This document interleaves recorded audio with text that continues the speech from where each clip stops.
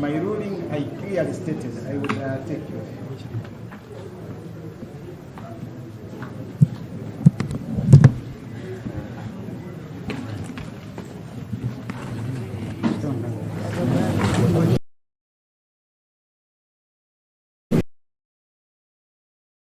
The books are, is it really? I want to find out whether, and one of the areas of tampering was where the serial numbers appearing on each ballot paper does not match the serial numbers of the ballot book where the ballots were removed. Precisely, serial numbers on all ballot papers must match the serial numbers of each ballot paper from the book. The same was removed. Then finally, where the used ballot papers in the box are more than the number of the votes or the voters who actually voted. So I'm left with 2 items to do. Then I hear from the parties, and one of them is only matching the serial numbers. Without what I'm going to do, because once we hold a bundle for each candidate, then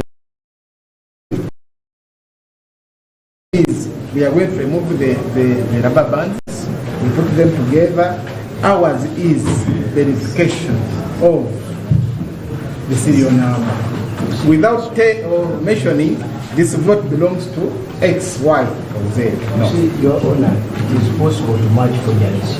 No, I have no problem. So and I'm saying, trying to do, Council, I'm saying, after my checklist, I'm going to allow parties to make submissions before. Because that is not the tallying. For example, let me ask Council, if we did the verification and after that we made submissions, can the verification still was what? Easy to count.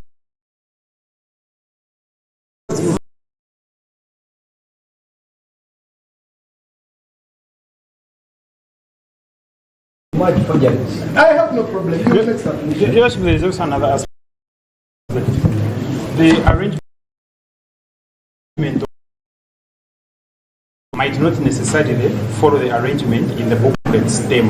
No, it's not. I have no problem with that. Our So- things we are going to match.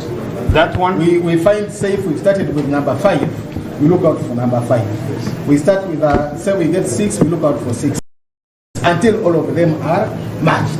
If there are any left after the matching, then we get to how many? You get me? So we are moving on with the process.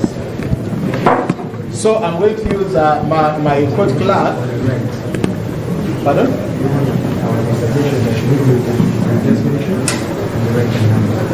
The serial number for all the 400? Yes.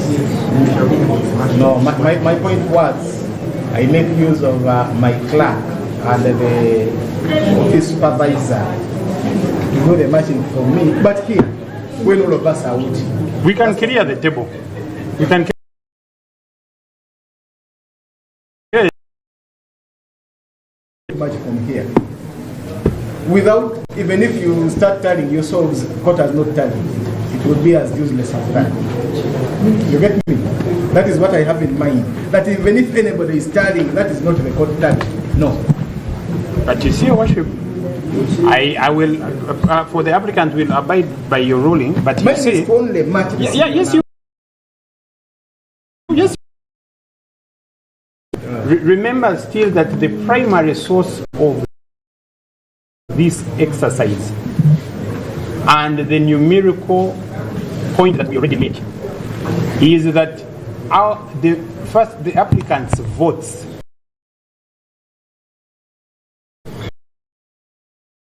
respondent. Now, still the issue of looking at where does this vote belong is important as you match Now, the serial number. my challenge there is some members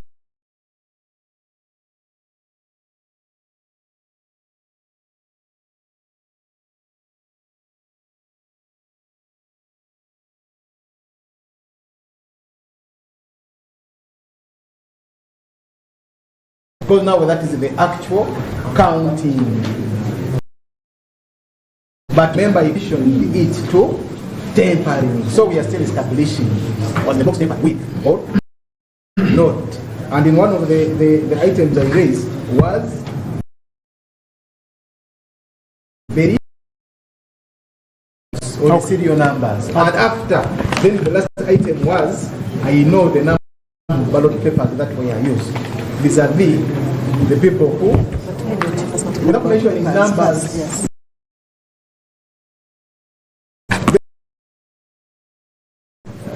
Or we first count the number of ballot papers without sorting them. Without sorting them. Yes. That is what I will do. Then after them say they are saying the ballot box was tampered with, we call off the process. Yes, if not tampered with, we do the final. I'm proposing that before the matching, how about we first count just without sorting? 1, 2, 3, 4, 4. Let us first. And then we start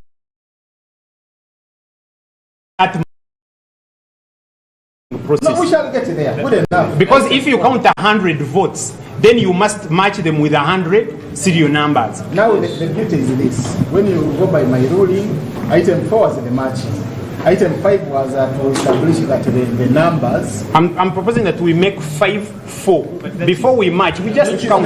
Logically, 5 should become 4. Yes. 5 should become before. You're saying? Number 5 on your ruling is that we count the number of ballot papers. There is no problem. So we are proposing that we first count the number. Then we know that we have number X. What I'm saying is, there is no problem. Most obliged. Yes. But what's the best for changing it? No, we are going to maintain 4 as 4. Yes. Yes, let us go with 4. We are going to match. So fast. What is the solution for changing it? Come, we are saying, if you have 10, if you know that I have, if you know that I have,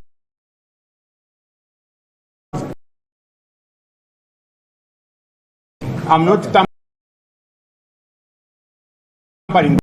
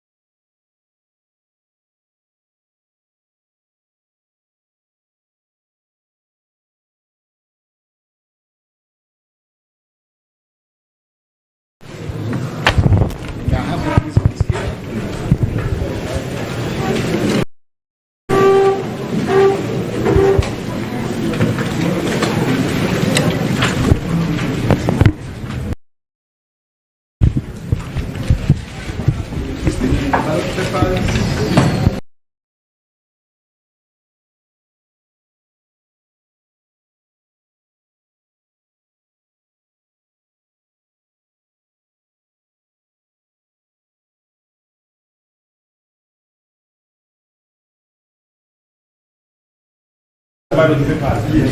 Boss. No, yes.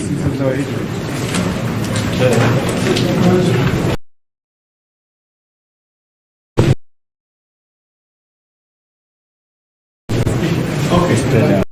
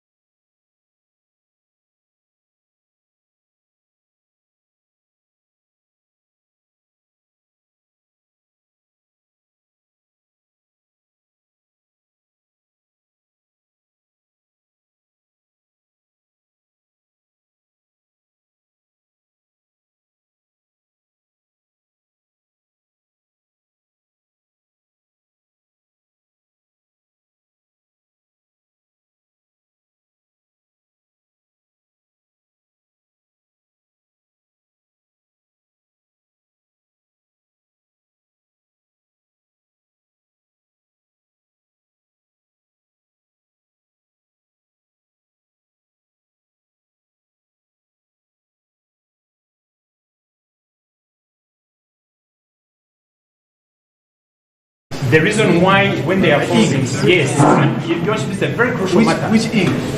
You see, Some prints are static.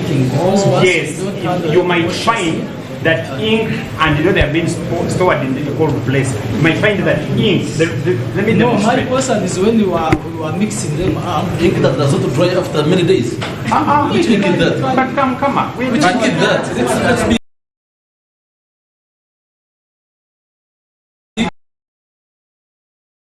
Even when they are casting, that's the reason why they fold it like Let's not go for this, Friday. not like this. Okay. Ink remains wet for.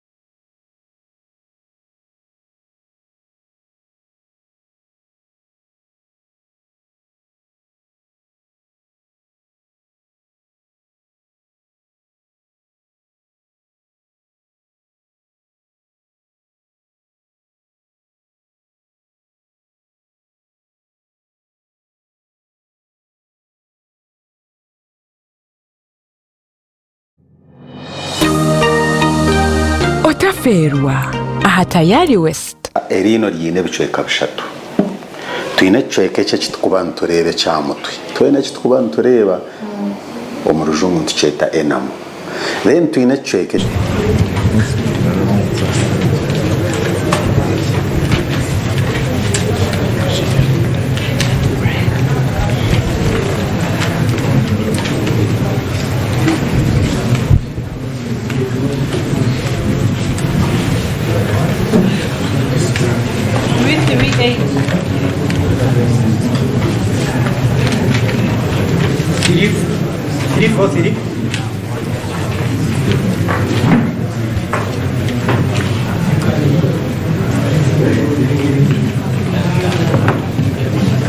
City. Isn't it covered under this? 343. 301. Okay, no, click.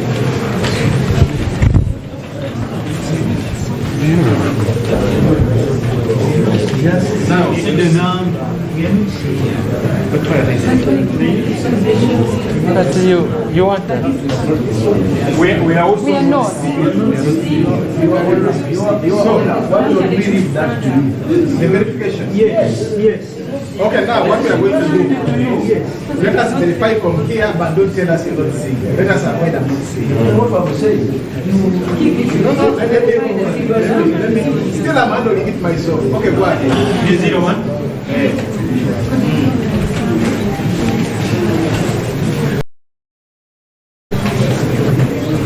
400.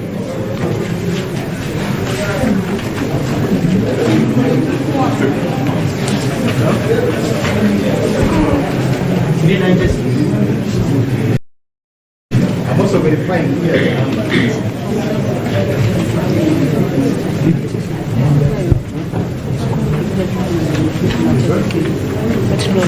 We should not be like that. We want to read the Kooti safe with some understanding and looking directly at the But even if you see my check is, even if you tell your souls, if God has not declared, it always take time. 383. You get me? 383.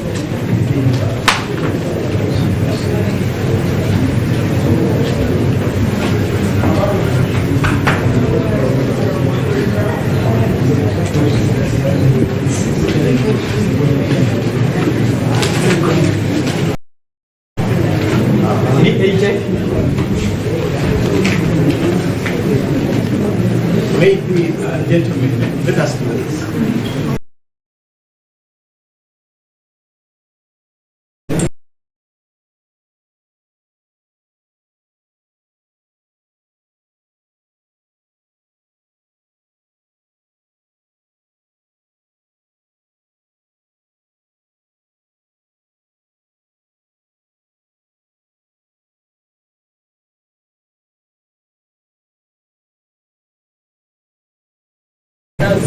Yes.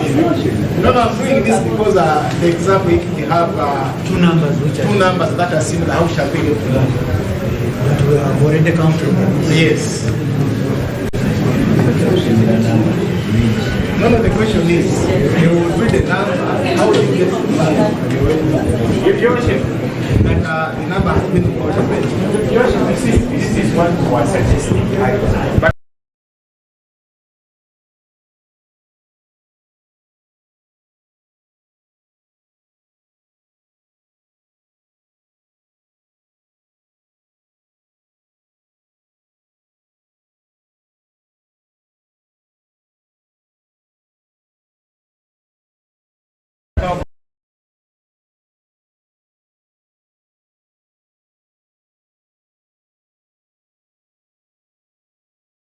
Then the pot should have a black. it will become simple. On your part of the pot part. The ones we have already. But then it's red, then you see 0 serial, then you make it. That is very, very okay. I want to tell you that.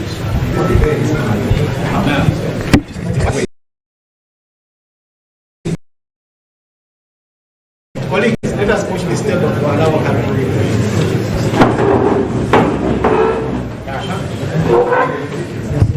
Let us. I want to be very.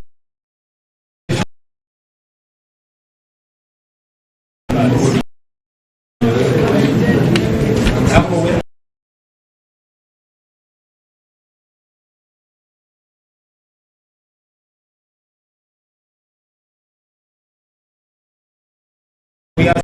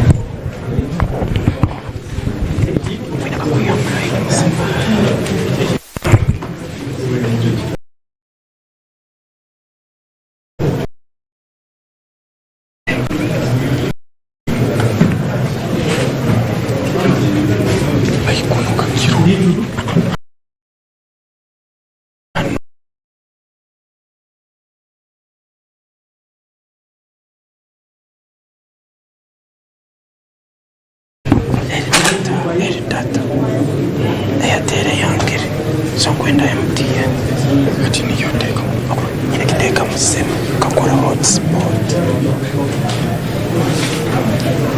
harimo wano z'abana atajya garuka hansi akitandikira kugenda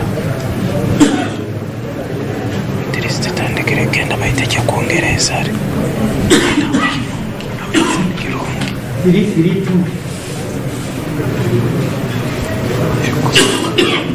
teka kozere kina kumanuka kila kati 376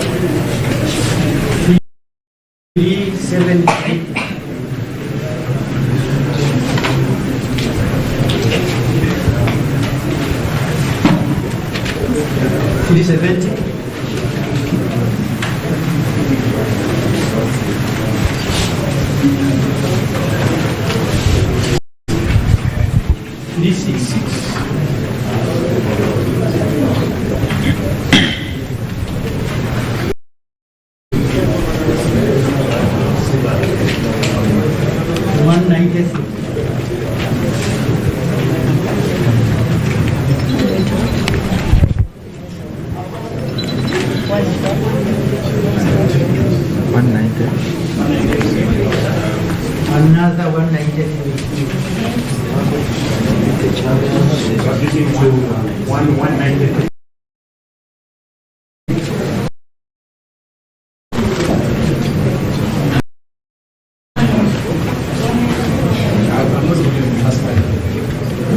It's the first one. Bring it for the one.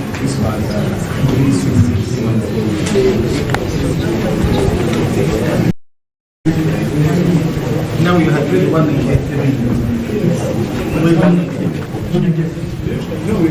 This is the first one. The first one.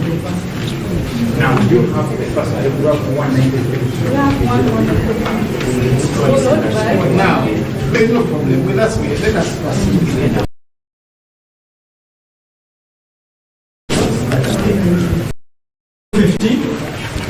Yes, correct. Just to understand. Are there two ballot papers on the same That is an exemption, but so far, that's only one. That's why we're writing there. Yes. But is there 193?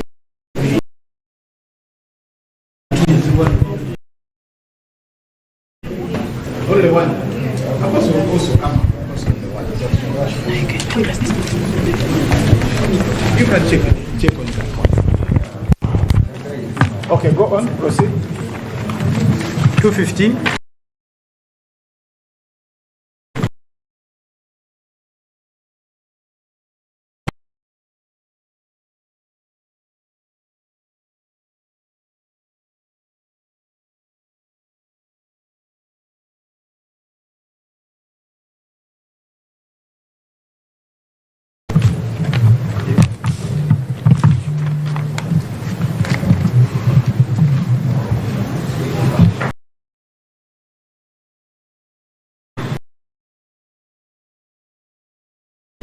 It is 04.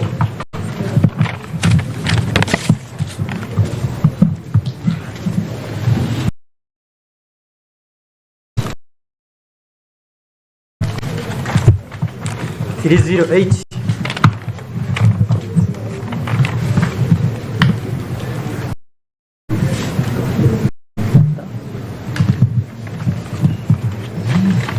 Two.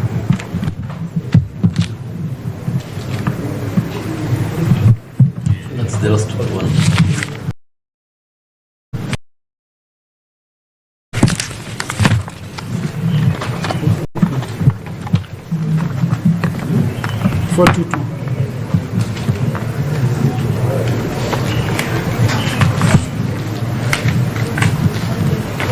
Four to 8.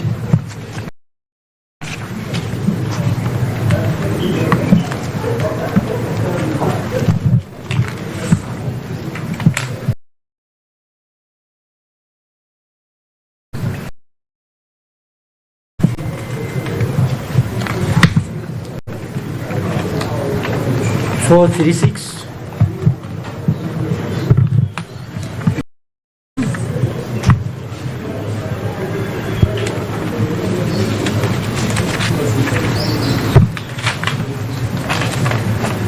Three one one.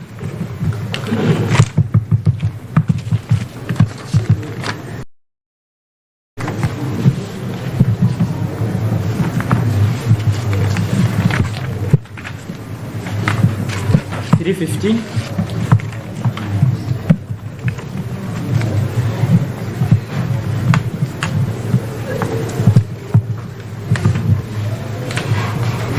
387.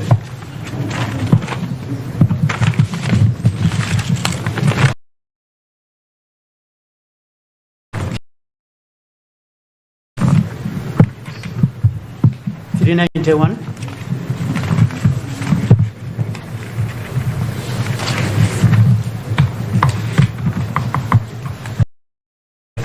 220.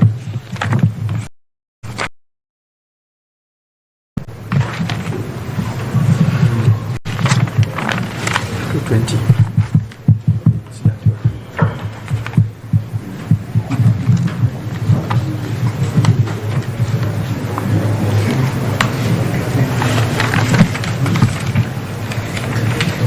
270. 217. 17. 217.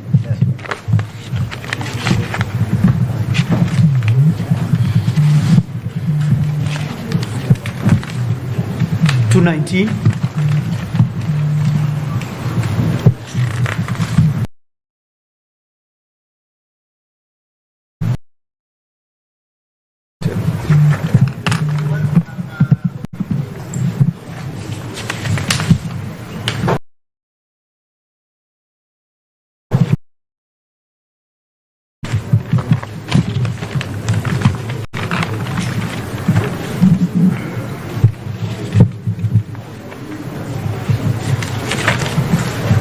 335.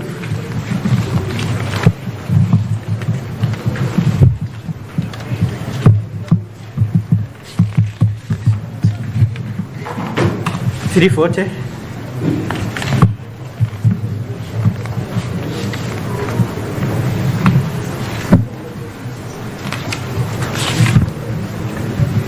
229. 229.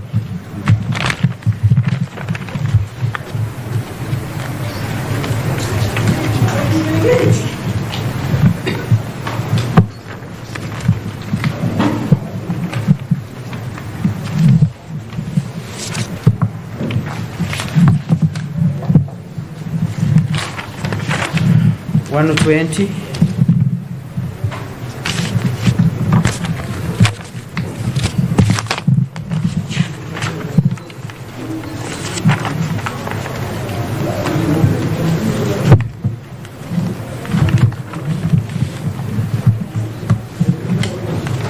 117.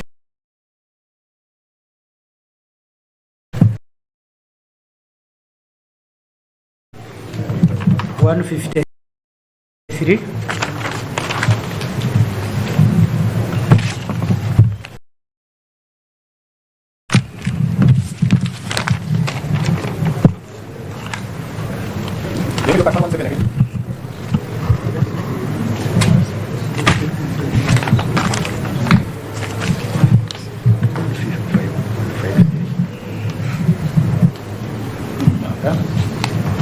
153.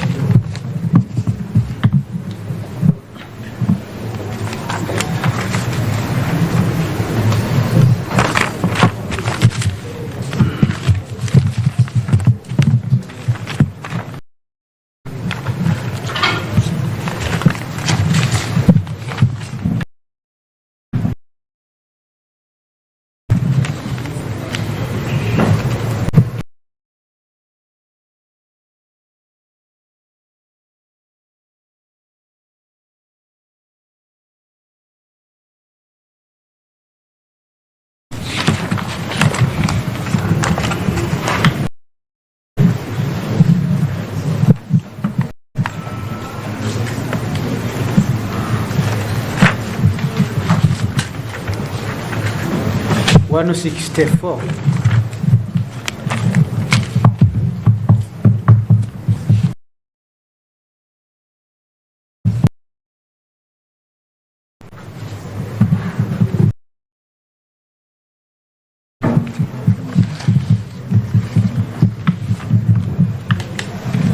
169.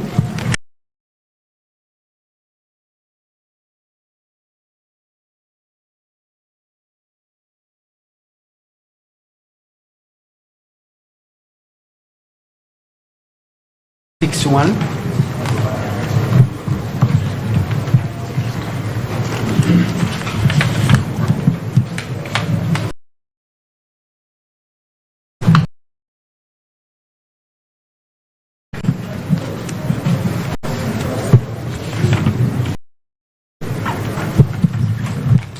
175.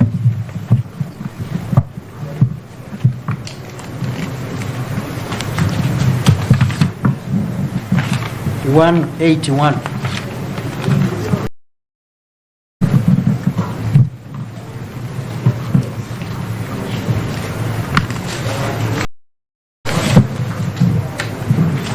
172.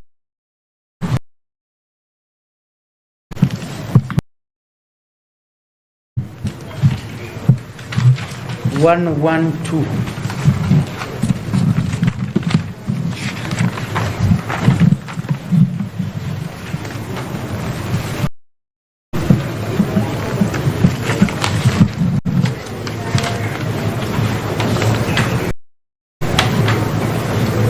01.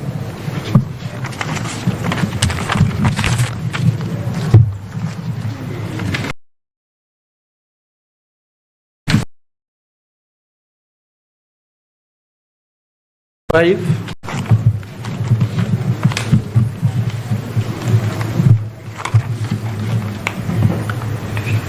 07.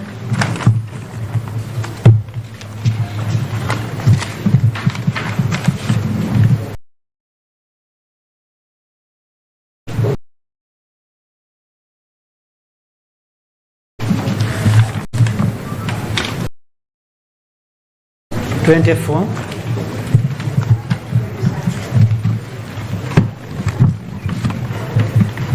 29.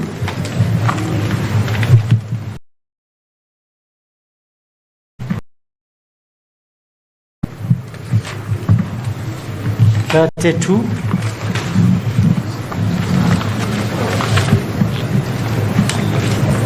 31.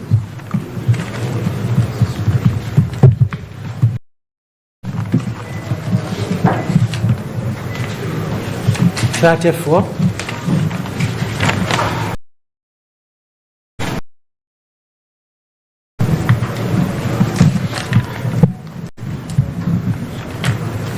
35.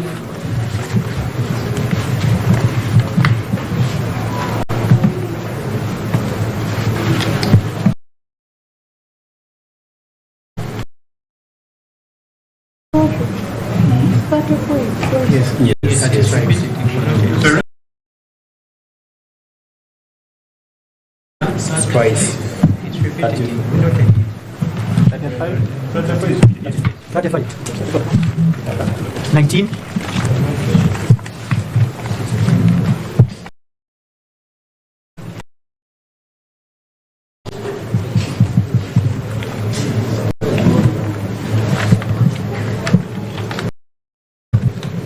44.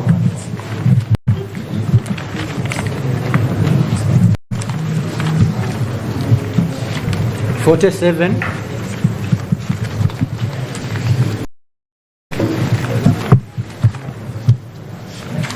50. 56.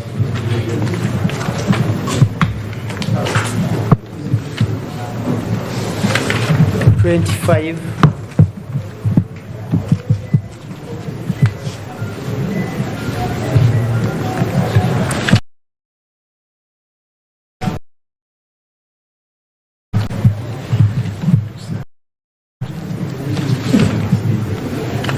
16.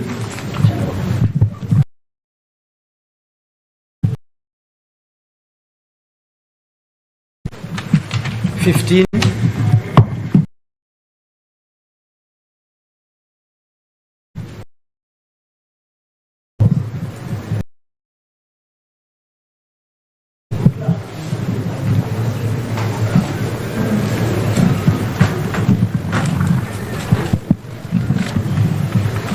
$20.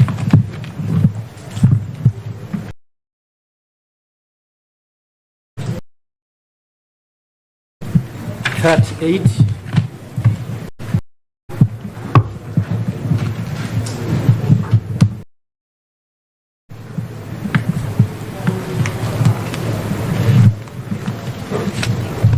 42.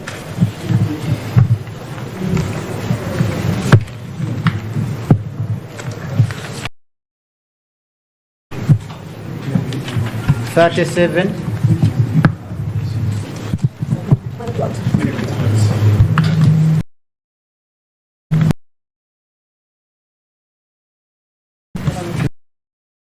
303.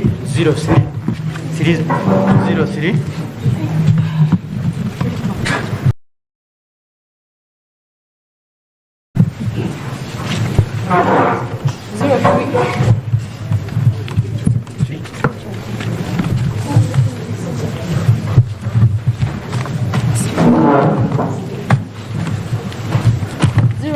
3.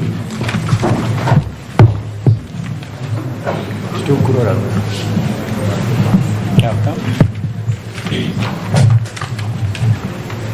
238.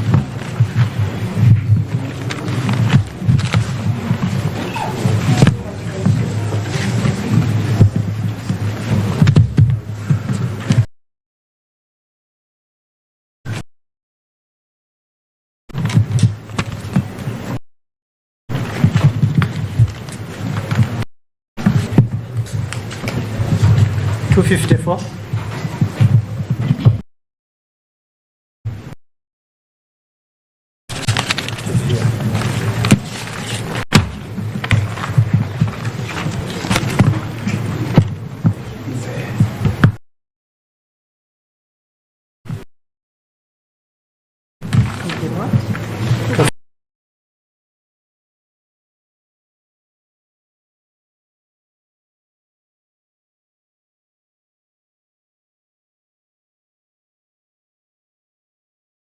59.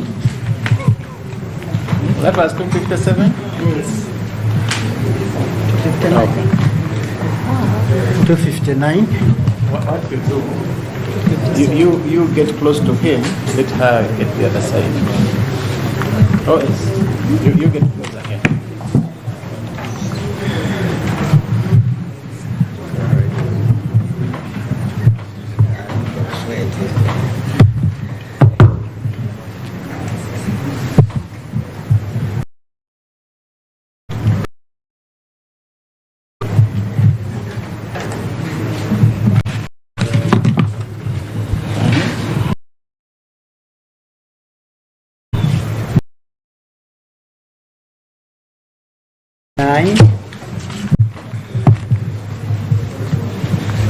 Okay.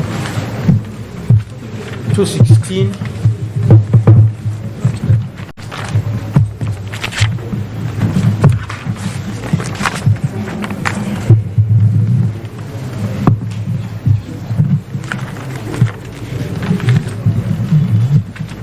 261.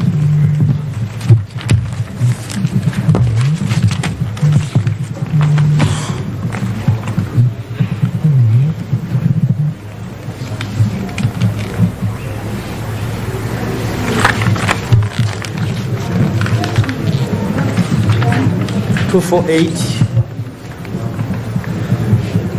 248.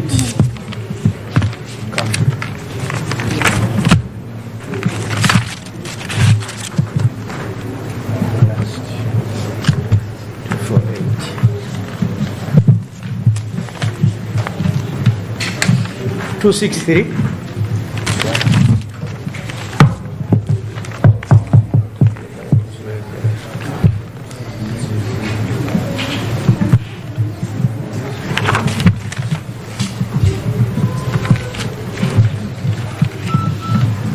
2. 5.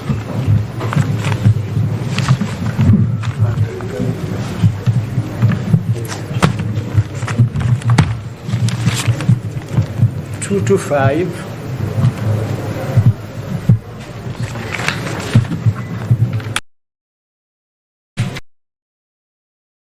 08.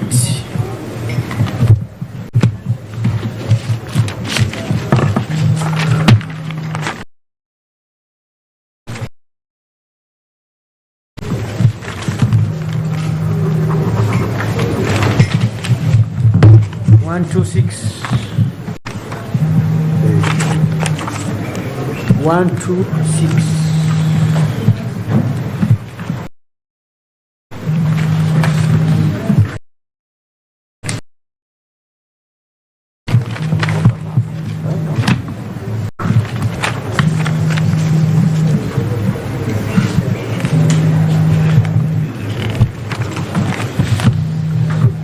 $199.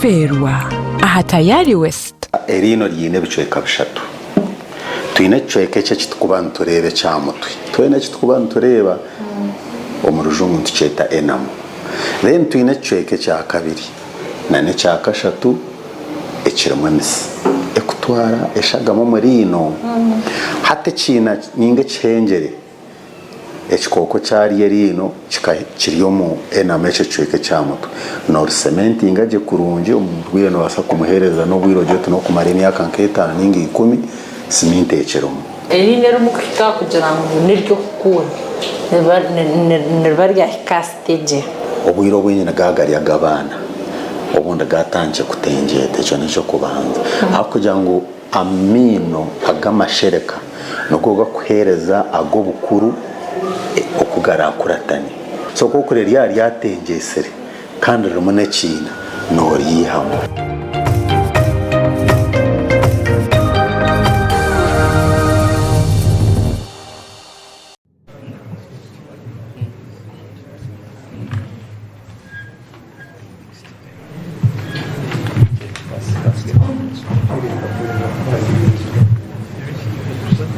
But usually they bundle it. Maybe you need to check around. No, let me check on the accountability. It was Let me just confirm with accountability. The number, the serial number. No, they didn't show it serial number. No, show the serial number. I've never registered. But they didn't show the enrolled.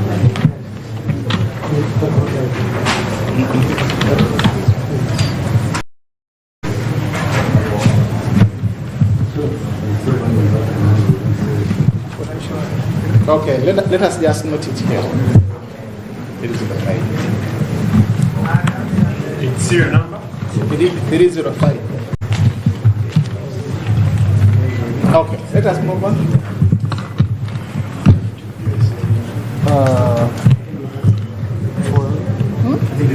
437. 305.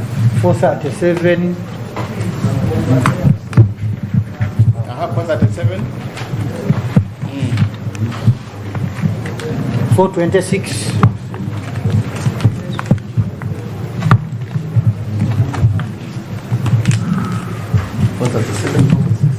426. Yes. 284. 284. 284.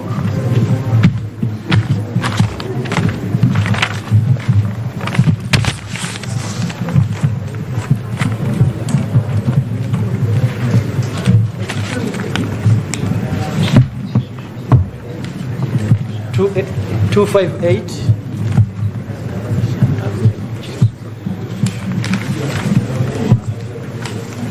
351.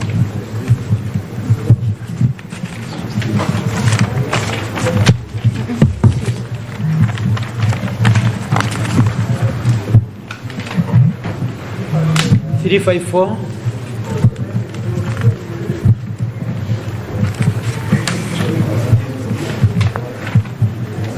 293.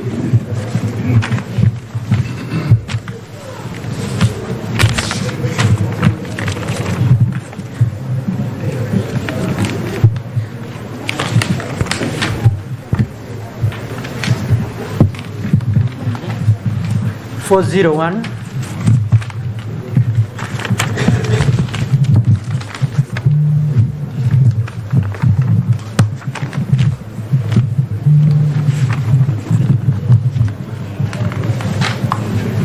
404.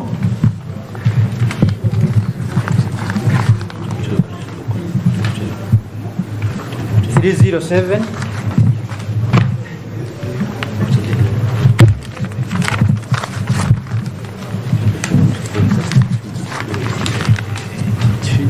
439.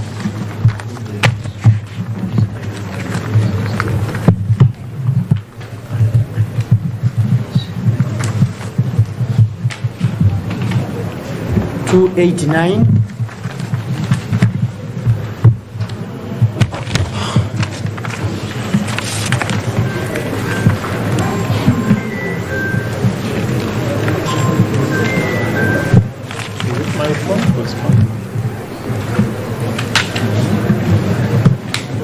287.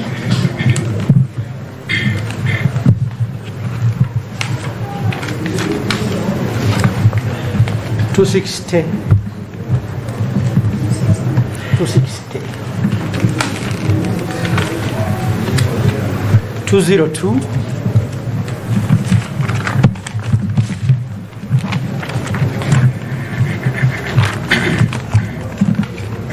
278. 275.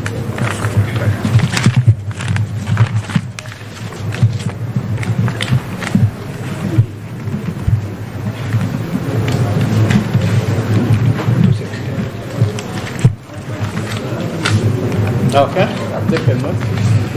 275.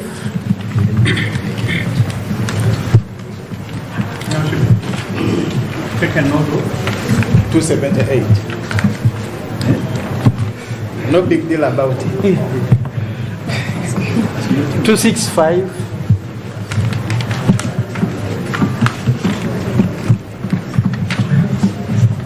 271.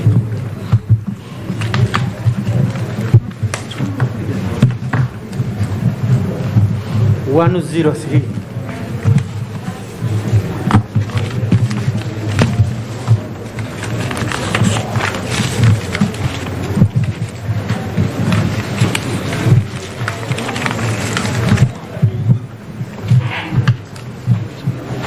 Two 69.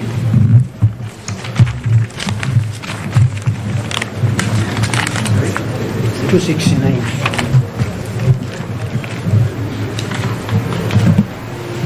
440.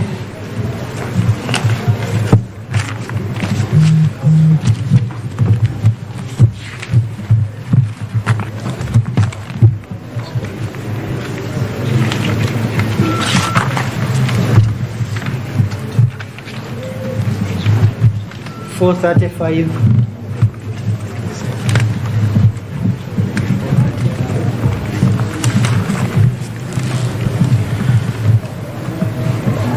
433.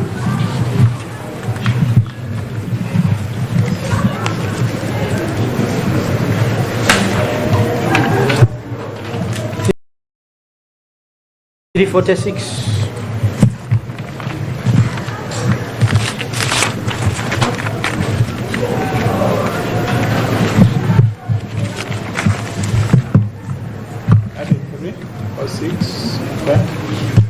432.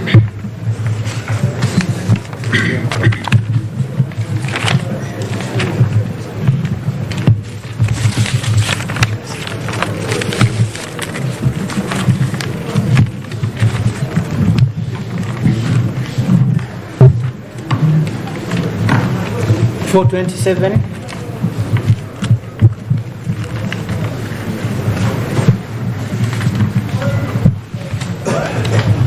423.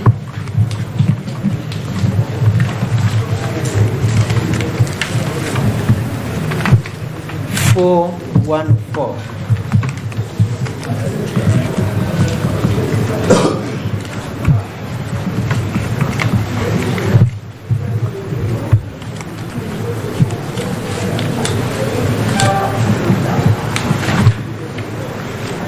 417.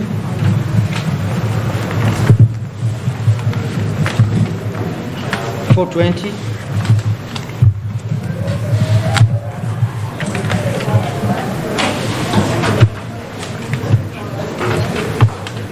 406.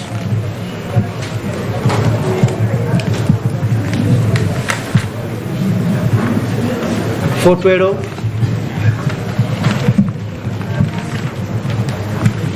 403.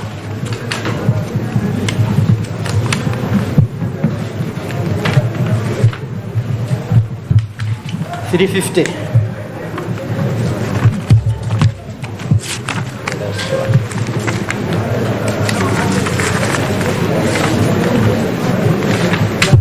425.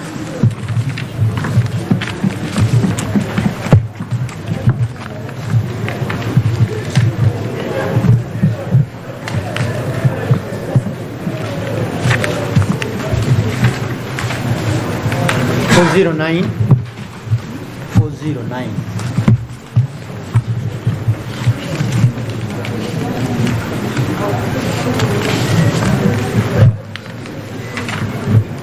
224.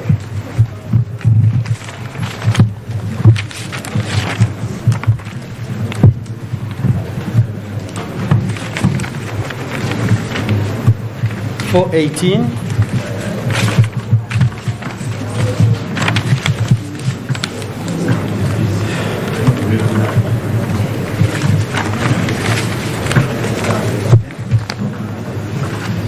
413.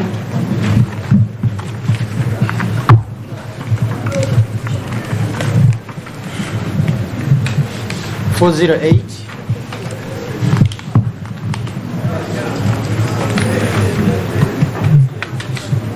348.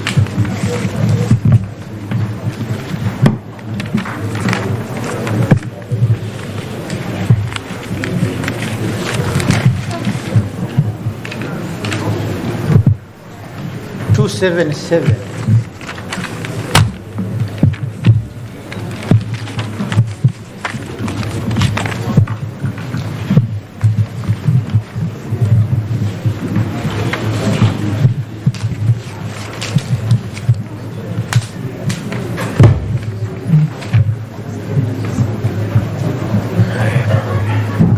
356.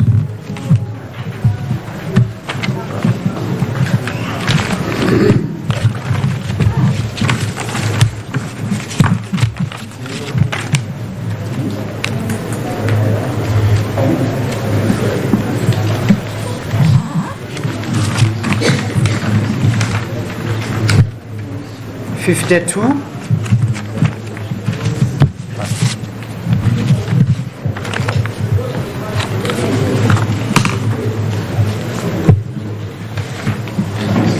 $281.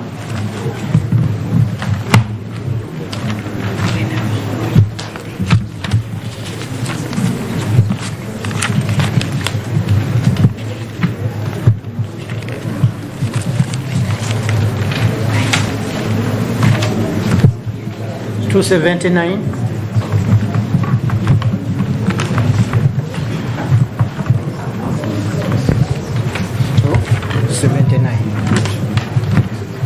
$279. 374.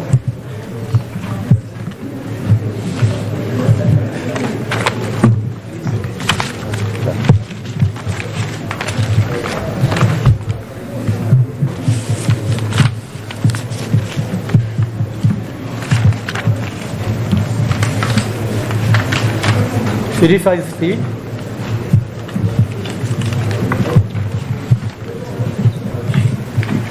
$9.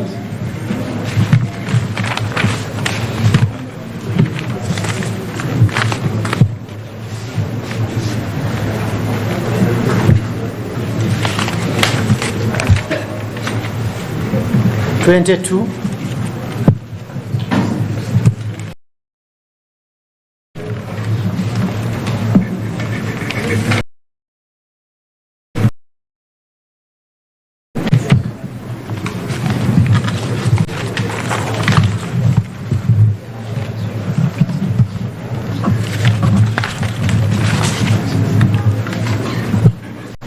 $201. $72.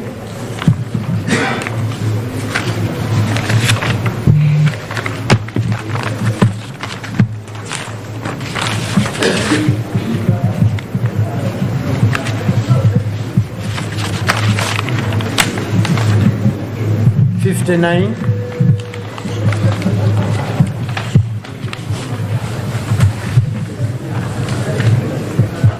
$104.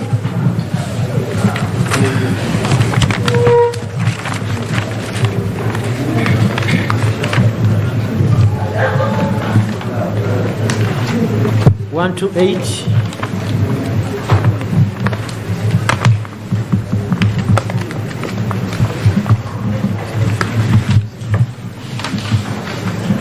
$402.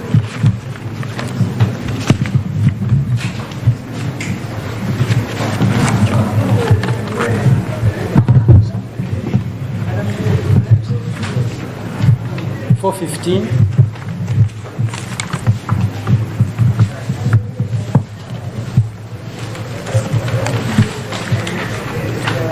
$157.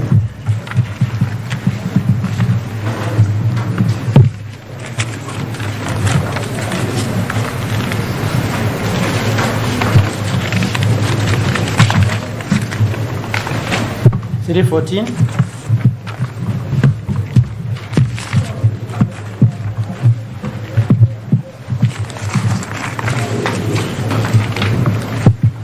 $320.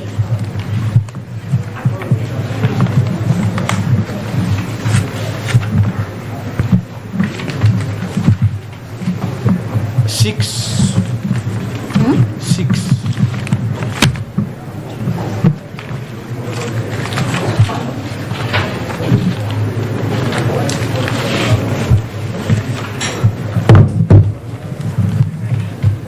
$330. $330.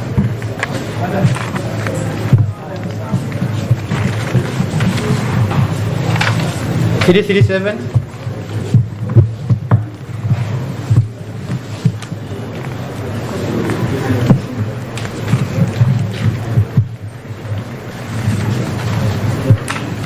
405.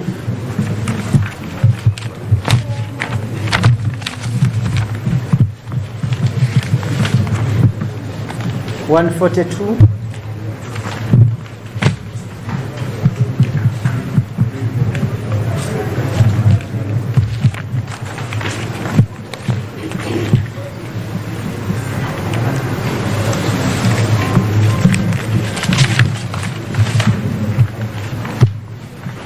136.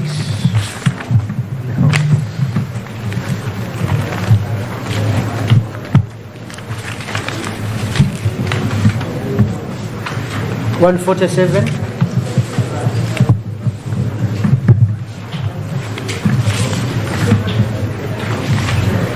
110.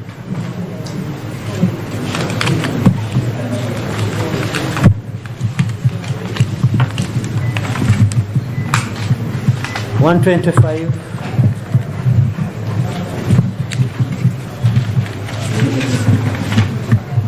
123. 119.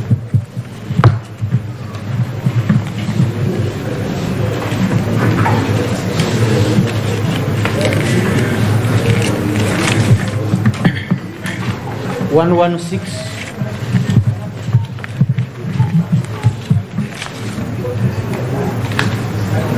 55.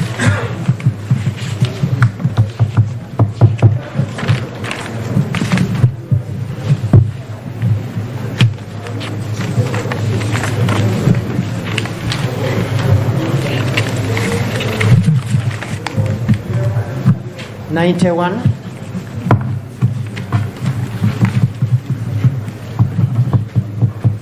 91.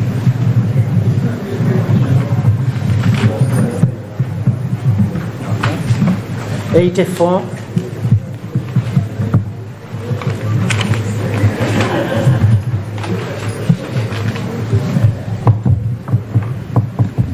358.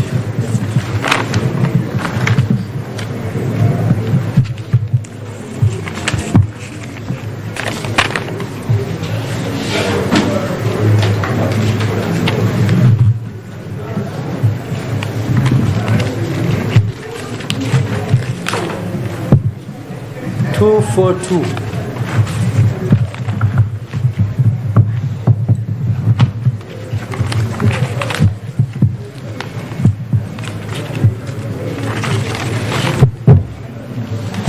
235.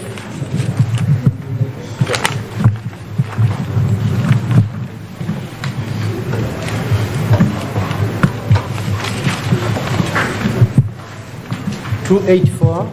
286. No, I beg your pardon. 286.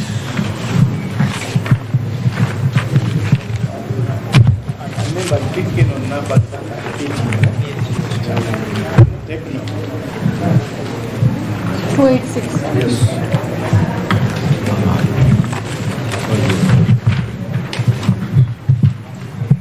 $280.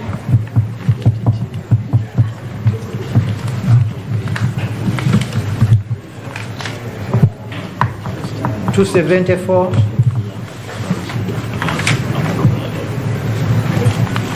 267.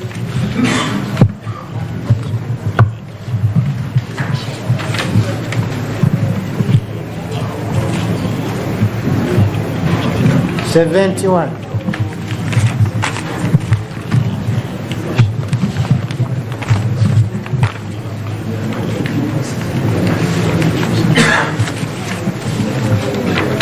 68. 68.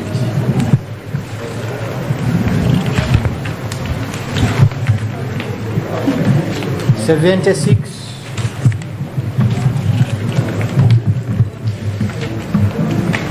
80. 80.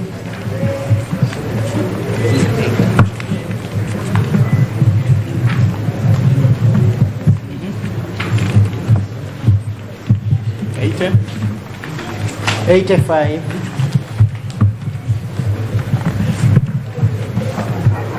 87. 89, 92,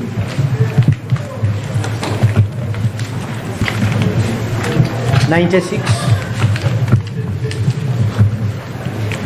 99,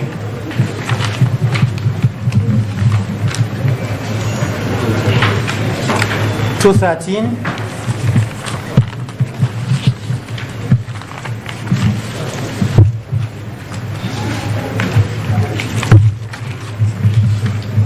140,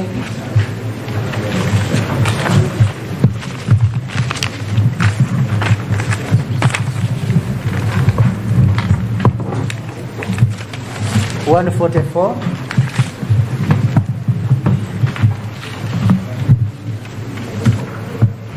51,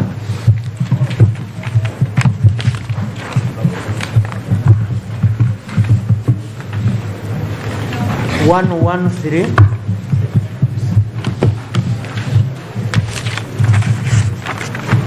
113,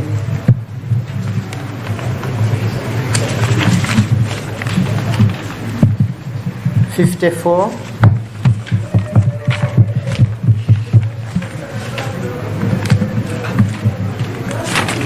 58, 63,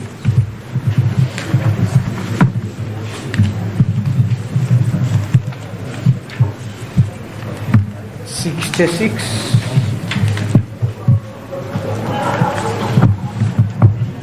180,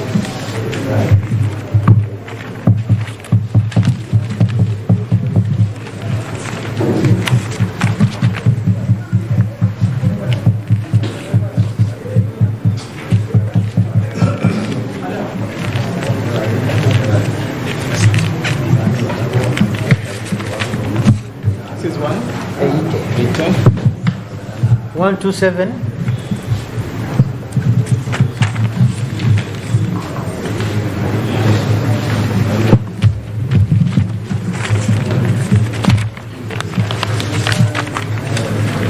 127,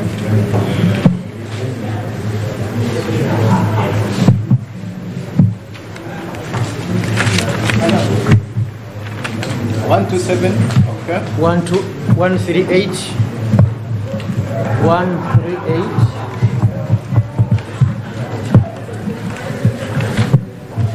133,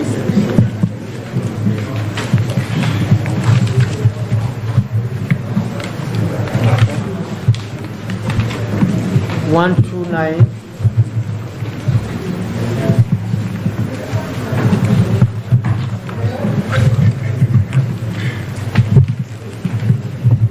60,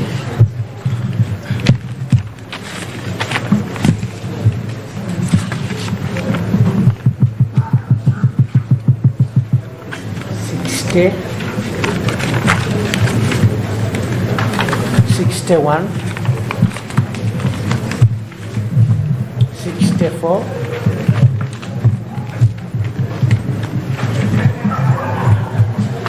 67,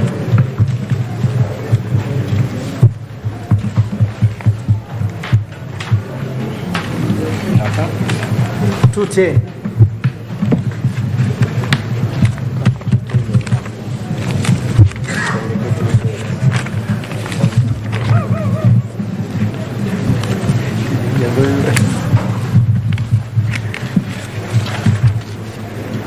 204,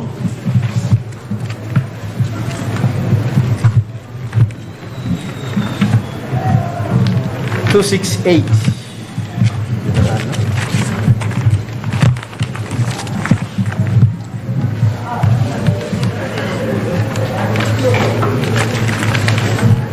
264,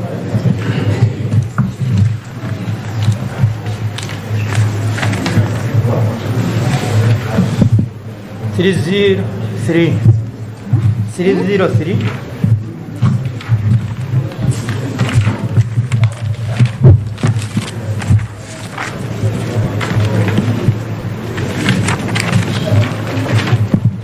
291,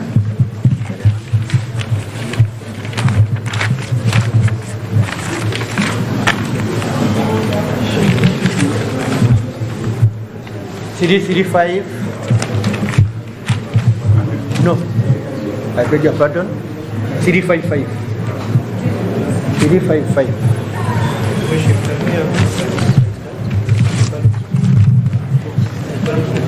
Ball paper is 355. 355.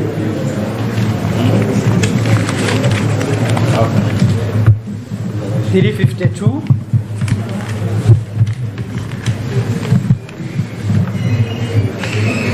292.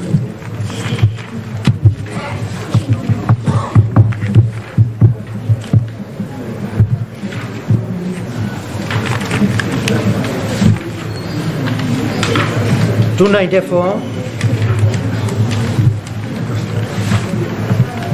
77.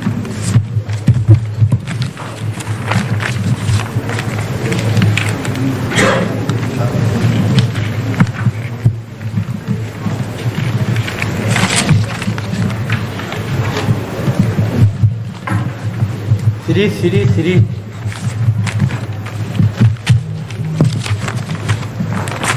333.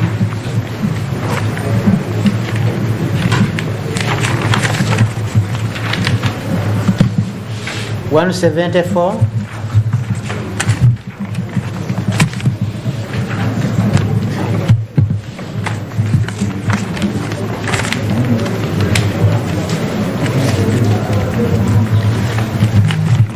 182. 183.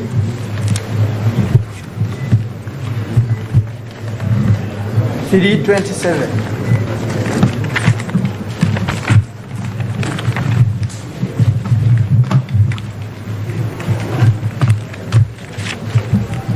398.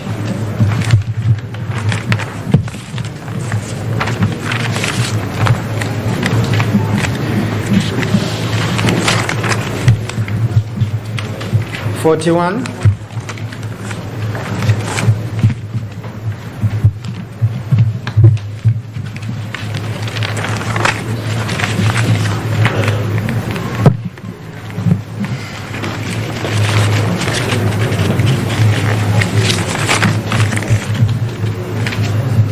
49. And 82.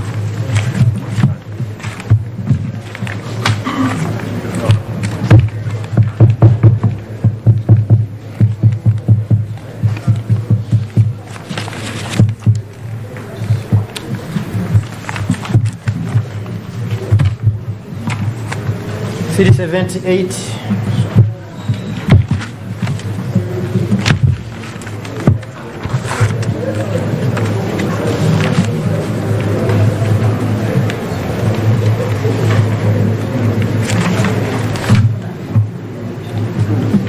377.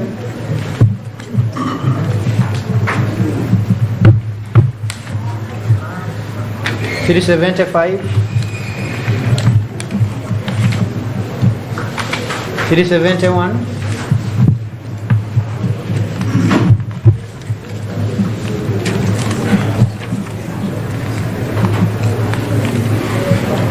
369.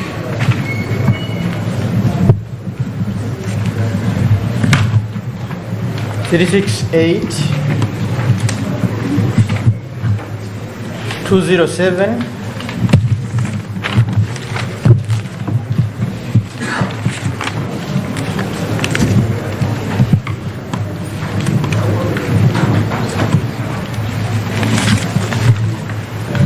208.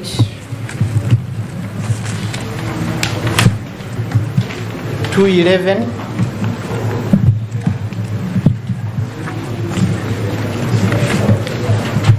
214. 221.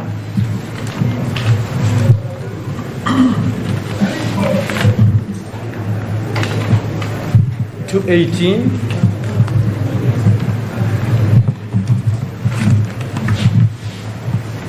223.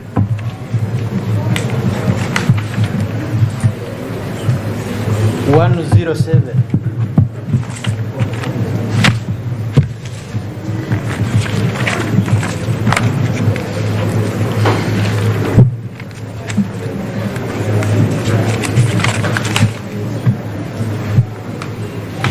209. No, I beg your pardon. It is 109. 109.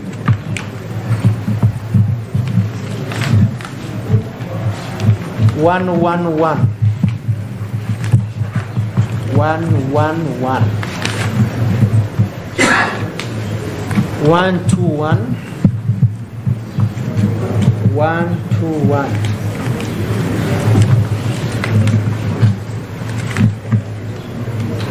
122.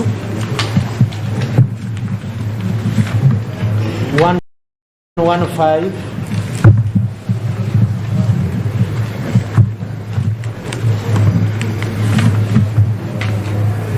53.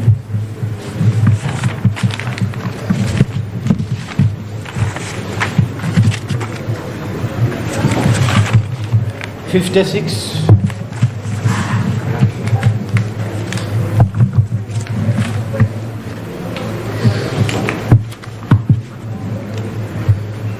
62.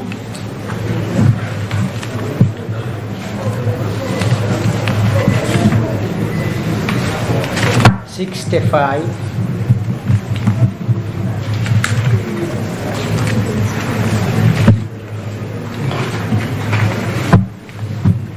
69.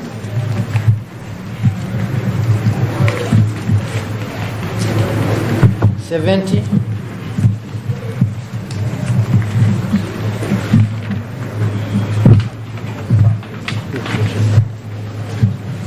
424, I beg your pardon, 245. 245. 245.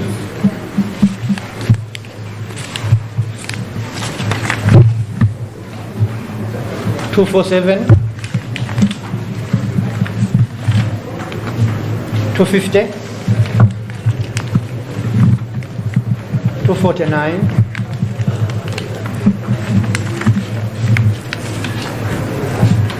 241.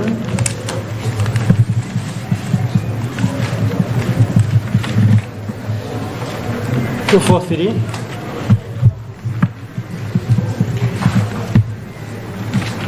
244. 239.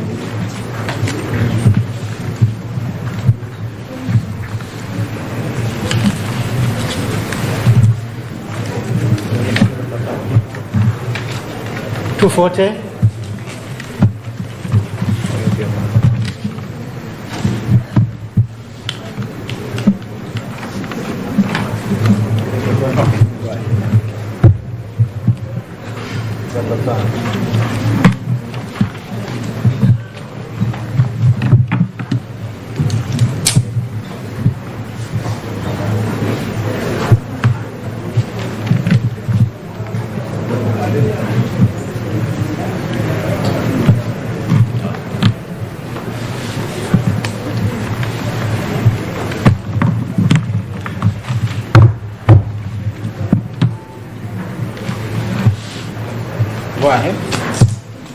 234.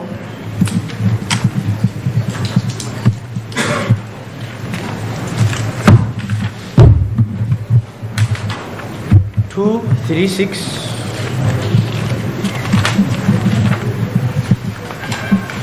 230.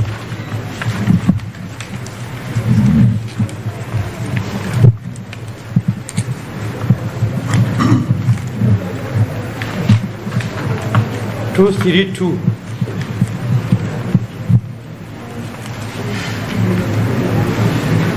232. 384. 384.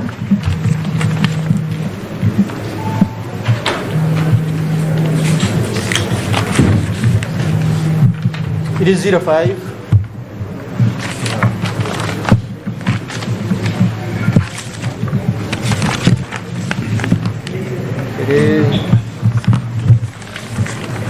It is 06.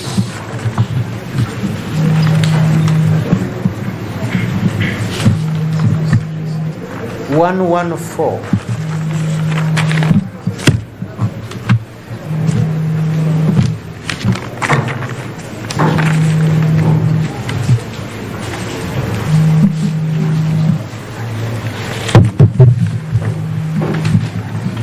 227.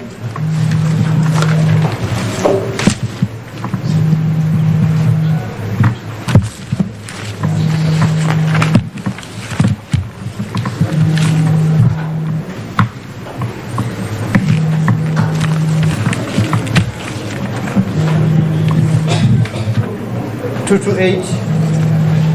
The other one was 234. Yes, 227. Two.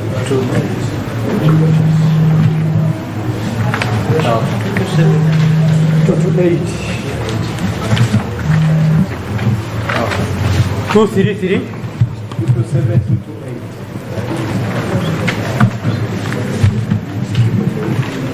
233. 266. 226. I beg your pardon. 226.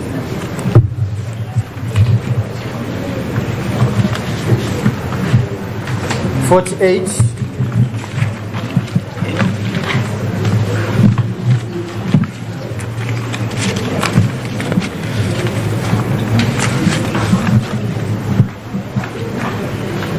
382.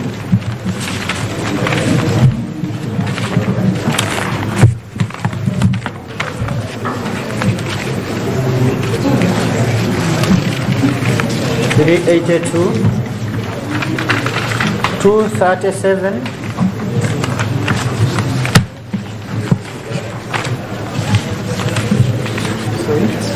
237.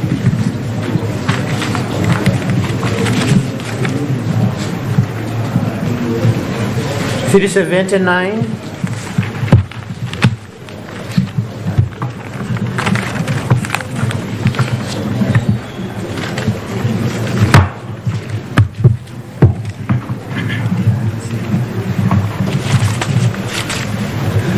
303.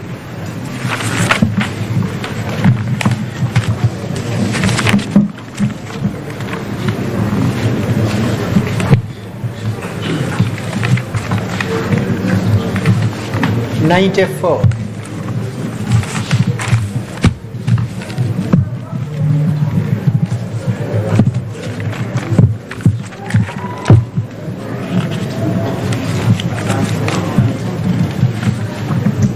75.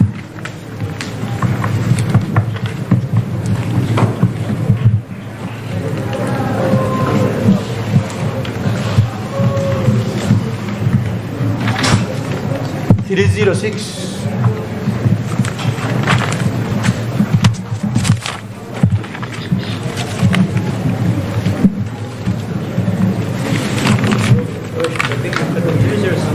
306.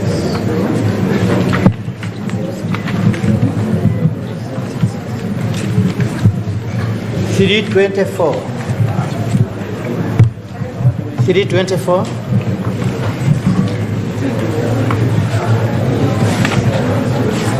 95.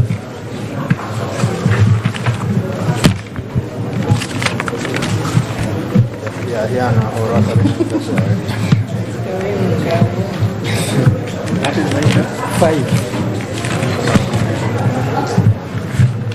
98.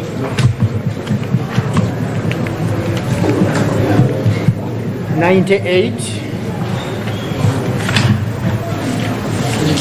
100. 83.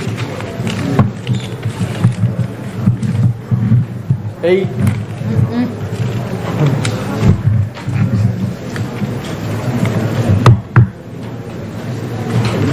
84. 83 confirm. 83. 83? Oh. 84.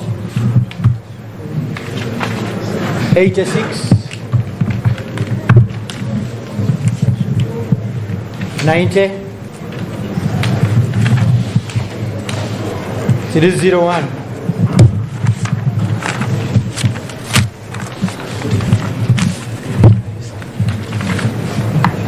81.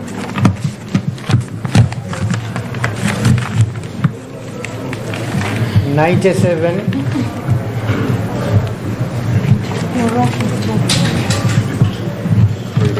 97. Pardon? 97. 97.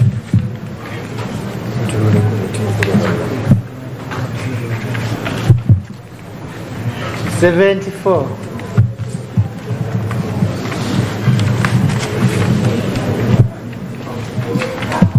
78.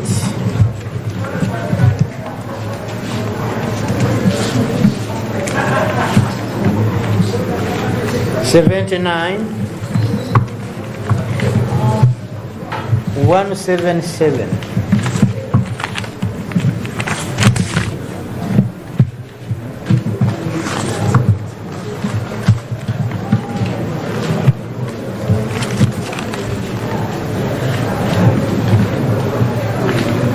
170.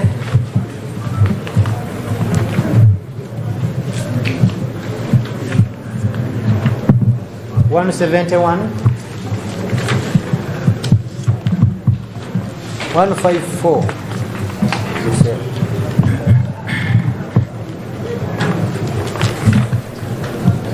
173.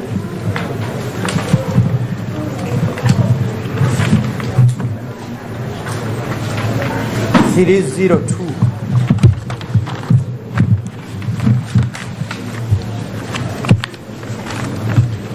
163.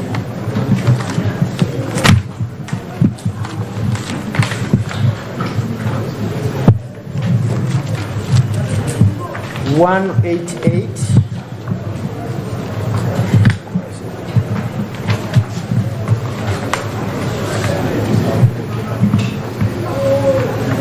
165.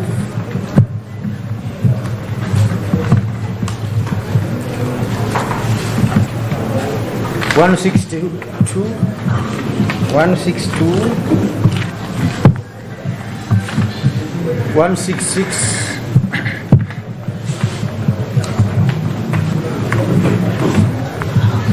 160. 160.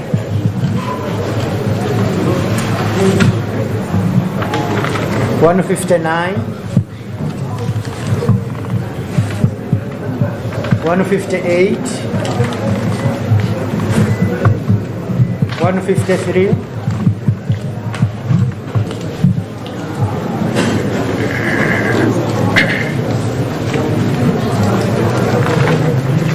151.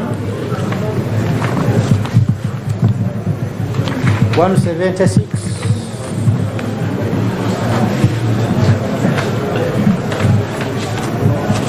93.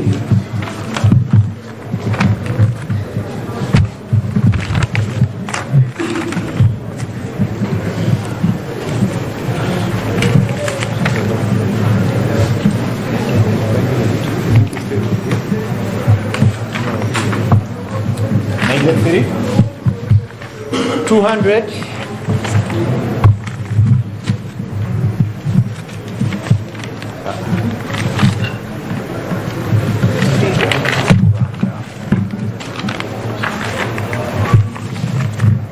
190.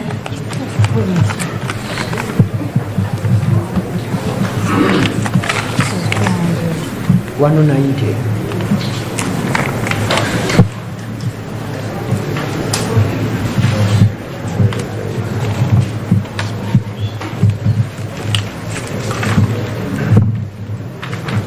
197.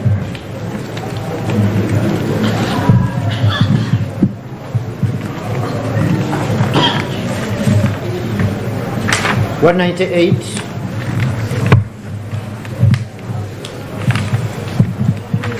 304.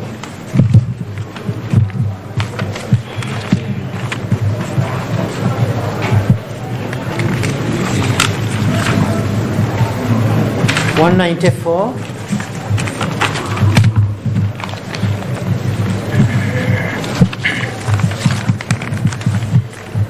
191.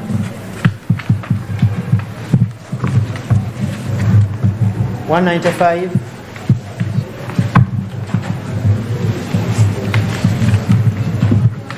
179. 180.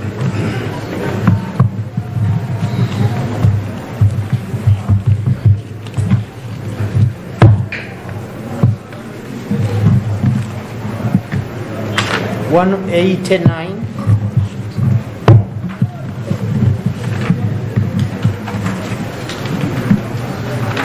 187,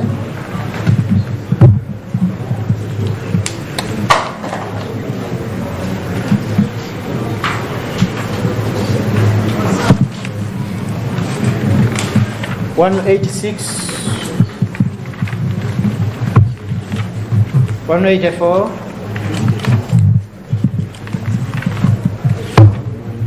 143,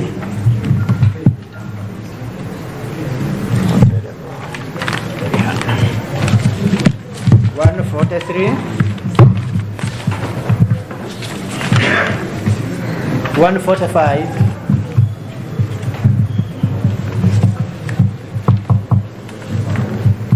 146, 134,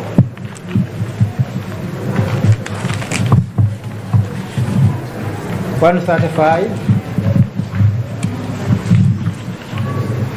137,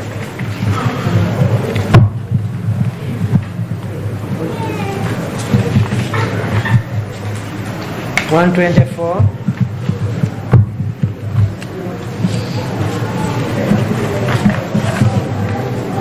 131,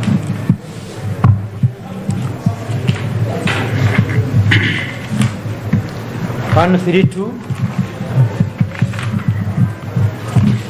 10,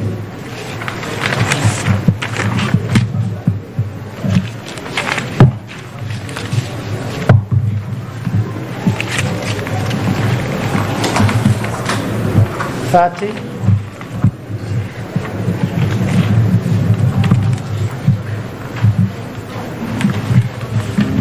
27,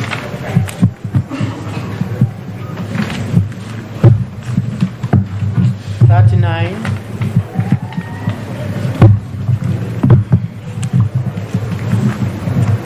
36,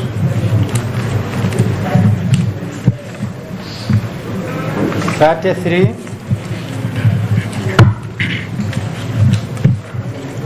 45,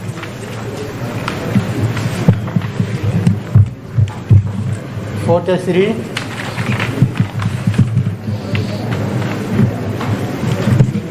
11,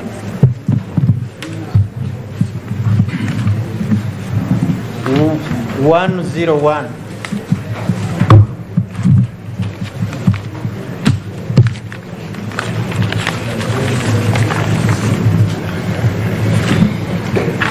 12,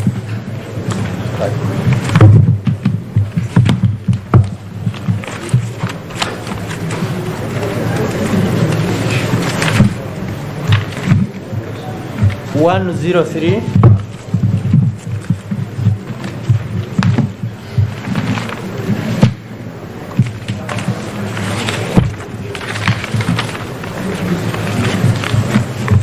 118,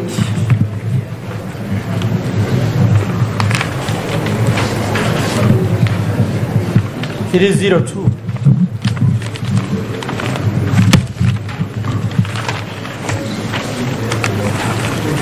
347,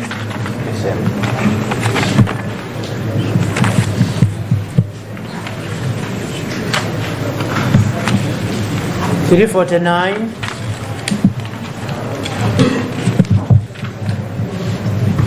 342,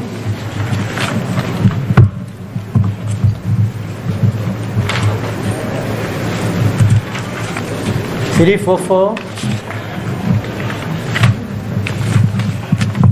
345,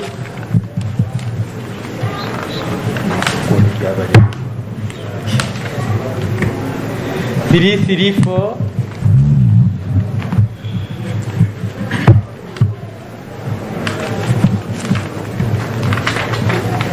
336,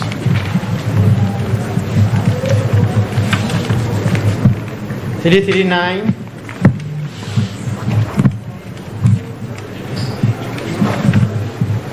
341,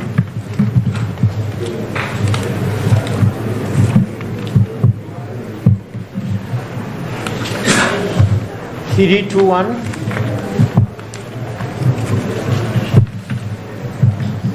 311. 311. 307.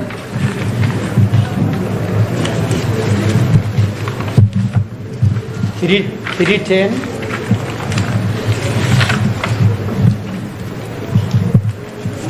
308. 309. 14.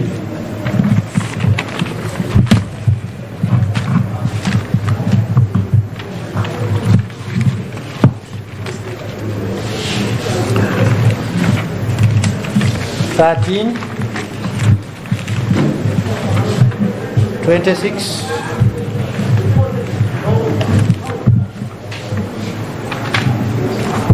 23.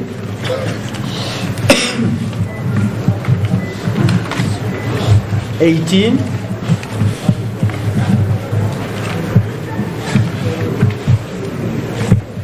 148.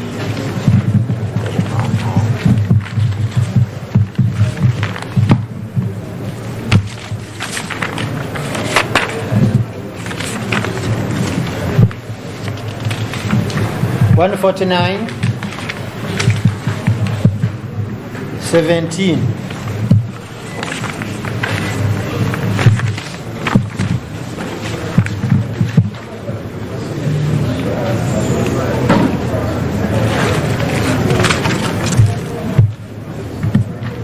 150.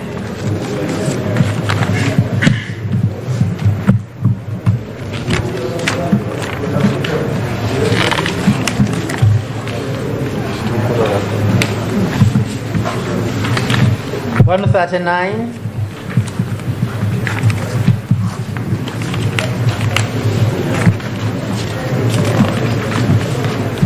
141. 319.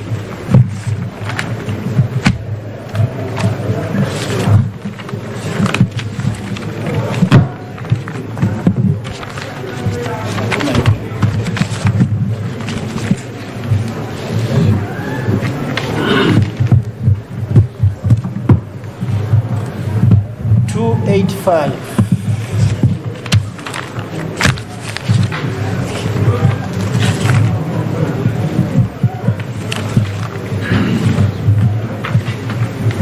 283. 288.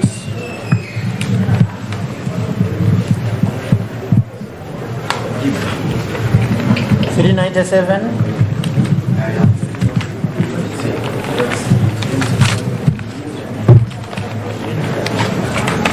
397.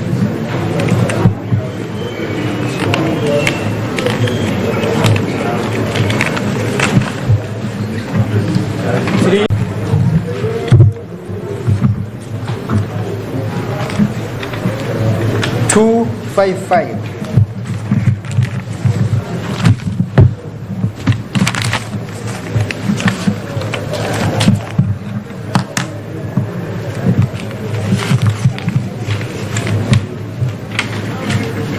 297.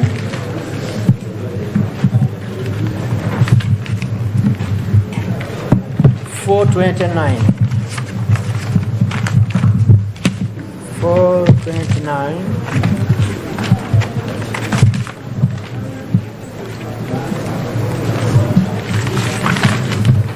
251.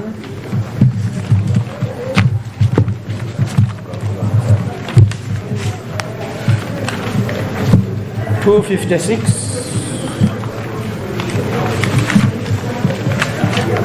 367.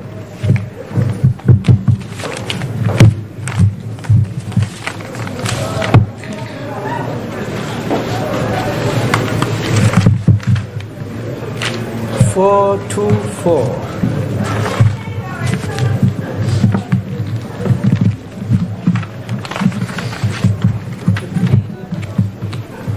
424.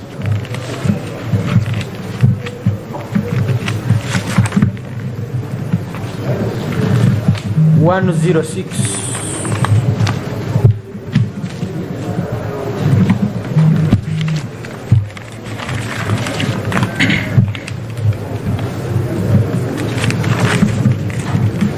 252.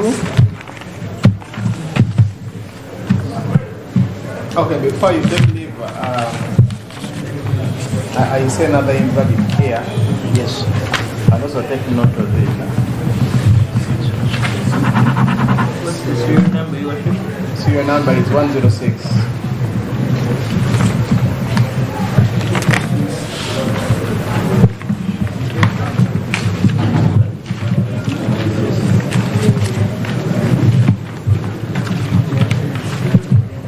Two, 5, 2. Sorry? 2, 5, 2. And then you have recorded it. Is it? Yeah. No? 295. 295. 273.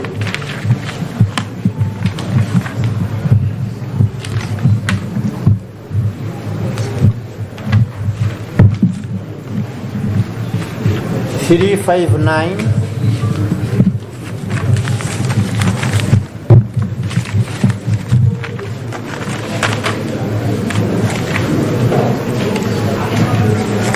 359. 298.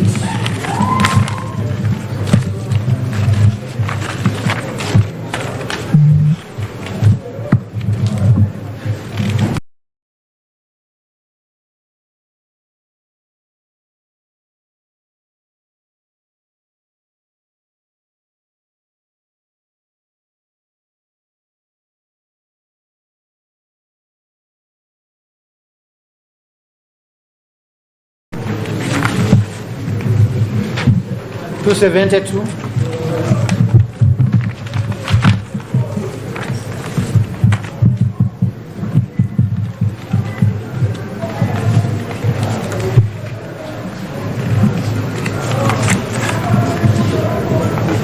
419, then 272. 361. 361.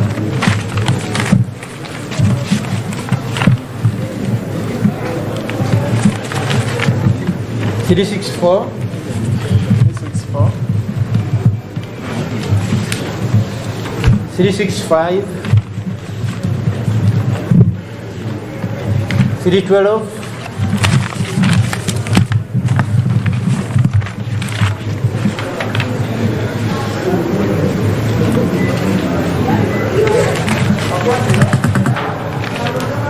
411.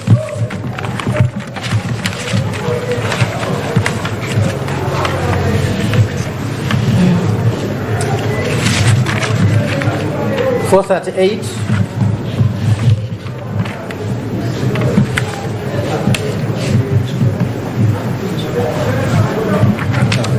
300.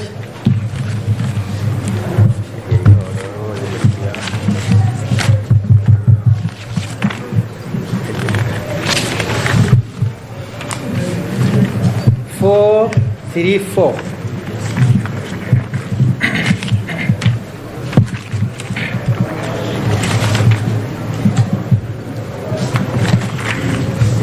410.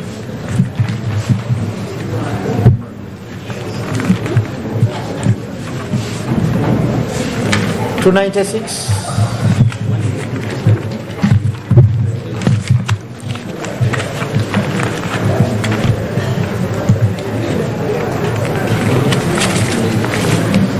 266.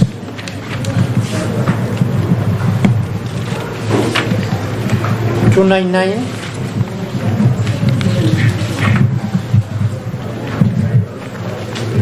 421.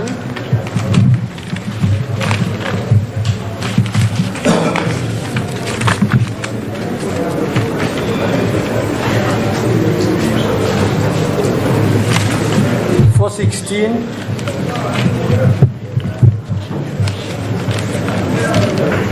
407.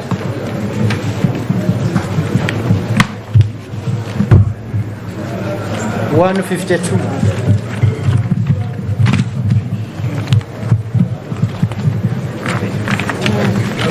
152.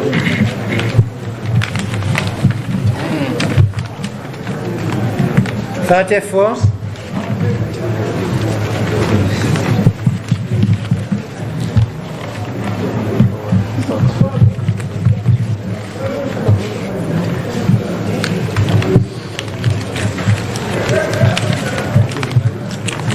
$88.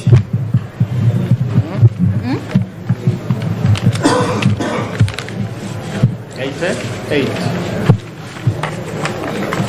Is that the third that is invalid?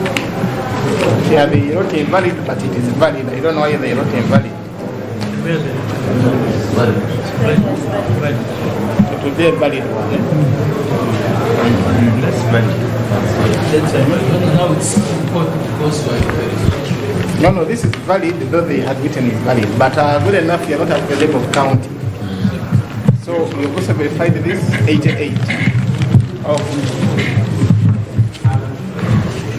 Now, my last checklist was comparing the totals of ballots in the ballot box vis-a-vis the number of voters who voted. That is the last one. Have you been writing the number? Yes, there was also the number 5 was counting now the total. Yeah, that is what we are going to do, to compare the total vis-a-vis the number of those who voted. Maybe, if I may suggest, Your Worship, that we've been writing numbers, serial numbers, but since we are not matching them one to the last, we can't be sure that these all okay, we shall get to that. Numbers here coincide with serial number there. I will give you time to do that. But mine is, I want to know the total number of the ballot papers vis-a-vis the total number of those who voted, whose number is known as 440. Isn't it? Then finally, I will give you time to look into what you have, then we... Your Worship, before you give us time of us verifying, in the mode of counting, we could do having them in their order. That will show, that will help one understand whether all the serial numbers as contained in these books exist for ballot papers. Otherwise, right now, we are marking. But that's what we were doing. What we are doing. They were not in order. They are not in order. We cannot confirm that all the. You see, we are not. So basically, you're saying we count in chronological order by matching the serial numbers. That's in 1, 2, 3, 4, 50. Sorting. Basically, sorting. But that was not in your doing. Okay, mine was counting. Yes. Only that is trying to say, when you're counting, let us count them in but you see the matching of serial numbers. We are deviating. Wait, what's the matching of serial numbers? If I may make it clearer. If it is matching of serial numbers, so if it is verifying whether what is there is here, we cannot do that by having them, marking them from one to the rest. Otherwise, we can't be sure that what by checking these books, what you have got represents the entire serial numbers in those books. Your Worship, I've been patient. Okay, let me hear your submission. I'm being patient. Go ahead. I must register off record that I do not know under the law what we are doing. I will leave that at you. I do not know what we are doing under the law. Okay, you leave that for my ruling. Yes. Because my ruling is clear. That's number one. Number two, in this process of recording serial numbers, we have observed a miscounting of 2 invalid votes. 2 invalid votes, which goes to what we've been saying, that there was miscounting. We have matched the serial numbers in the booklet stems to the ballot papers. I do not see the reason of arranging them in order 1, 2, 3, 4, 5, 6 in that order. Your Worship, before we lose track of what was in the box, before now we engage in any other engagement, we must also ascertain, just like we ascertain for the invalid votes, what now was the actual voting on those ballot papers. Otherwise, once you open the box, you cannot stop in the middle. I understand the court's view of tampering and what. That's why I said I don't know under what law we are doing that. Because tampering as against what? Because you need to first state that the position was like this. But because let me first finish. Okay. But because of this, there was tampering. My prayer is we have now matched the serial numbers to, but the serial numbers on the ballot papers to the stems. Can we now sort out what is in those ballot papers? Because we have seen already a miscount of 2 invalid votes. So we cannot move as if we are investigating whether there was, or we could find anything that could stop the recount. The court already did a finding that there is a ground for a recount. This procedure of speculating, let's look and see if we could find, I'm afraid to say, it's not for this court. But what we need to preserve, the point we must not lose, is that what have we received in the box? We cannot leave the question of what was the voting. That one we cannot leave it in. Okay. So, Your Worship, so my prayer would be, don't shout. My prayer, speak. That's my velocity. That's my velocity of talking. Not shouting. And I want everyone to hear. It's open. Okay, go ahead. My prayer would be that having matched the serial numbers of the ballot papers and the booklet stems, we now proceed to iron out by sorting the votes, how the voting was. Okay, I've heard you. So, Your Worship, unless matching is mathematical or English, and I don't understand it very well, matching, we are trying to do an investigation of your numbers. But what to me, matching is not concluded if you don't organize from one to the last one and know whether all of them. Because while you are reading, we are not ticking on standard number, see whether this number is in or missing. Now, wait, listen, I give you time. Can you compare? Okay. Now, to me, my issue is simple. Right now, why don't we match from 1 to 14 and know that they are flowing the way you are looking at the serial numbers? Otherwise, this matching will be useless because we have not followed chronologically whether all the numbers that were in the books are all in there in the ballot papers. We only try to say that this number exists in the book, but we are not saying, we did not illustrate that all of them they appear in the books are existing. Or they are moved. Your Worship, if I may, my point here is, and it's very legal, very, very legal. One, the court must be able to account for how we found the box. That's a very, very crucial point. The court must be able to account. Let's go by the law. Let him. To account. You see, Your Worship, but come, the procedure. Follow the law. You said he must. When you say must be quoting the law. The court will make its ruling. That is my submission, whether you are not by it or not. Okay, go ahead. What we have so far gathered is we have matched each ballot paper with the booklet stem. We are past that level. Before we delve into any analysis, we must also conclude by looking at everything in the box, which is how was the voting according to the ballot papers that we have matched. Okay. Proceeding in a sense of, now let's organize. Let's organize, because the point of organizing chronologically is a unnecessary futile, because you were reading ballot paper with serial number 001 on the ballot paper. Then we look in the stem, it's there. So we don't need to now sort them according to number 1 up to number 3. Right now, what the court must ascertain completely about the status of the box before we venture into any argument is who voted how. We have noted 2 miscounts of 2 invalid votes.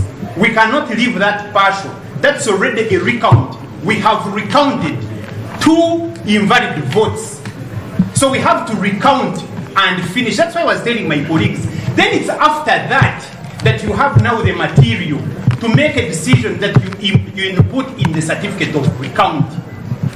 Okay, I've had you. Finally, him. Then you also want to make. Okay. For the benefit of my colleague, I think what he does not seem to understand is that the decision of court is conditional.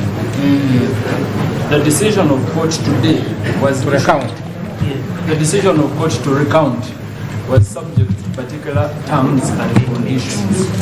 Any attempt to depart from those conditions would be derogatory and then would not be knowing what we are. Okay, noted. How I picked the No, let's see, Mr. Your Honor. 1. Are we proceeding well? We are. Your Honor, the law gives the Chief Magistrate to guide on how the process is undertaken. The law does not set certain standards and parameters. It relies on the judicious decision of court. So, where court decides that we proceed in this manner, you are absolutely, court is absolutely in order. So when my brother seeks to ascertain how we are proceeding, or under what law we are proceeding, or how we are proceeding, Your Honor, I want us to be comforted that the idea of a vote recount or the process has no standard procedure. Actually, every court that engages in a recount has been developing its own procedure and format. Your Honor, there is even a court that proceeded on a recount when seals had been tampered with.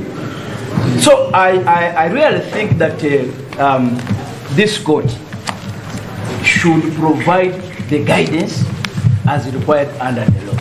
Number 2, Your Honor, and this is where I really have a very big problem. We have fundamental issues that need to be resolved before we even reach any stage. I know you guided, but you see, as we observed earlier, your guidance last time cost us a video. It cost us a video because we wanted to raise the matter in your wisdom, which we are there too. You said the matter would be brought at the end, and our colleagues thought it would prejudice them, and you ruled in their favor. We are bringing a matter now that we think can dispose of this issue now. But your guidance is that let's finish all these other processes. And we risk, Your Honor, to say, since we are at the tail end of the process, why don't we just count the way it happened last time? So we take very big exception at the, for example, Your Honor, when we are talking about, we are complaining about seals. We are complaining about these ballot books. The record says 8. In the ballot, they are 9. Okay, now we are talking about those things need to be resolved before we proceed. Okay, now let me. The reason I was talking about matching. For example, when my colleagues here were trying to record figures, they don't see number 8. They don't see number 8. When I'm talking about matching, he's taking it personal, not understanding the person I'm looking at. You see, number 8 is nowhere according to my team. So how are we going to be sure that some other numbers are not missing if we don't match? Okay. Just 1 minute. So that matching that we did was only to confirm now. We only tried to say this ballot doesn't exist in the book, but we didn't confirm whether all numbers that we are matching here are available here. Okay. Just Now finally, 1 minute. Finally, I am not opposed to my land friends raising the objections they want to raise. I am not opposed. They have that right. As counting and taking down the figures will not lead to an eventual declaration of anything. I am simply saying that once you open the box, then we first take the facts of the box, the way they are. Then we retire and make our arguments. Okay, noted. Now, finally, let me speak. It is not automatic that there must be a recount certificate. There must Because be the court cannot tell us that there are 2 invalid votes and we end there. I'm done with you. I'm done with you. And now, finally, with him. Let me give him an opportunity to speak up. 1 minute. You ruled that we are going to compare the serial numbers in the stems with the numbers of the ballot papers. And thereafter, we shall find the number of voters who voted in comparison to the votes or the ballot papers that we have. And you also ruled that after that you will entertain the parties to raise their respective objections, then the other parties shall rejoin or respond and rejoin. And I think that's the chronology. But one important thing, if there is anybody, because in the process of getting the serial numbers and what, if there is anybody who says maybe, now I didn't see number 8, I don't see any harm in cross-checking that particular one. Okay, thank you. Now, okay, you've been silent. Please speak. We can go to guideline number 5 as posted. Number 5 as per exactly. Now, because that guidance does not say look for 1, 2, 3, for no. It was very clear in the court to read. We were saying let us count, find whether the votes cast or as counted there are more than the one. What was it? Now, thank you. What was the ballot? Thank you. So I don't know why Bat is here, laboring to submit on many different issues. My ruling was very clear. That's why I gave each party a copy of the ruling. I was very clear. I told you if I am to do the recount, the box must not have been tampered with. I labored to lay down what I meant by tampering with the box. So what court is doing right now is doing a verification, because I laid down those conditions or the areas I'm going to look at to verify their state, and that would guide court to tell whether there was tampering or no tampering. We've covered the 4th item, that is the serial numbers vis-a-vis the ballot boxes. Now, he raised the argument that number 8 is not visible. Reserve those at the time I'm going to give you to raise your objections. You get it? Because we agreed after we are done with the verifying my checklist that I put to determine whether the box was tampered with or no, I will give parties opportunity to raise all the objections you have before a court goes ahead to make a ruling on whether we now do the recounting of establishing who got what. Because we agreed, I will only do that if the box is not tampered with. And that is after I have made a ruling to say, was there tampering with the box or no? Counsel, if I may, it is court speaking, if I may, case law is very clear, and we are guided. Any tampering with the box, we call off the exercise. As soon as we detect tampering with the box, maybe the challenge is many people think tampering is only removing the seals, but to me it is more than that. That's why I clearly laid down what amounts to tampering, and I'm going to stand by it, by the way, because I was serious when I was doing all of this. So we are now going to the last item to establish whether there was tampering or no. And the last item was basically physical counting of the ballot papers that were used in the voting, vis-a-vis the number of those that voted. That is the last item, item number 5. So don't submit right, left, center. Follow the ruling. I gave every party a copy. It is after we have exhausted these 5 areas that I'm going to give parties opportunity to raise your objections. And if you raise your objection, for example, you're telling me number 8 is not there, I will verify, because I've also been recording down my numbers. That's why I've told you I'm going to give you time to now go through these numbers and tell, because remember, every number you've recorded has a serial number in the book. So I'm going to give you time to cross-check. That is the other way of rearranging. So you can do the rearranging yourselves to confirm, is this number, the serial number there you're talking about, is it in the book or no? If you insist it is not there in your submissions, we shall cross-check, because we have them with us. Yes. So just now give you time to verify. But I'm going to the last item, and my last item is I must verify the numbers of the ballot papers that were used in the voting vis-a-vis the number that voted. And thereafter, I will adjourn court for say 5-10 minutes to allow you reconcile with whatever information you have, to organize your points of view, to have them. Then I will come back, I'll put them on record. That's when I'll make a ruling to say, was there tampering with the box or no? If I find the box was not tampered with, then I will proceed to now find out who got what. If I find that there was tampering, I will stop the process at that point. I hope I'm very clear on that. Yes. Just a matter of right and security. I hope you're not going to vary what I've said. No. I cannot, even if I attempt. Okay.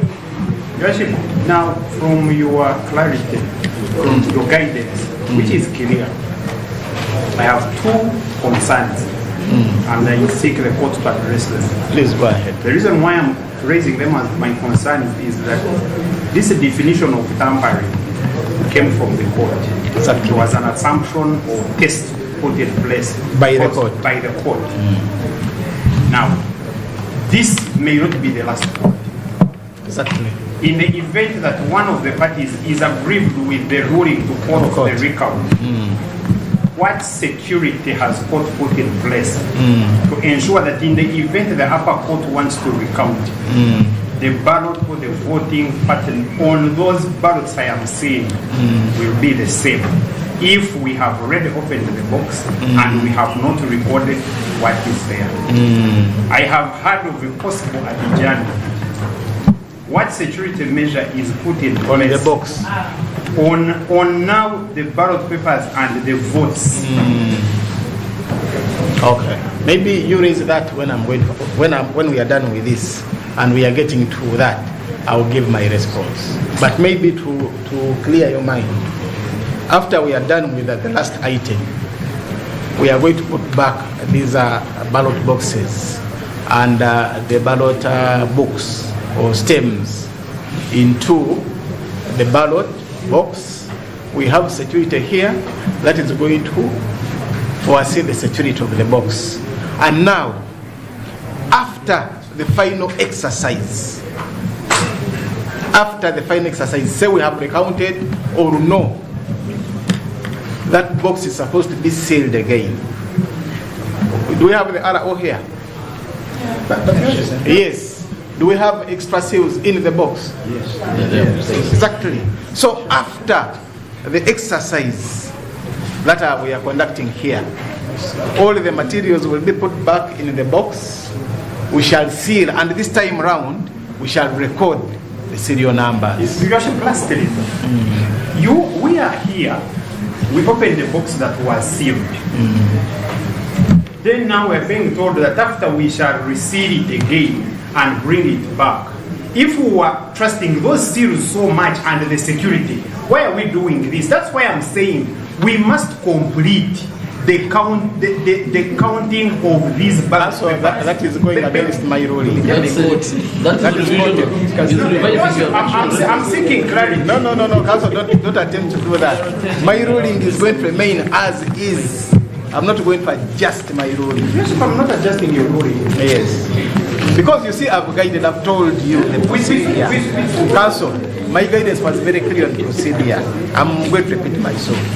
I've said, when I was ordering for a recount, I conditioned the same on the understanding that the box is not tampered with. And in the opinion of court, I laid down what I will consider as tampering. And I told you, for example, I said, if the serial numbers on the ballot papers are not matching, that is another form of tampering. I added on, if we count the numbers on the ballot papers, they are more than the people who voted, I would call that tampering, amongst the others we've been going through. You get me?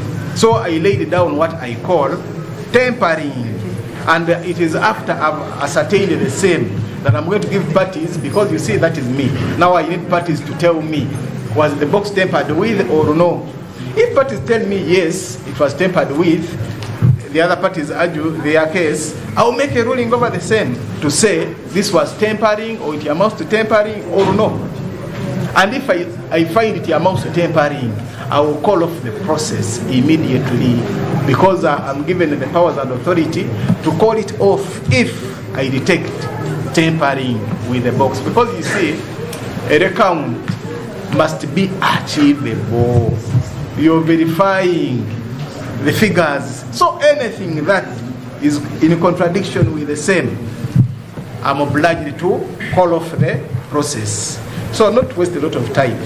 We get to the last item, that is item 5. And this is basically to know the number of all the voters who voted. Now we are going to count the ballot papers.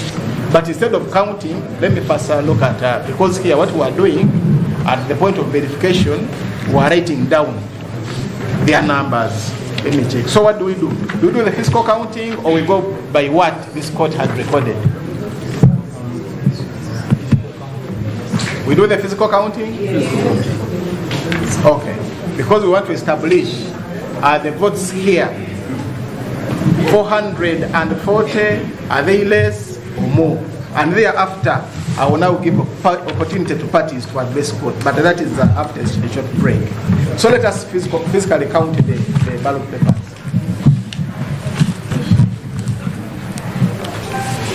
No, what you do, you count and give her. Count and give her. Maybe putting the books back. Why don't you sit the entire half? You put it, sit.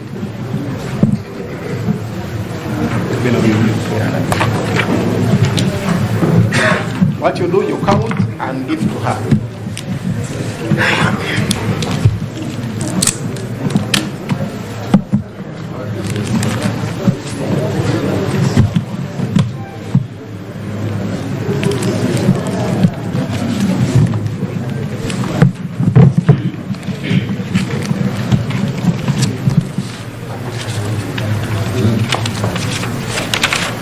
One, 2, 3, 4, 5, 6, 7, 8,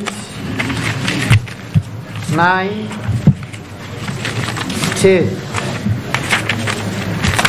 11, 12,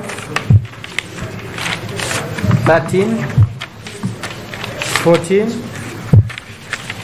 15, 16, 17, 18, 19, 20, 21, 22, 23, 24, 25, 26, 27, 28, 29, 30, 31, 32, 33, 34, 35,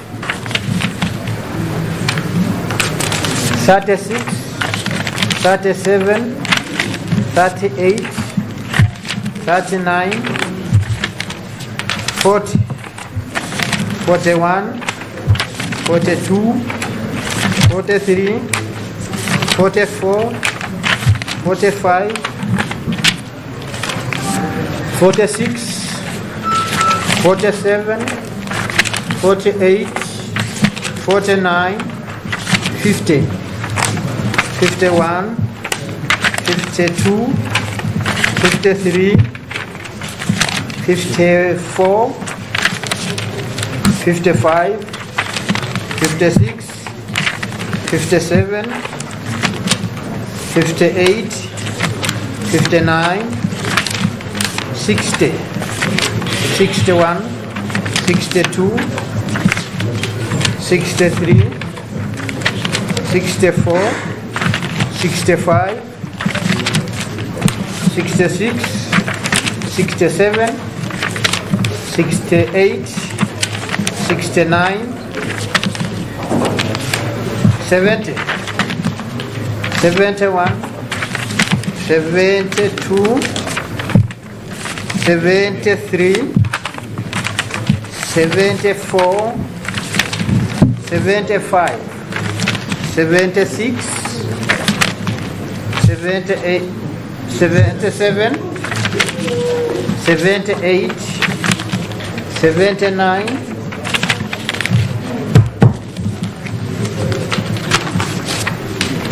80, 81, 82, 83, 84, 85, 86, 87, 89, 88, sorry, 89, 90, 91, 92, 93, 94, 95, 96, 97, 99, 98, sorry, 99, 100.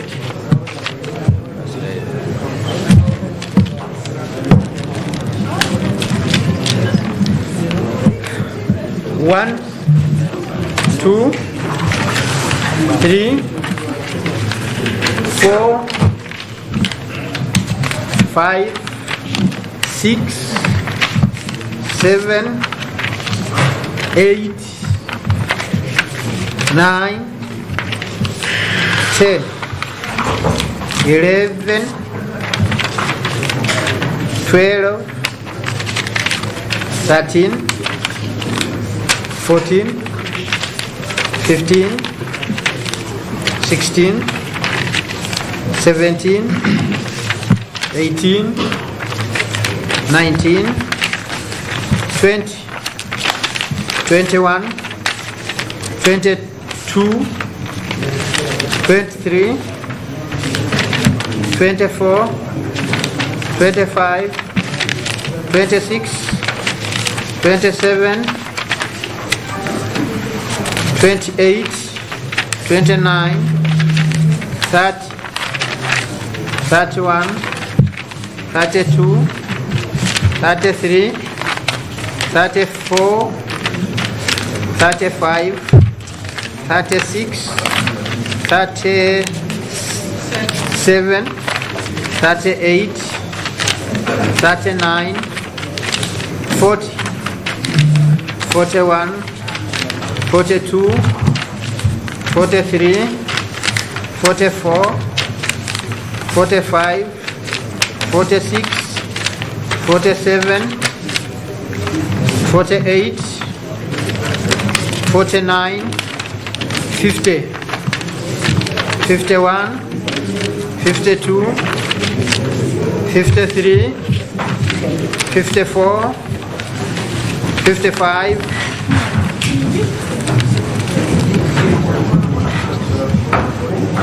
56, 57, 58, 59, 60, 61, 62, 63, 64, 65, 66, 67, 68, 69, 70, 71, 72, 73, 74, 75, 76, 77, 78, 79, 80, 81, 82, 83, 84, 85, 86, 87, 88, 89, 90, 91, 92, 93, 94, 95, 96, 97, 98, 99, 100.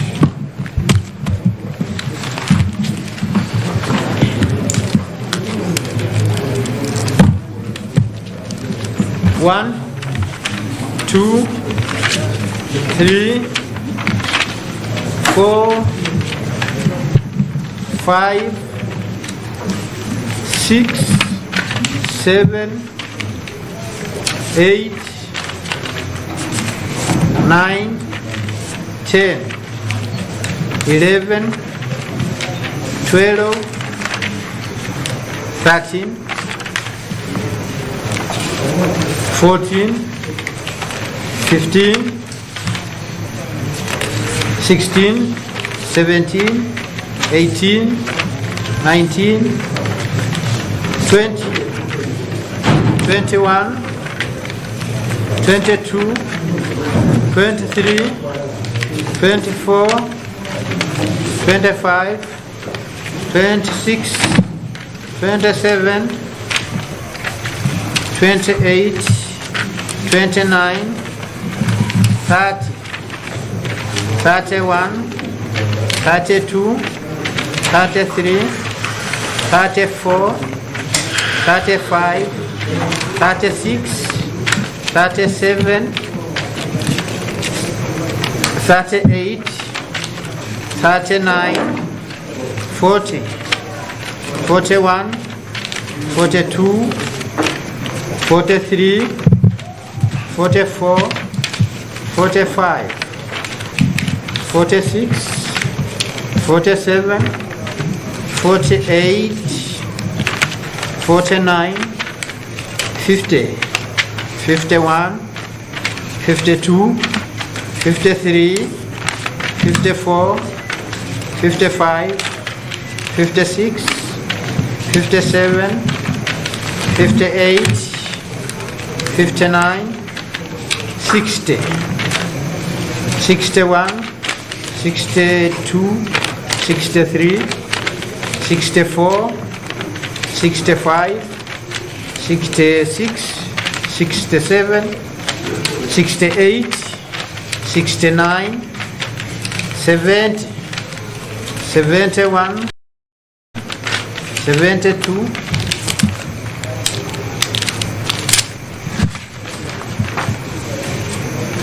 73, 74, 75, 76, 77, 78, 79, 80, 81, 82, 83, 84, 85, 86, 87,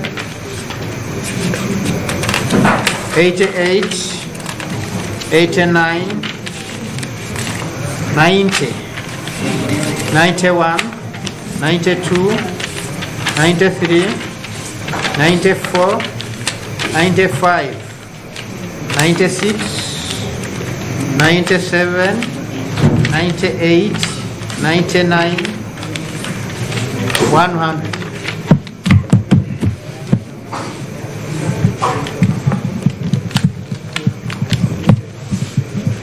One, 2, 3, 4, 5, 6, 7, 8, 9, 10, 11, 12, 13, 14,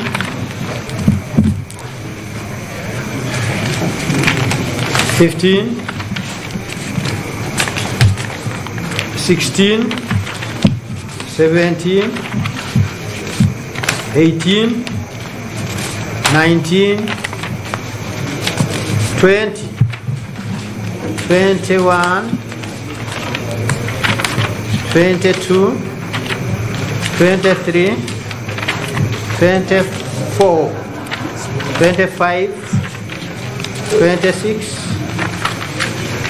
27, 28, 29, 30, 31, 32, 33, 34, 35, 36, 37, 38, 39, 40, 41, 42, 43, 44, 45, 46, 47, 48, 49, 50, 51, 52, 53, 54, 55,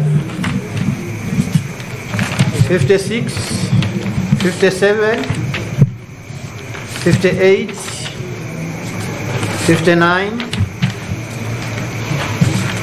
60, 61, 62, 63, 64, 65, 66, 67, 69, 68, 69, 70, 71, 72, 73, 74, 75, 76, 78, 77, 78, 79, 80, 81, 82, 83, 84, 85, 86, 87, 88, 89, 90, 91, 92, 93, 94, 95, 96, 97, 98, 99, 100.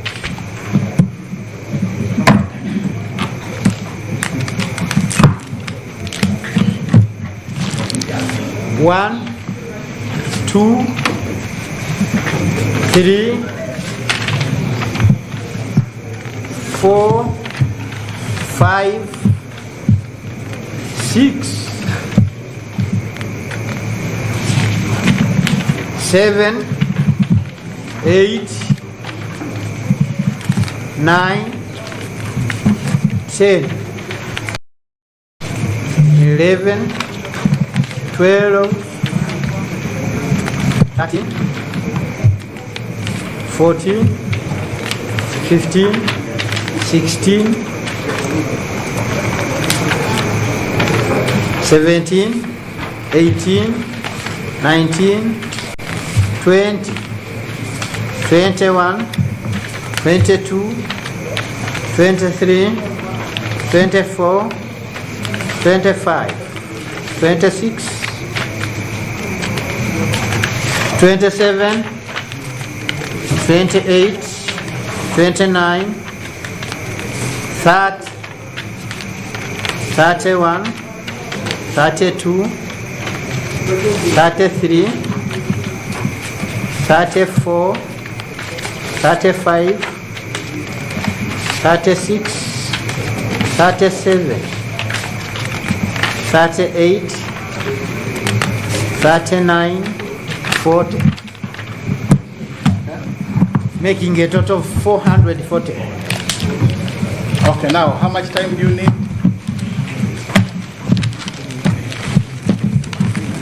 You type. And for the safety of fears you raise, police, you're here. I want you to have your eyes on this box.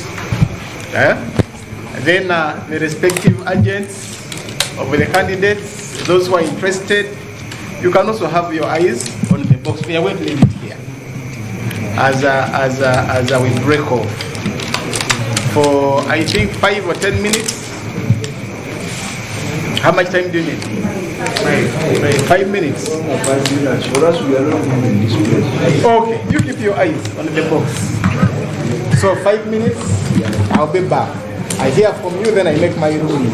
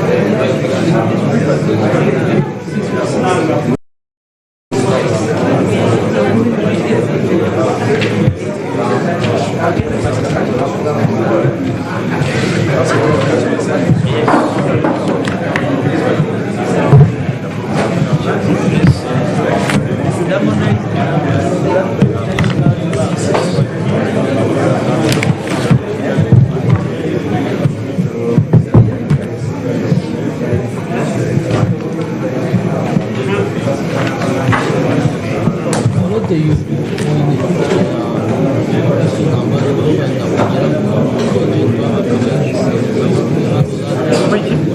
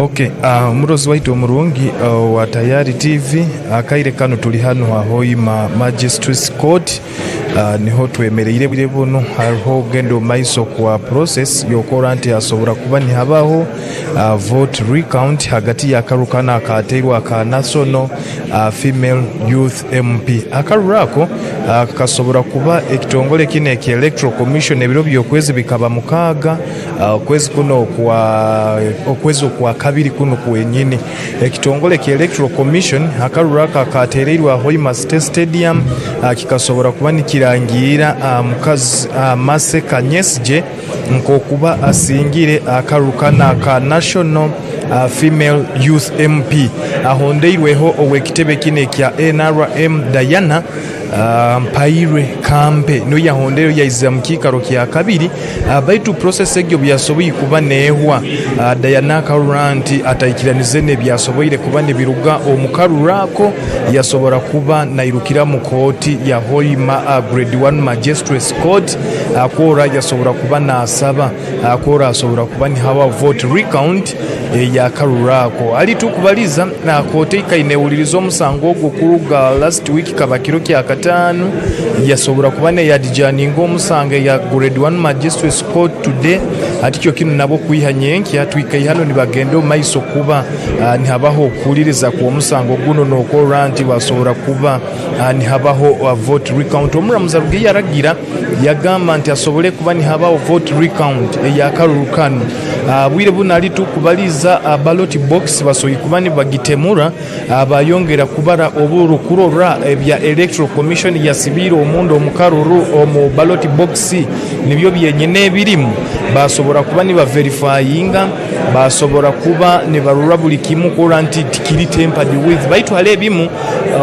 omuliriza omuramuzi bwabayige natekayo okukuhereza enchi wamuye ayolekezege yagamba nti obukira sangibwa nti ballot box eno ekasobora kuba ne ba tempered with omusango aija kuba nagukangia hano nasobola kuba nagwongerayo obwarasanga nti ballot box enetabe tempered with aja kuba nagenda omaiso kuba na orderinga abo vote recount obwire buno tukyali mu verification exercise kurora nti ballot box eno ekaba tempered with obetabe tempered with obutukusanga nti ballot box ekaba tempered with akusigikira hali omuramuze kyagenda kuba nakiwamu aija kuba na stoppinga omusango nokusikira hali zimwe recommendations zasoboye kuba nateeka omu ruling yasoboye kuba nahereza parties ibire ya Diana Ampaire hamuna side ya Maseka Nyesje aitulinze kora bwire buno kote kya humwiremu for 5 minutes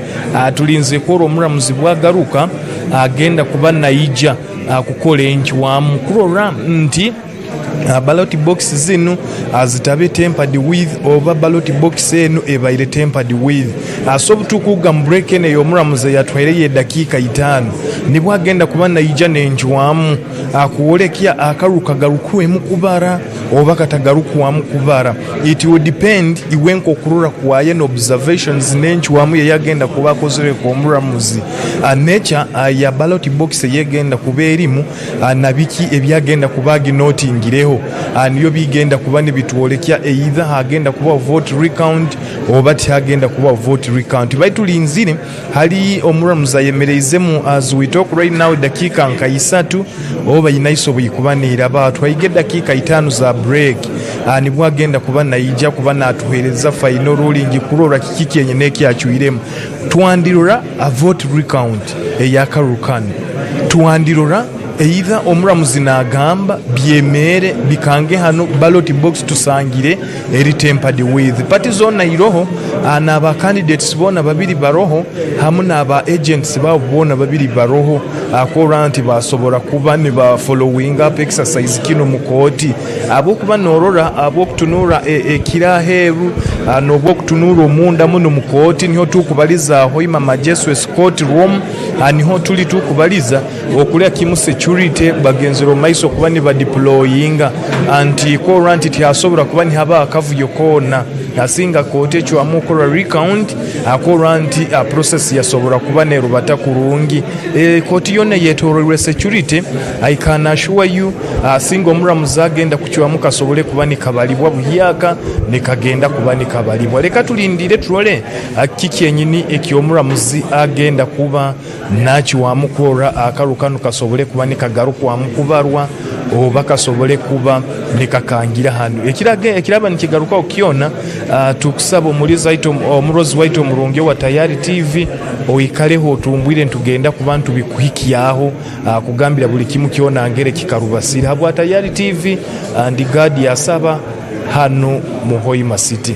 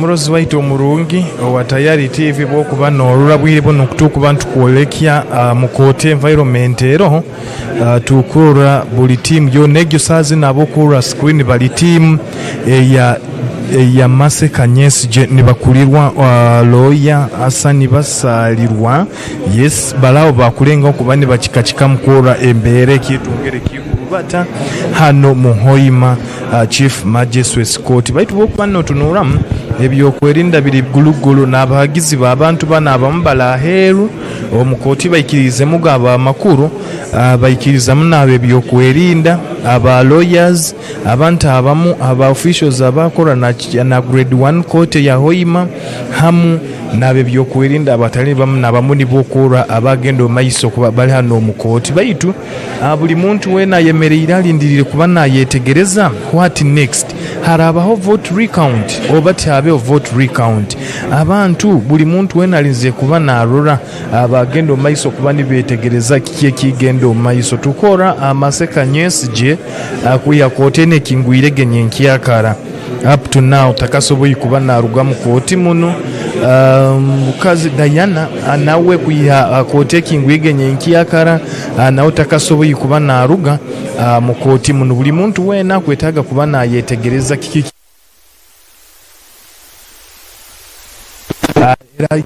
era chiwamu Mase Kanyesi je ayeyongereyo n'obusinguzibwe era chiwamu obuhabe vote recount oba ballot box tempered with basobole kuba ni babireka ebya vote recount koti niye genda kuba n'ekyo wamu kike kitugenda kuba ntukora but as it stands abwire bunno embeera niyo kurura abwire bunno egendo maiso hano mu koti hano eya Hoima baitu omuramuzi nkunkusangirwe nkusoboreremu ewansoboire kuba nahumuramu bwasoboye kuba nahumuramu ballot box yagireka hano mu koti eri hagati yokulindwa byokwerinda so tulinzire kurora bwagenda agaruka encho amwe yagenda kuba naleta but before that ajja kuba nahereza omugisa abaloya ba side zombi kubanza kurura bakahereza yebitekerezo byabo omuramuzi we atakaizire kuba nakora final ruling so tulinze kuba ntwetegereza na kiki onyine kigenda kuba nikirubata iwo murozi waito omurungi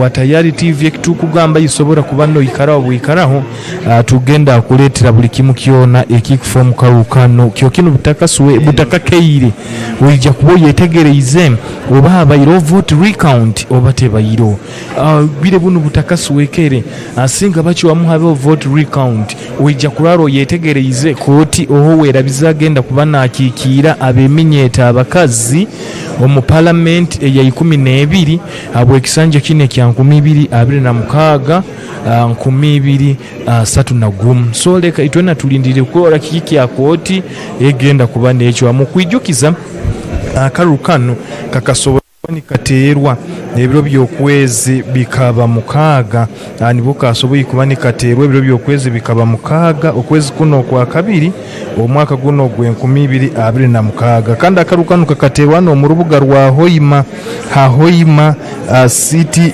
Stadium exec yake kyakaruga kuba nikyombekebwa baitu kwijukizaho Mures hakaba mba candidate bakuinganira kimu bana akaba Mase Kanyesi je ona akaba ali independent candidate no yabaire declared nkawina aino wewe bokuingana ingana 2016 akaba followed by Diana Ampaire Kampe ono wekitebe kine kya National Resistance Movement ayafunira obulubukaba 1998 then hakabaho ondi Jaliya Amuhumuza ona akaba ali independent candidate akafuna obulubu kuingana ingana 24 then hakabaho na candidate owekitebe kino ekya National Unit Platform Edith Namande yasoboye kuba nafuna obulubukaba akasobora kuba nafuna Akarukamu konka nawo kenyini atazoke kile kyo kwijja kuwekoma so leka tulinde tulole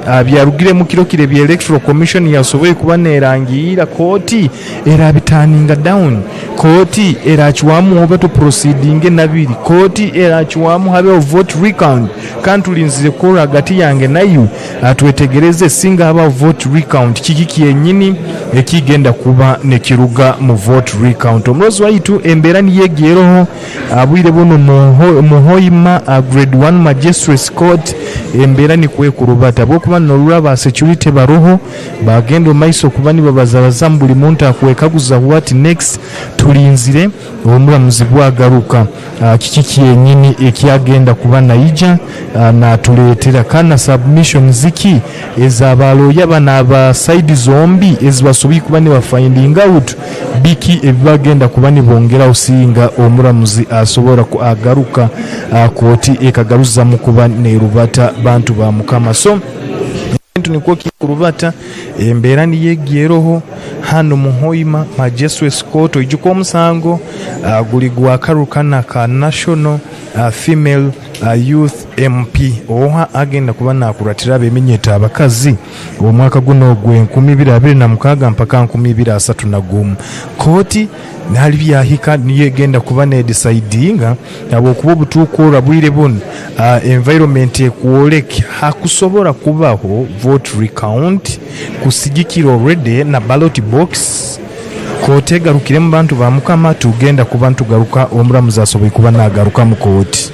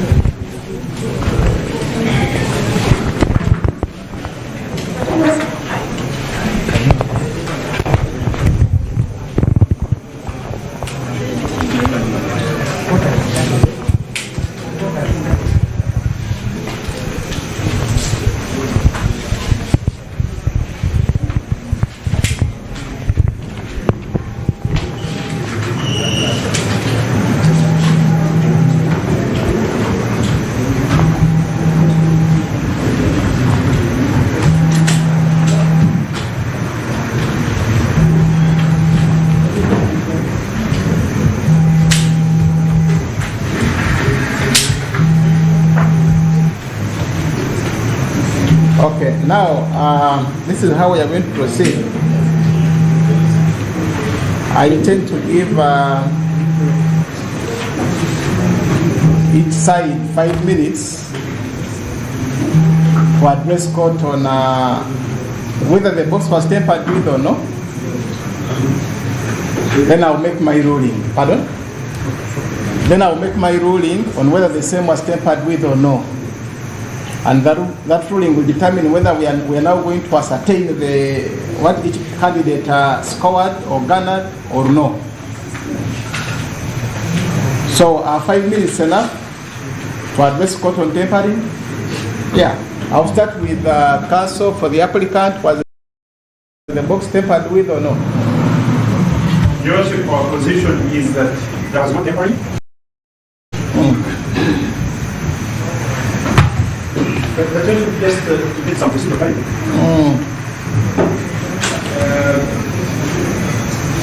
For us who do not have an objection as the temporary, if they do, they should be the ones to start with. To start, then we respond.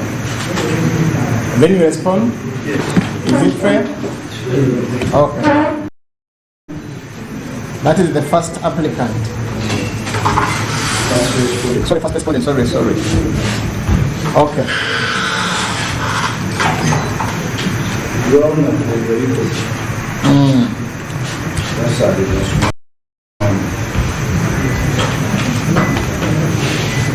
Okay.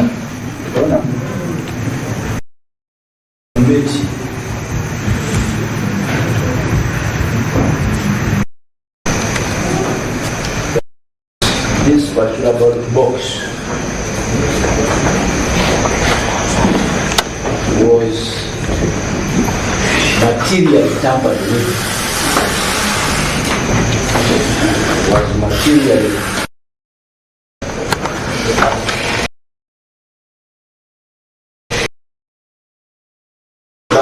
Your Honor, we want to observe and assert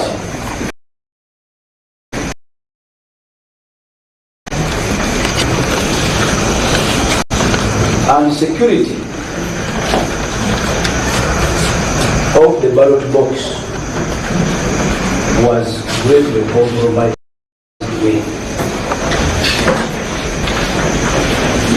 Your Honor, in the testimony of the returning officer,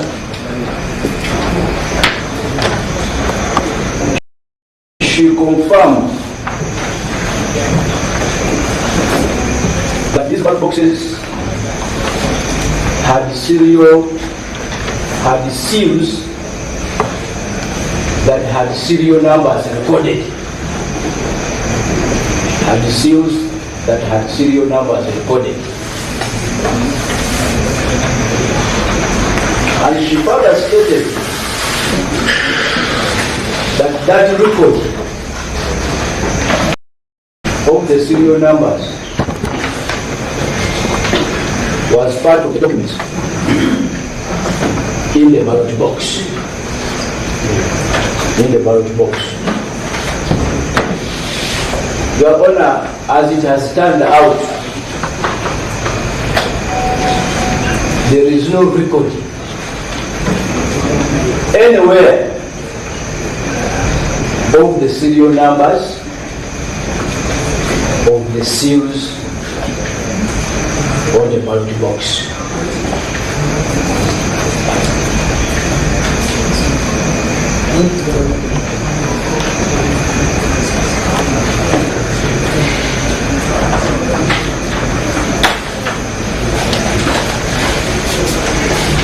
Your Honor, without a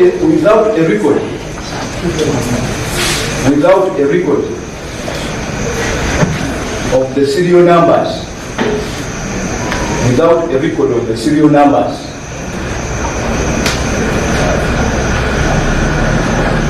the security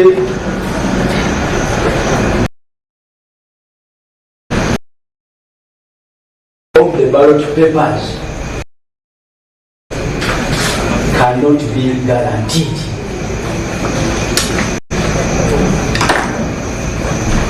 Cannot be guaranteed.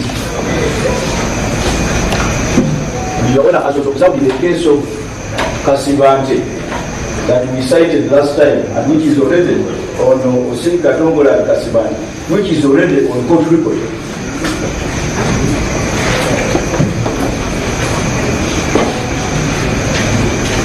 Your Honor, the ratio displayed in that case was that once security of the ballot box is compromised, this cannot be guaranteed. There cannot be a count.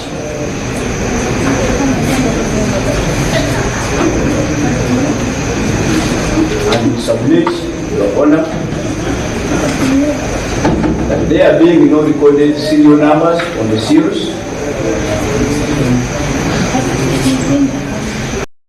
the security of these ballot boxes was not guaranteed, and therefore this in itself cannot be, that in itself would not allow the recount to take place. Your Honor, we also want to observe, because be that as it may, we want to assert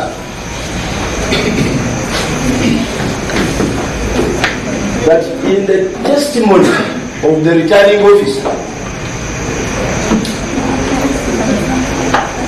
she averred that serial numbers appear on seals chronologically. They appear on seals chronologically.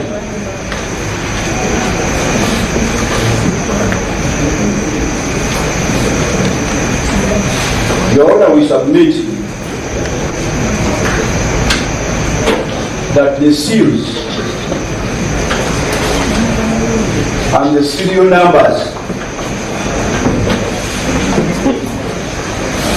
on this particular ballot box do not flow chronologically. And Your Honor, for the record, the serial numbers on the seals were as follows. The first seal, Your Honor, had the serial number 23, 14, 26, and 7.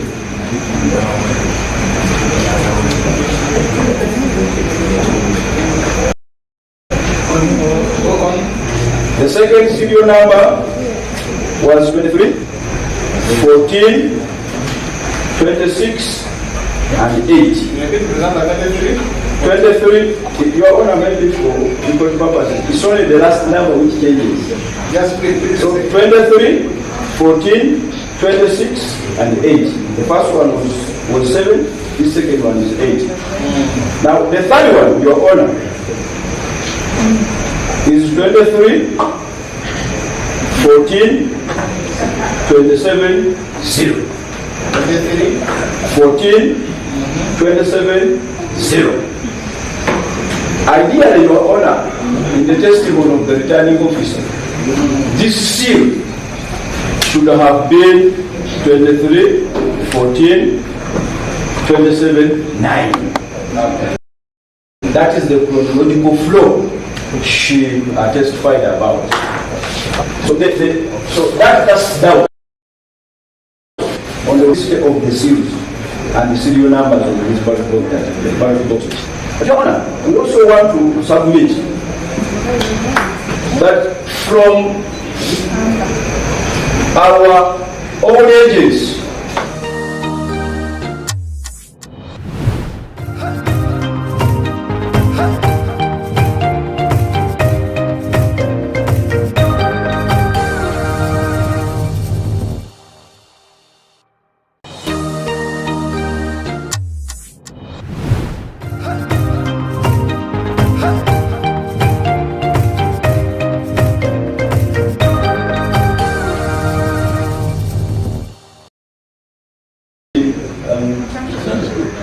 Nachiranda Mavrich,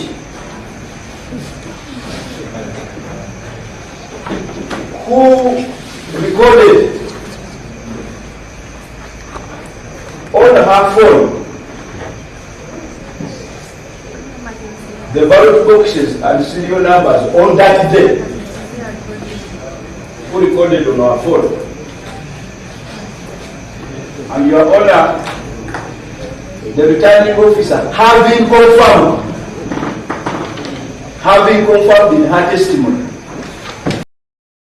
that serial numbers can be recorded by phone, having confirmed in this court that serial numbers can be recorded by phone, recorded the seals on that day as follows. The first serial number was 35, 50,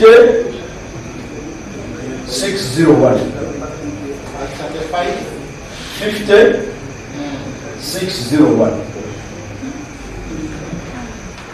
The second serial number, Your Honor, was 35, 50, 602. The third serial number, Your Honor, was 35, 50, 603. 603. Your Honor, this is consistent. There is chronological consistency. There is chronological consistency in this serial number as opposed to the one on the seals in the box here. Your Honor, we invite court to take notice of those discrepancies in the serial numbers.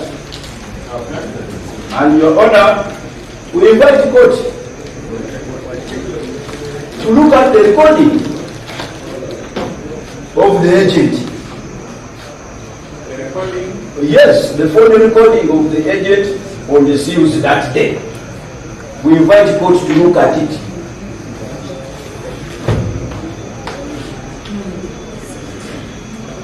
Your Honor, we now come to the issue of the ballot papers. The ballot papers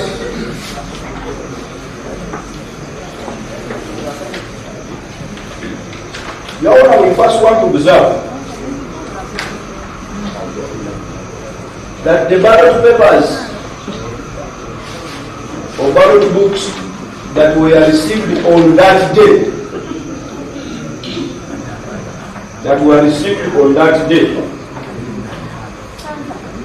the ballot books that were received on that day, on the date of voting, as indicated in the record book, Your Honor, there were 8 ballot books. 8 ballot books. Strangely, Your Honor, on opening the ballot box, there were 9 ballot boxes, creating a mismatch between what was actually received and delivered by the Electoral Commission and what has actually been found in the ballot box. That in itself casts doubt on the security of this ballot box.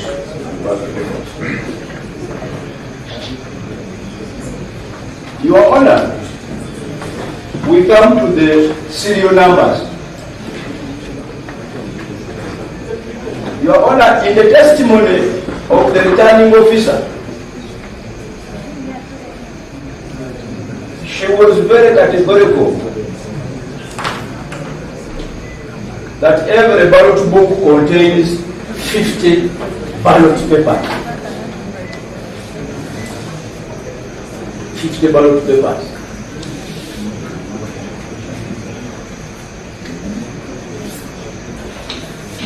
And that they were marked chronologically in ascending order.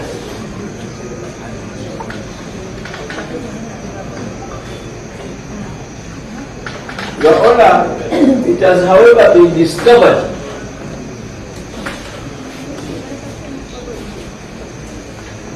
that the ballot papers and the ballot books have material discrepancies.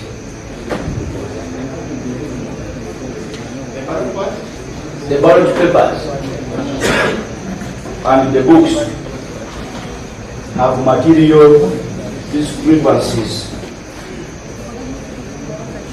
as highlighted below. Your Honor, serial number 34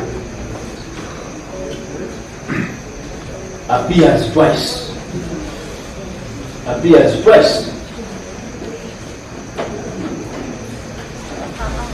In the ballot paper. Serial number 84 appears twice.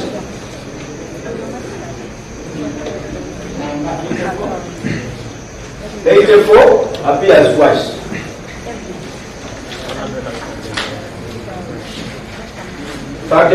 Appears twice. Number 306.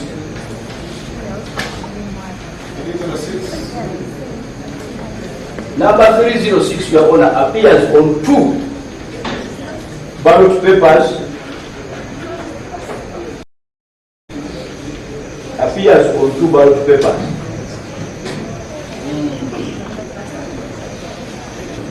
With the same serial number. With the same. In the book, Your Honor, it appears once. In the book, it appears once. In the book? It appears once. In the book? In the book. However, there are 2 ballot papers with the number 308. 306, sorry, 306. Appears on 2 ballot papers. Yes. 1 ballot paper, but in the book they are 2. Your Honor, in the book, it appears once. But there are 2 ballot papers with serial number 306.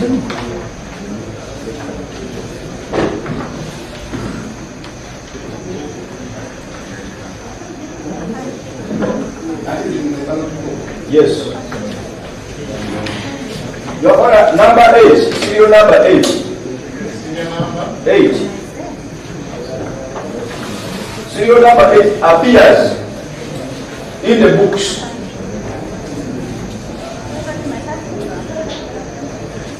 But there is no ballot paper with serial number 8.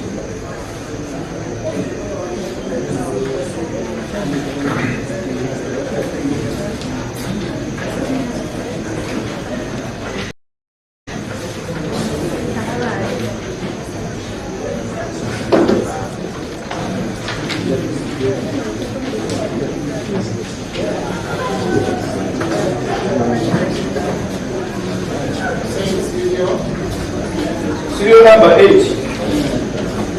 Serial number 8. Serial number 8 and serial number 73. And serial number 73. Number 73.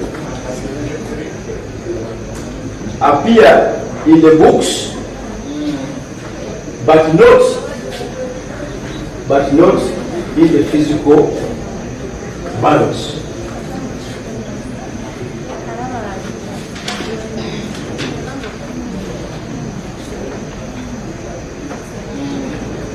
Your Honor, there are also missing numbers. Missing numbers in the stems. Missing numbers in the stems.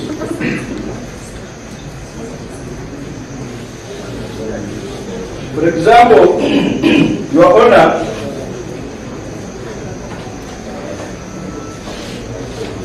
in the ballot book with the serial number 151 to 200. 151 to 200. 151 to 200. Yes.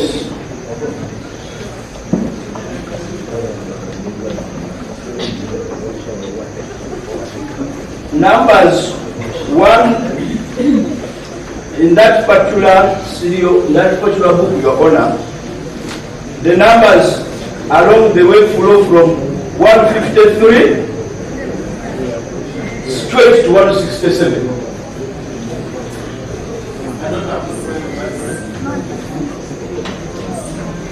The numbers, instead of having 153, 54, 55, 56, up to something, there is 153.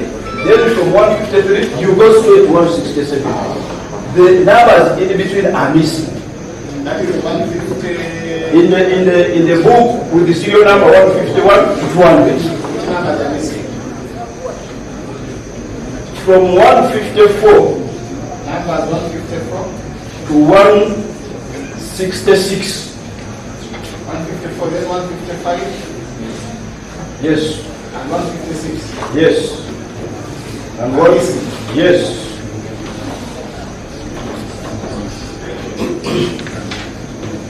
So from 153 to 167, in between, the numbers are missing. The same is true with the in the same book with the same serial number. The same book. Yes. You have 165 to 169. Missing? Yes, they are missing. So the numbers missing, there are more numbers. Yes. So you mentioned 155. 165 to 169.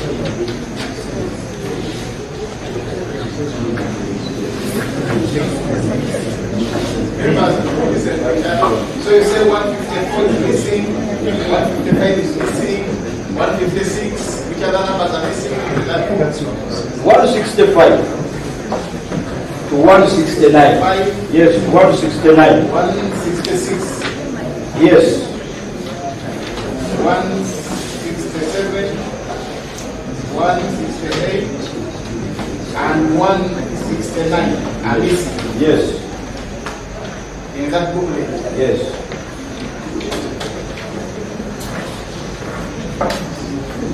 Then Your Honor, serial number 193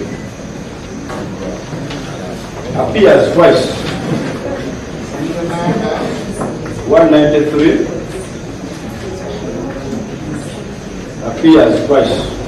193 appears twice. the same booklet.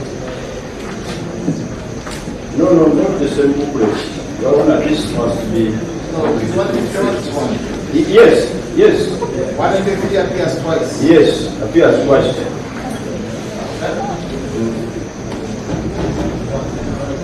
Your Honor, I also submit, Your Honor, that as per the ruling, we've been able to demonstrate a mismatch. Mismatch, one, the serial numbers.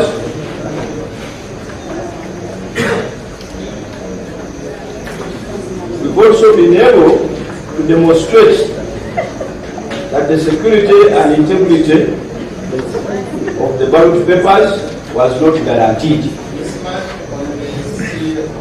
We've been able to demonstrate that this mismatch can only be explained through tampering.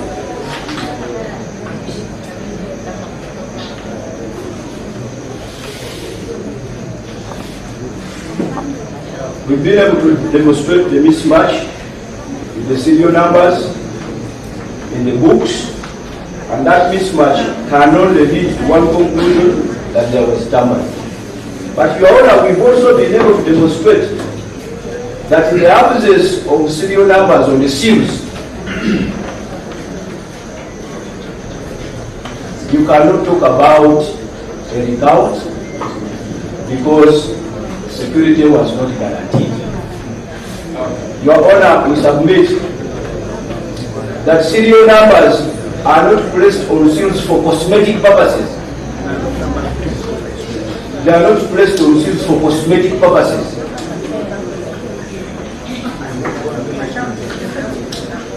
They serve a purpose of ensuring security and sanctity of the ballot boxes. Your Honor, we submit that we've been able to demonstrate that the parameters you have set that constitute tampering have been met. And we therefore pray that you be pleased to decline proceeding the next step of the actual vote counting.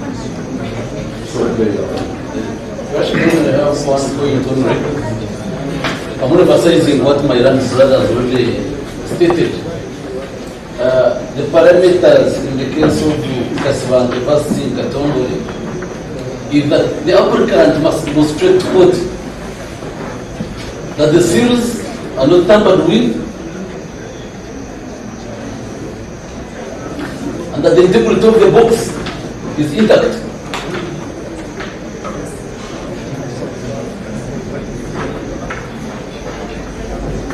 Your Worship, if you had done your own pointed it out that they never printed it. And up to now, they never printed it, that the books is intact, and right now, as has been exhibited, the books, its integrity is highly tampered with, and the only course of action in accordance with your earlier ruling is that you will stop the, you hold that there is tampering, and then we have the matter concluded. Second and third response. Your Honor, for the record, Kayondo Abubeka, for the second and third respondent. Your Honor, it was the ruling of this court that any kind of symptom of tampering render the exercise futile. Your Honor, counsel for the applicant, counsel for the first respondent, I beg your pardon. Counsel for the first respondent has submitted on the symptoms tampering. It is our submission that court verifies the highlighted, court verifies the highlighted symptoms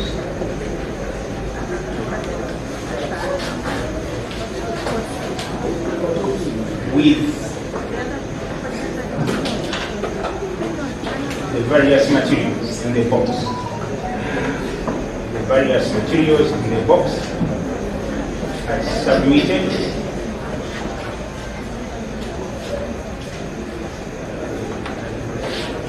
and we invite court to make just ruling. Just ruling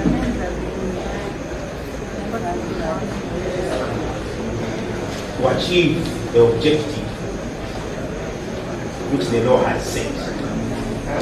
To achieve the objective which the law has set in matters of recount. Matters of recount, such as the law in the case of Ginyanyima and Ngomangime, the case of Kasibante and Katongole Singh cited, and on record in this court. So, sir.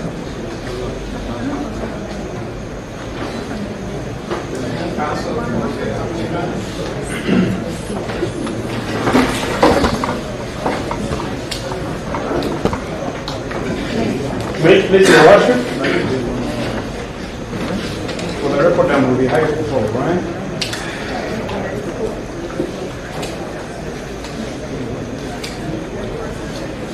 Your Worship, we are still not bound by the 5 minutes because my land ends. No. Most of that.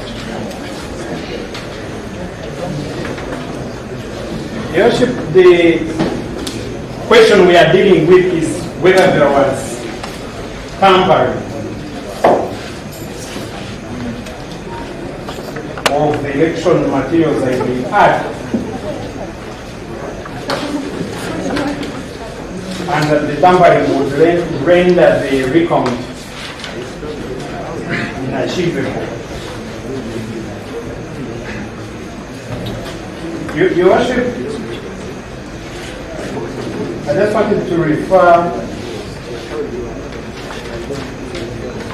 the definition of tampering according to the Oxford Dictionary, the online dictionary defines tampering as to interfere with something. The Oxford Dictionary, as it appears online.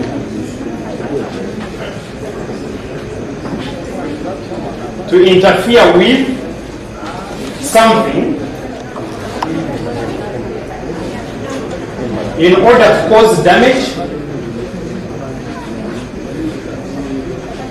or make an unauthorized alteration. To cause damage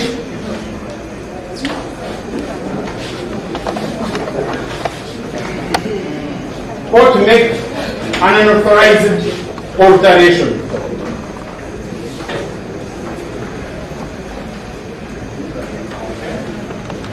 Your Worship, this definition presupposes that there must be an existing state of affairs which is either damaged or altered into another state. In other words, there must be two comparatives.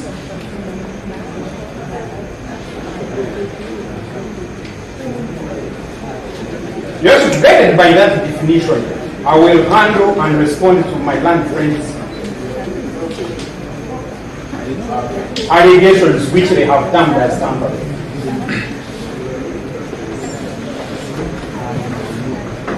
Your Worship, the submission is that no record of the closing serial numbers of the seals was found within the box.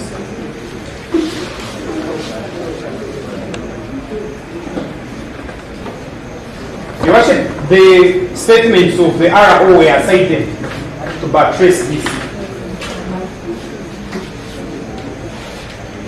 Yes, our submission on that point is that the record book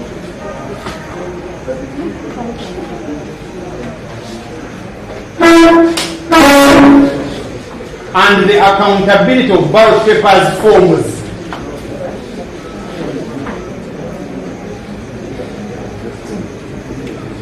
do not provide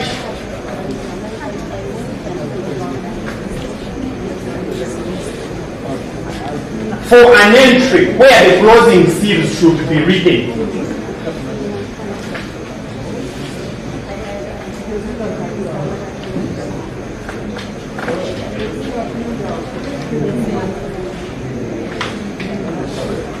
So by not filling them there is because those forms don't call for their filling.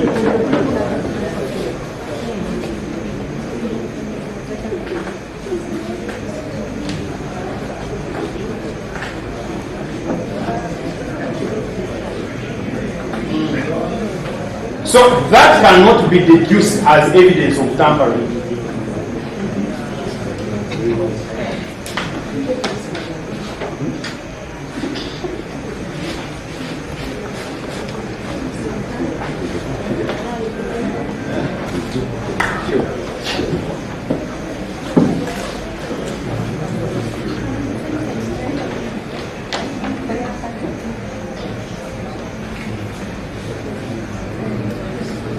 Secondly, Your Worship,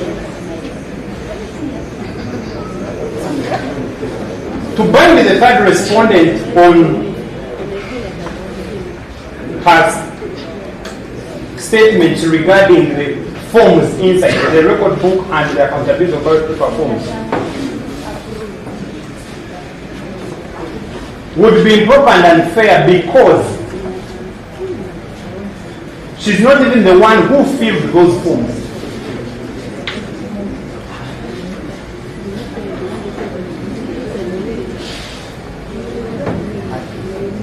So to that extent we submit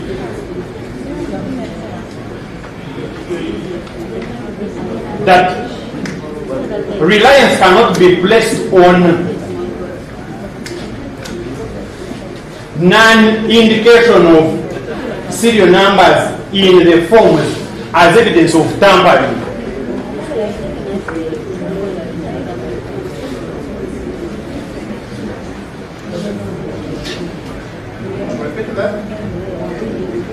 Your Worship,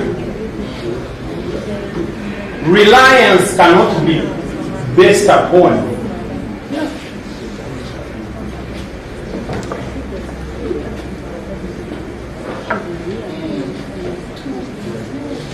on non-indication or not indicating serial numbers in the record book and ballot paper accountability form to conclude that there was tampering with the seal.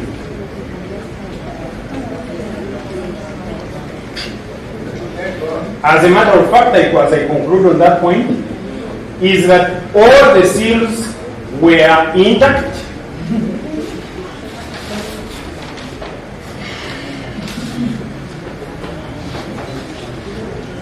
Before opening the box.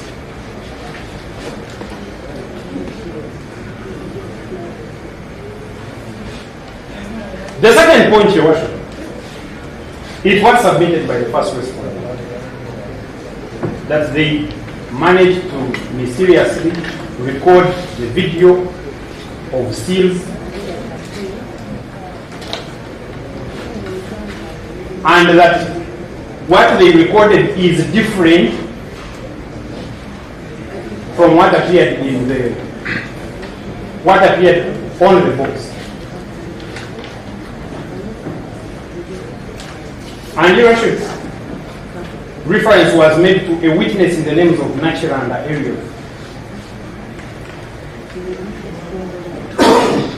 And Mr. Vasari was referred to that person as the witness. Your Worship, our submission is that in this matter we have no witness or any affidavit of Natural and Margaret.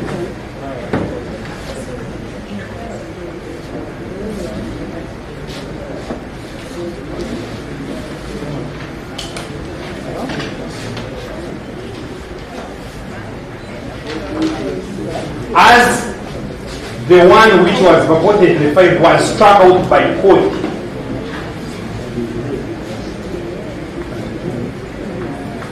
on account of inconsistent signatures.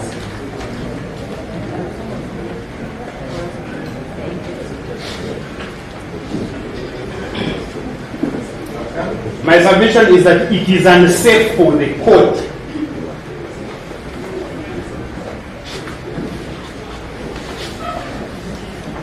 to rely on evidence of a person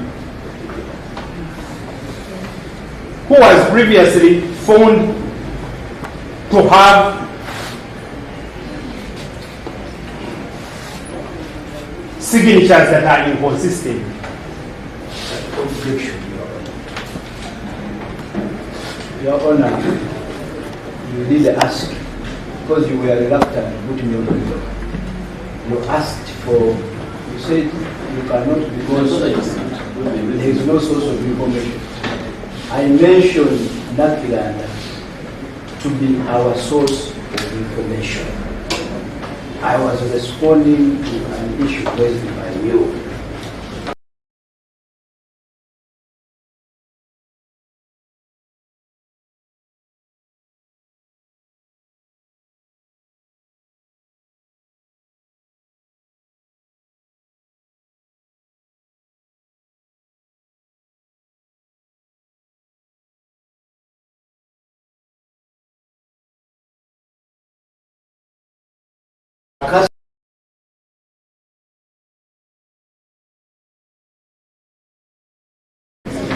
To be the source of information relating to a video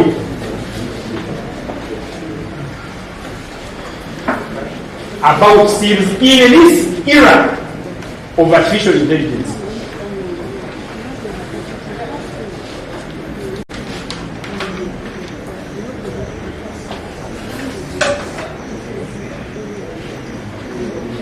Your Worship, if a man cannot be trusted on their signature, how can they be trusted on a video that is capable of being manipulated into anything else? The other lastly on that is that we implore the court not to take the route of even attempting to look at the video as was prayed for by the first respondent. The second point, now, Your Worship, was seals do not follow chronologically. And Your Worship, the excuse here by the first respondent is that, Your Worship, I will just read the last two digits because the rest are the same, is that the serial numbers 67, 68, missing 69 to 70 do not follow chronologically. Your Worship, I wish to refer the court to the statements of the third respondent, who stated that the seals should be in the same range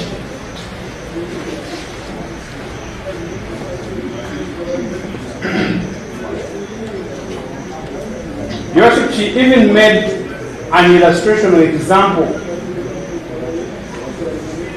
that the seal should not be like, let's say 01, and then the second one is like 100. They should be in the same range. Your Worship, numbers 67, 68, and 70 are not only in the same range, but in close range. Number 68. I'm just reading the last digits of this. 67, 68, and then 70.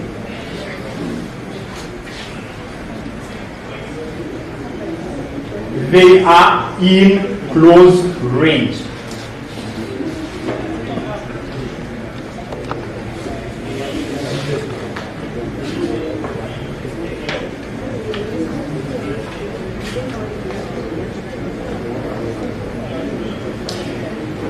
Your Worship then now takes me to the other submission by Mr. Vasari. That according to the witness, she stated that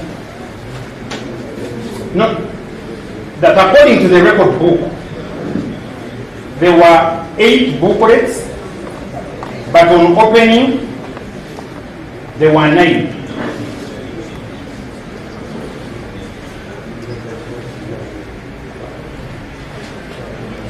You should just off record. I stopped doing mathematics as senior. Yeah. But the record, you just go for record. Let him complete and then we. Okay. Most of that are most guided. You should, from the verification exercise, we noted that each booklet contains 50 ballot papers.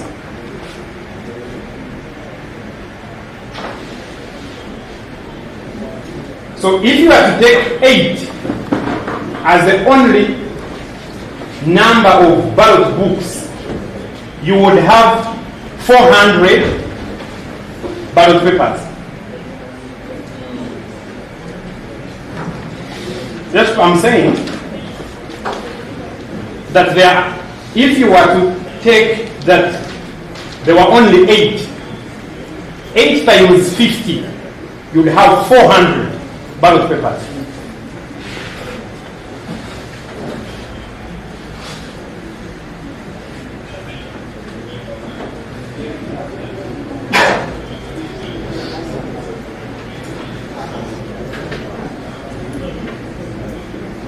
Yet, according to the same record book, the number of registered voters is 400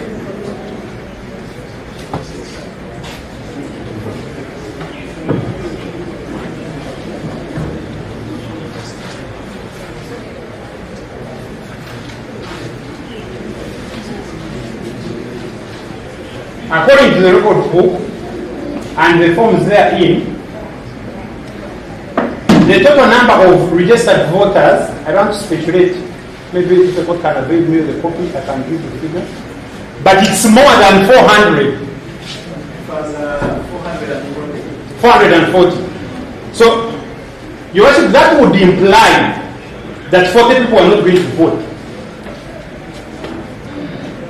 But if you take 9 times 400, then you get the 450.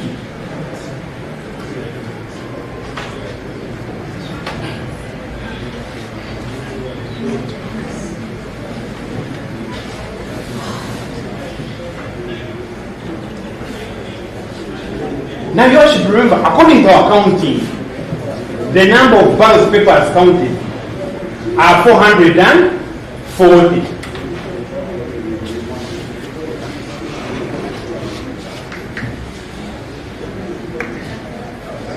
The unused ballot papers are 10.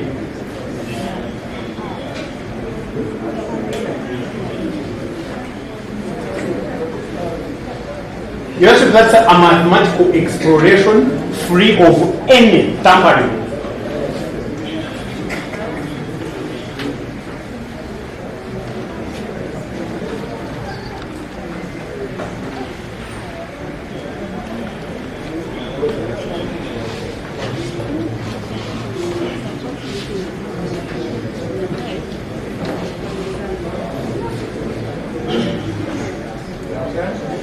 Then now, on that, I submit that that is a frivolous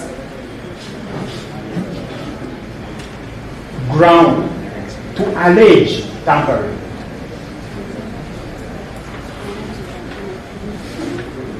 So how do you call that? That means I beg your pardon? How would you refer to the mismatch? Because in the books there were 9 books. And on the form there were 8. How do you describe that? Yes, I beg your pardon? I beg your pardon? What I want you to clarify is how do you refer, or what would you call what transpired in the 8 books?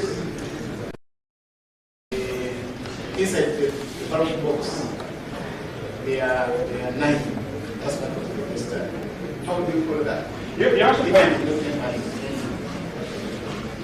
should, as a matter of fact, me, I don't recall saying that. You did not say that? Yes. Okay. I did not see that. What I am submitting, what I'm saying is that what that is verifiable by the same form.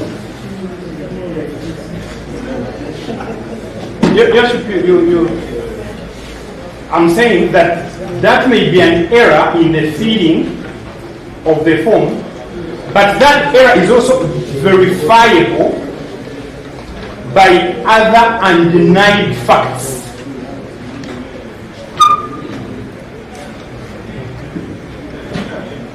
Yeah, that's my submission on that. And the verifiability of that is what I was demonstrating.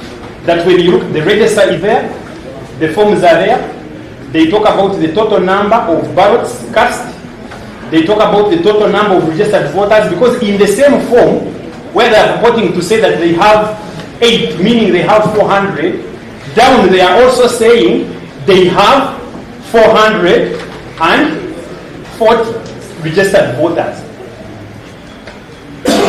So, that in itself verifies the fact that those ballot papers were actually more, they were there and they were 9. And it's what we have verified.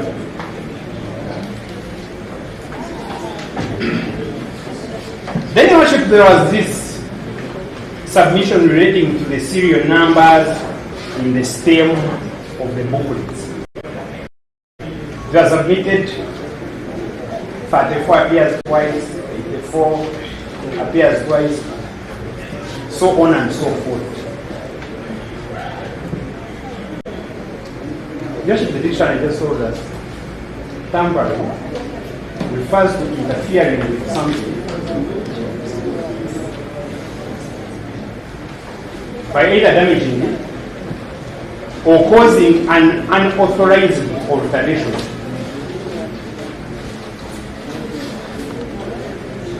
And the submission by my learned friend was that the only conclusion is that there was tampering. Your Worship, it is actually possible. It is possible, that's my submission, that in printing, a number can be repeated either twice or another number can be omitted.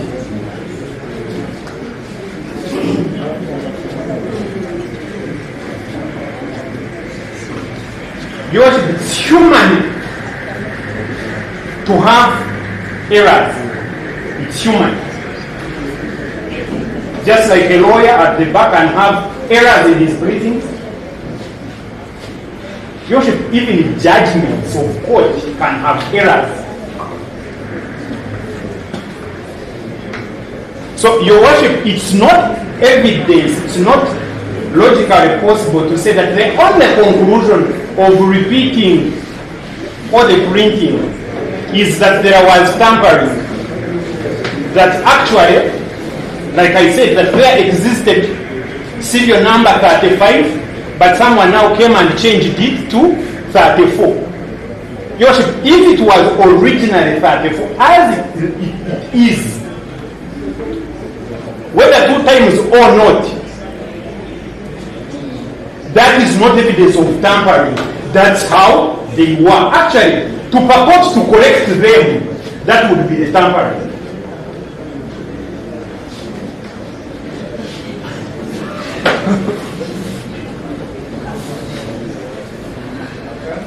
Your Worship, I invite the court to make an observation and take judicial notice of a matter which was gazetted. That during the 2026 general elections, Your Worship, this matter was gazetted, and the court are deemed to take judicial notice of the matter that is gazetted. In Chibanda Chidyandongo, they did not vote for MPs because they had switched the pictures of one candidate with another candidate. So, Your Worship, these errors may occur in printing, but they cannot be interpreted as tampering for purposes of saying, therefore, there is no recount.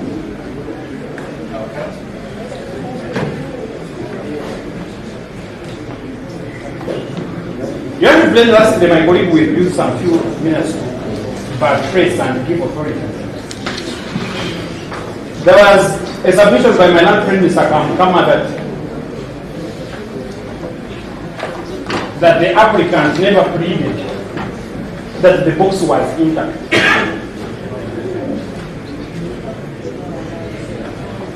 Your Worship, it is the duty of the second president to protect election materials.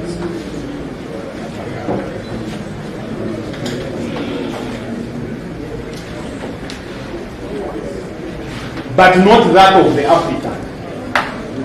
It's actually illegal for the applicant to purport to plead that the box is intact.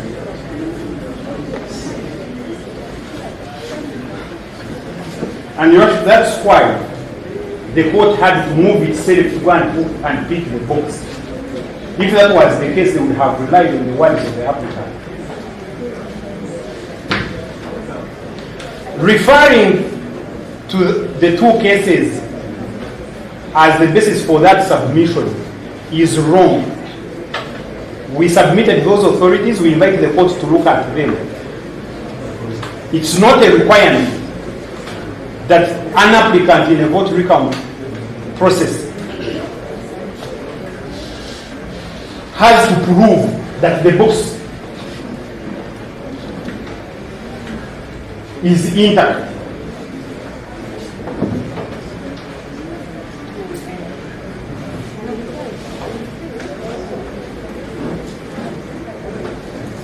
Your Worship, therefore, it is our submission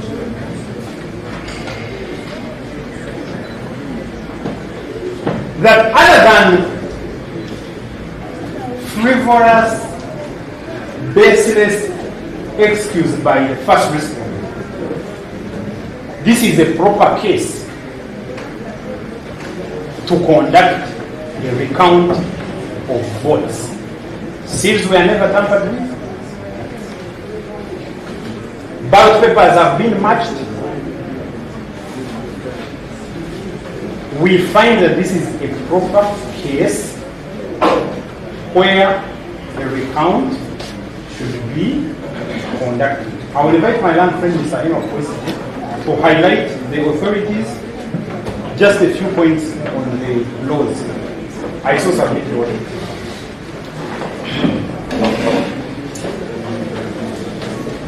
Your Worship, for the record, West General.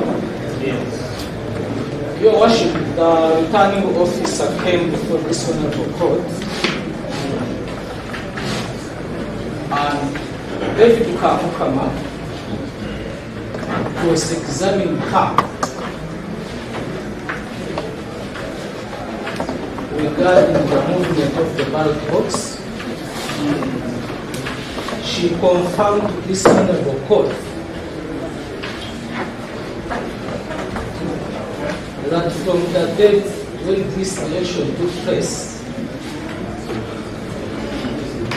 she has been in custody of this ballot box, and that even when this case started, she has been coming with it, going back to Kampala with it, and then coming back to this one with the same ballot box.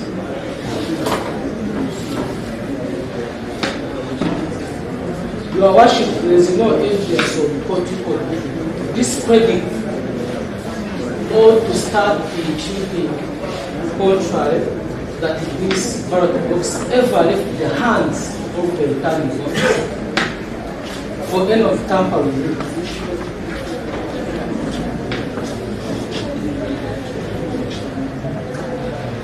Your Worship, her evidence on that aspect was very firm, and there is no reason why she should disagree with her.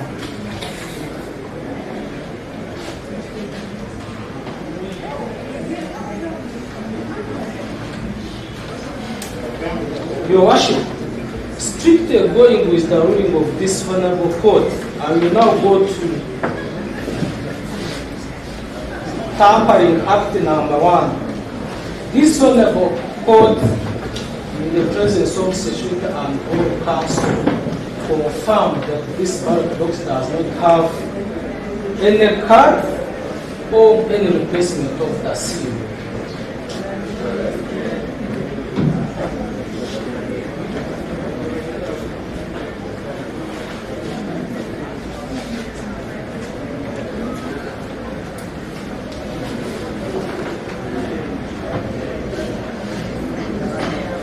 Your Worship, this honorable court cannot trust the first respondent's polling agent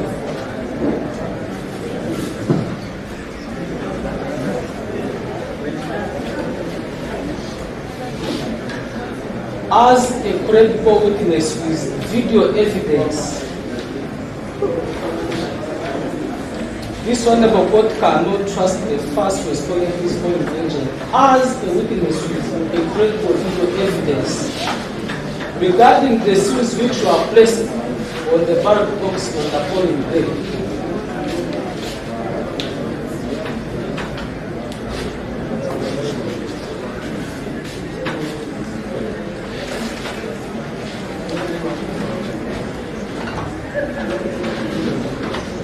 This becomes so because it is already clear on court record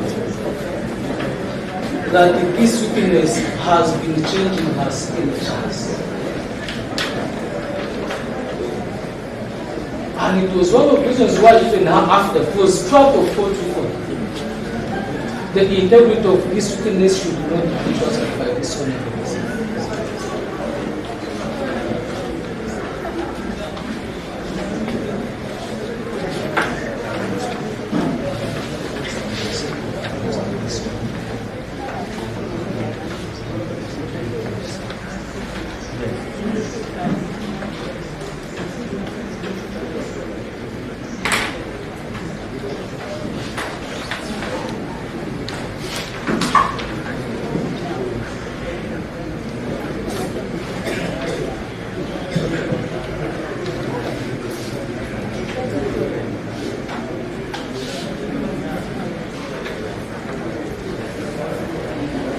Father, Your Worship, regarding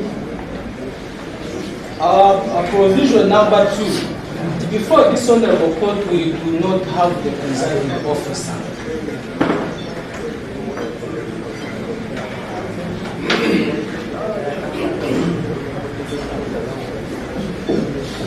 The returning officer who came to this honorable court was categorical on what she did.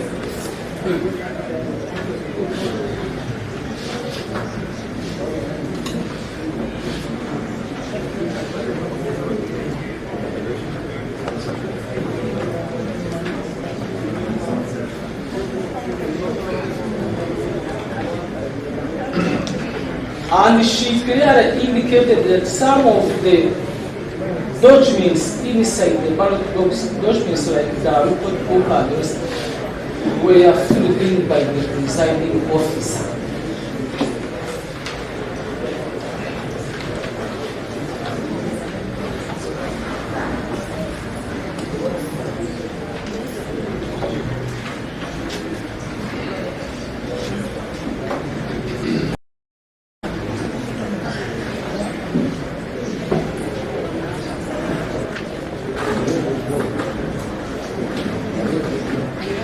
Your Worship, the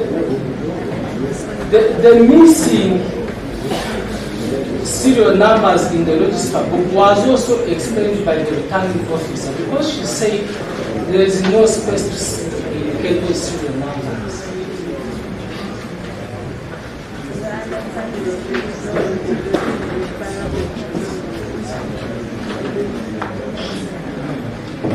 Your Worship, indeed, when you check that document, there is no space. So what means under factor number 2, there is no series to compare with. So we cannot talk of alteration, Your Worship. If you are to go strictly with what is stated in this Your Worship.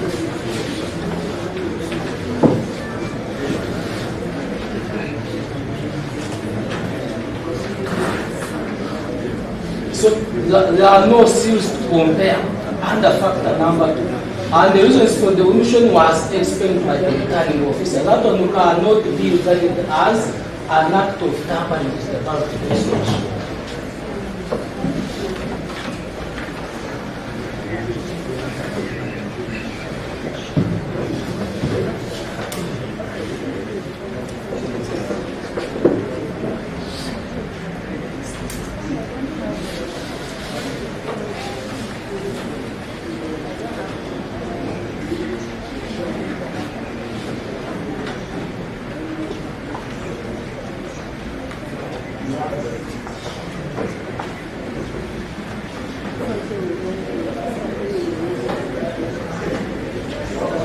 Your Worship, under factor number 4, the respondent has only been able to identify missing serial numbers in the ballot books, but they have not, for instance, identified that these ballot papers, for instance, for example, is a ballot box which has serial number 600, yet in the ballot books that serial number does not exist. Now this is a case of only missing serial numbers.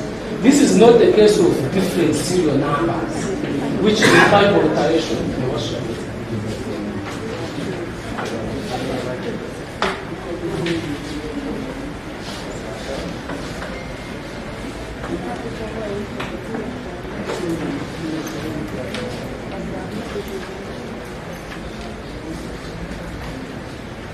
Your Worship,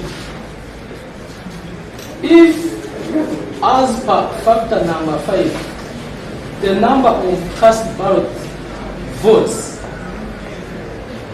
retrieved from this ballot box had exceeded the number of materials put at the polling station on that day, it would be difference of tampering. But what makes this omission not an alteration or an act of tampering?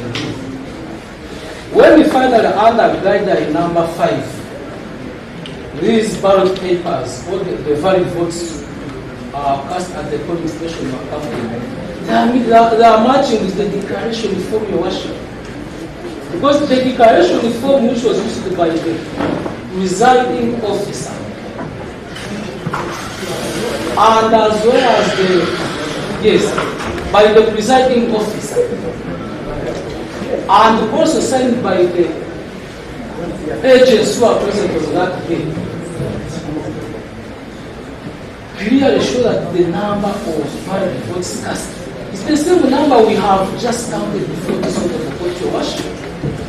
So if it takes you back at guideline number 4, the issue of these missing numbers cannot be evidence of tampering. Otherwise, we shall be going into speculation, Your Worship. And the court does not engage in speculation when you have documents which are matching, Your Worship.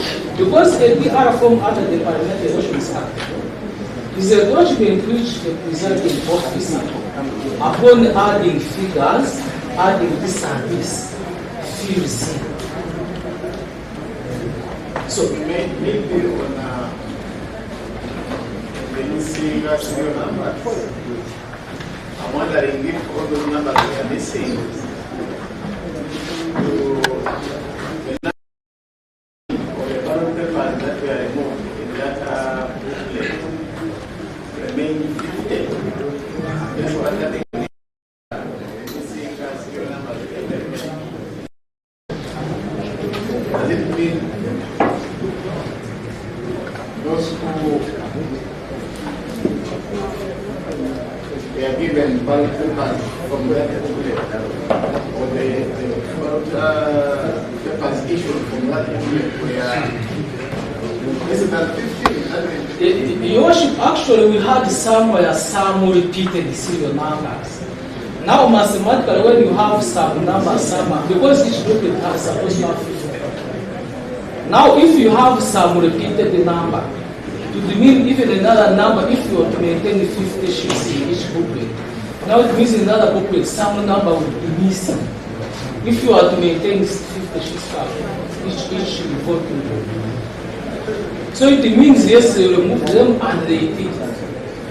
So for instance, if I have 50 sheets and I repeat 1, 2, then I write 2 twice. Now it means somewhere I will have to have the number missing. If the number of sheets physically are equal, as is confirmed under factor number 5, Your Worship. So let me ask, we counted the other papers that were constant, there were 50. No, there were 430, Your Worship. Sorry, 440. Yes. Now, I'm wondering if we study the number of those or the number of the ballot papers removed from those stems, call it a stem. When you sum up the ballot papers removed from the stems that we have, does it total? Does it give us specific? That one I have not done inside that sense. I cannot. Yes. Because if it was matching, it would very well support your argument to say, but look here, if there were more than 50, they compensated for where they were. Yes. That is basically a submission. That's my submission, Your Worship. Yes. Okay. But me, I was relating these guidelines how they are moving. Yes. So, in my view, under guideline number, where they are citing those missing serial numbers, when you check the charge, when you check under guideline number 4, it is requiring you to get a ballot paper. And then you come to this book. Then you say they should match. Now if you get like serial number 600, it does not fall within 100, 450. But all the numbers you have here fall within 100, 450. So they are matching. So here is on a list of missing serial numbers, which is explained by inclusion of some other serial numbers. Yes. Because you see, it will be starting with that the total is 440, but we have missing serial numbers. How is that possible? Because some are repeated, your worship. As they clearly pointed out, some are repeated. Like 34, 84. Now, when you repeat them, yet you maintain the physical number of letters. It means then some numbers have been missing. So that is more of a printing error. It is not a question of tampering. Unless you have great evidence, because now we want to engage in speculation, which is not allowed to speculate. And we see worship. Are you speculating when you say Yes. No. Okay, go on.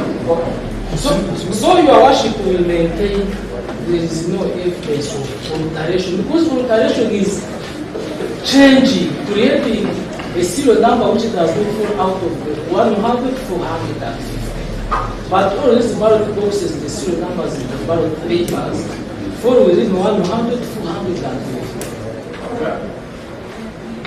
So, finally, your worship,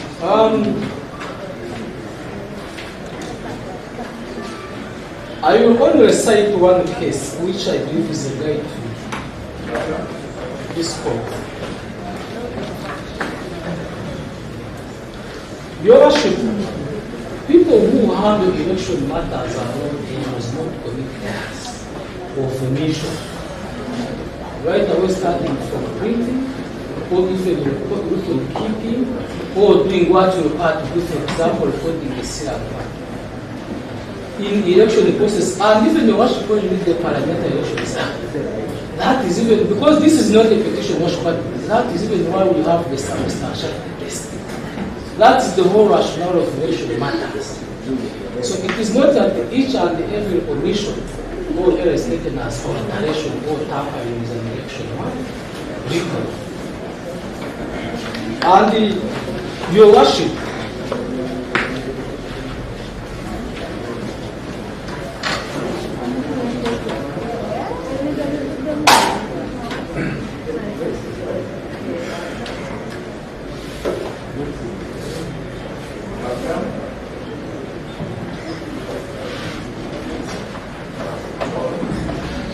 your worship, for that proposition, we remind this one about the position of the Supreme Court in presidential petition number 1. Presidential petition number 1 of 2001. That is Dr. Kizza Lesco versus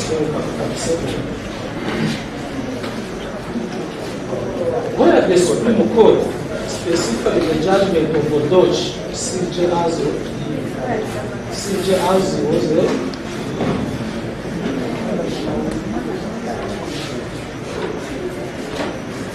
Caution that not each and every triviality in an election process.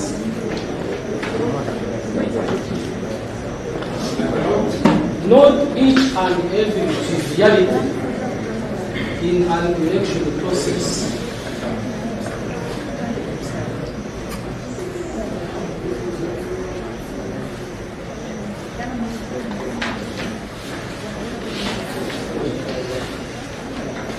should upset an election.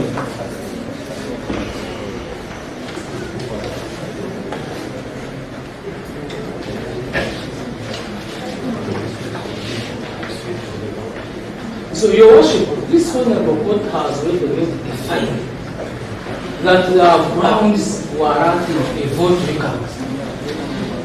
In my view, there are no serious circumstantial alterations which have been cited to warrant abandoning this vote recount process, which the applicant has already put before this honorable court.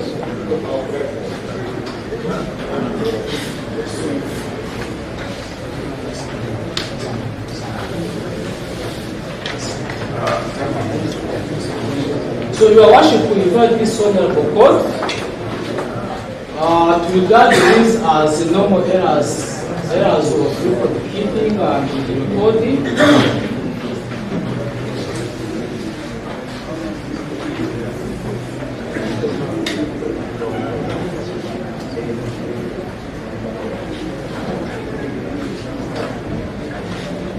in the election process which cannot stop a vote recount proceed.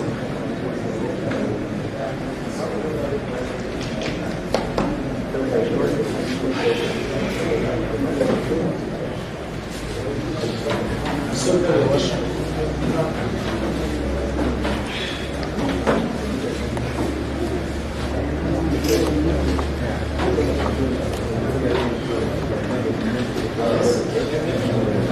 Your Worship,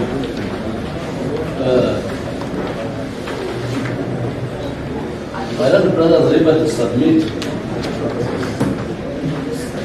that the form does not provide where to write to report seals. Your Worship, before you we had a returning officer. Not another returning officer, Your Worship. The one who has gone through the ranks, the local government regional returning officer.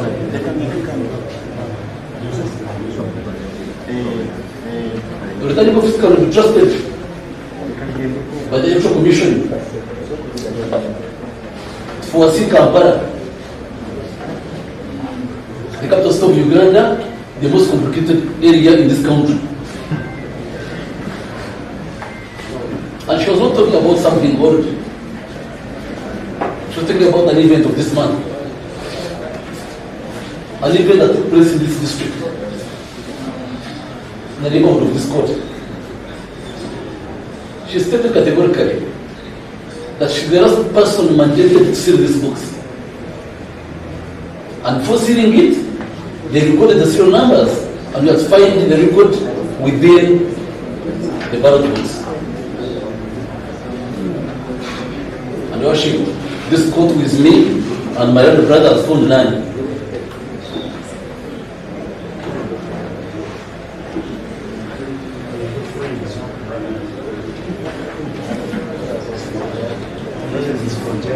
Choose where you fit.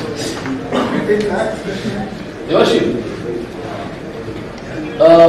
basing on her statement that they filled the seals and was filled the books, and she the last person who sealed the books, and that the record was in the books of the seals.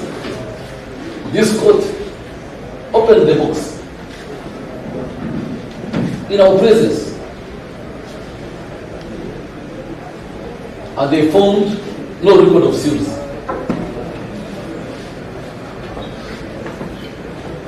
Worship, this leads to notions.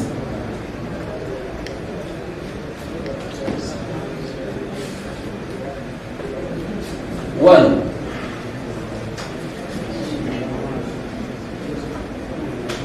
that in the process of tampering, some of the documents were removed.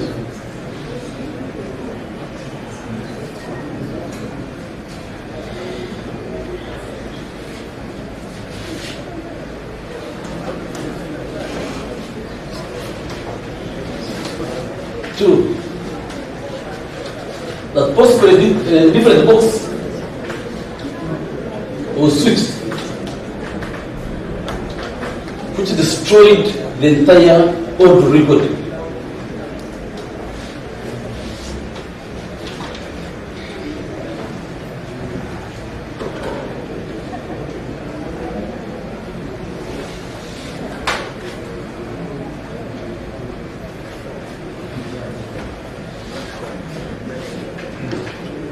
Worship, also important to note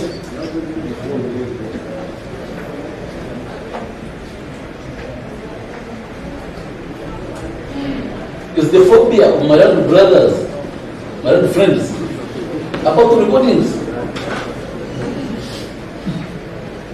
They are very categorical in assaulting the character of a natural life over what you regard as legend.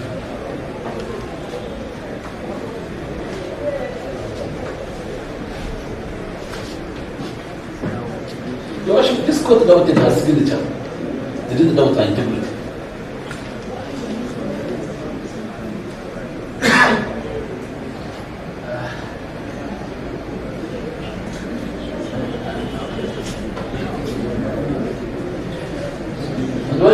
was a little trial where she was never given a chance to explain herself.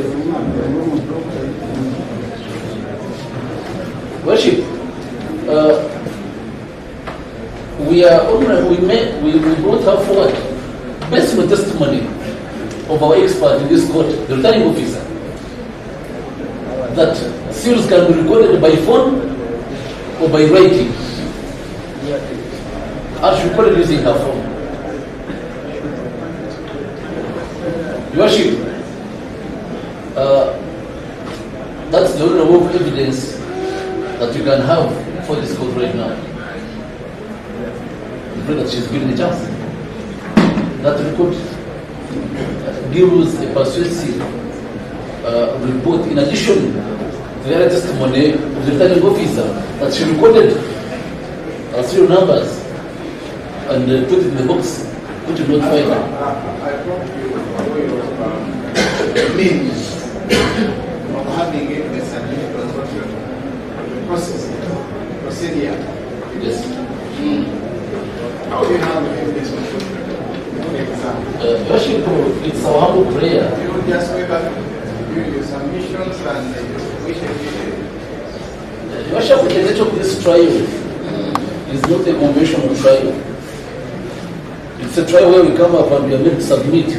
Not allowed to read evidence. My question is, because I'm very sure we are making the rules of evidence at the end of the day.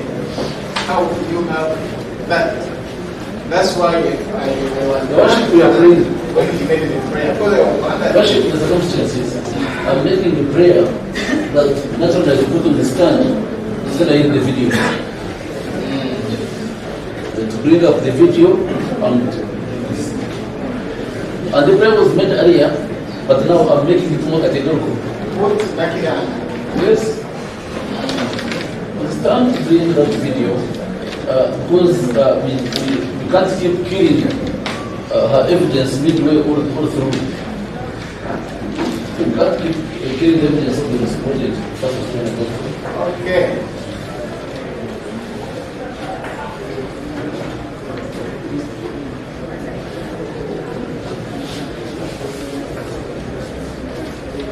Worship for it.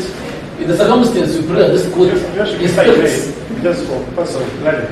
You will do that off record. I'll give it just off record. Relating to whether we should reject that prayer at what now or after. Worship in the alternative. We invite this court to call and inspect the record, contain the recording in that form. For court to make up an opinion, and it's important for this court to be guided. We've been missing out things through the mob justice kind of trial, but we believe that this time we don't lose out important things.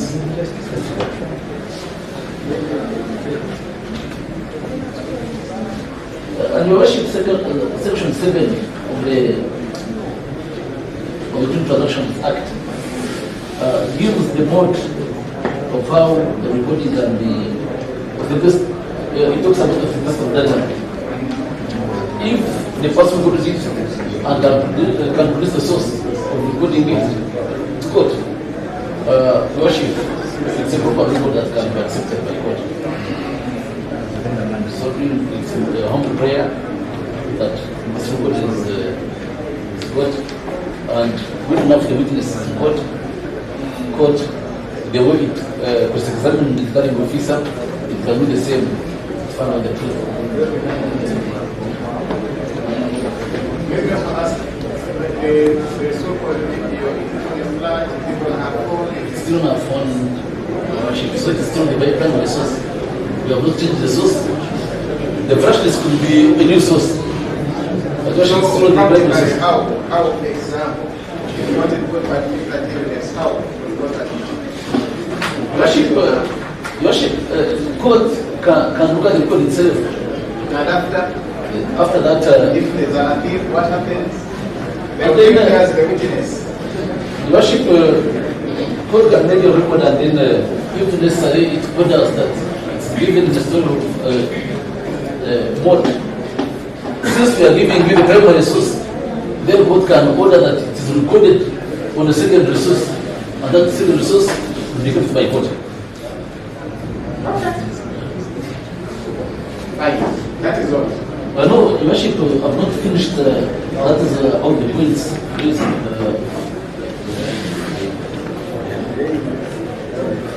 And my learned brother, my learned friend submitted that jumping in the serial numbers of the box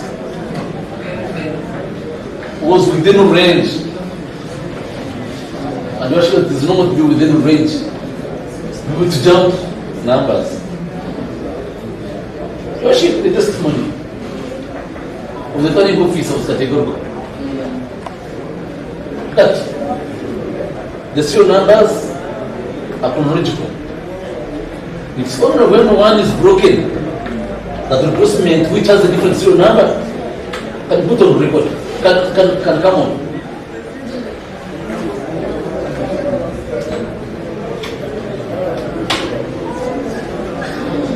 And Your Worship, under cross-examination by court, she stated that no seal was broken. Therefore, there is no explanation for the third divergent seal that does not follow the order of others.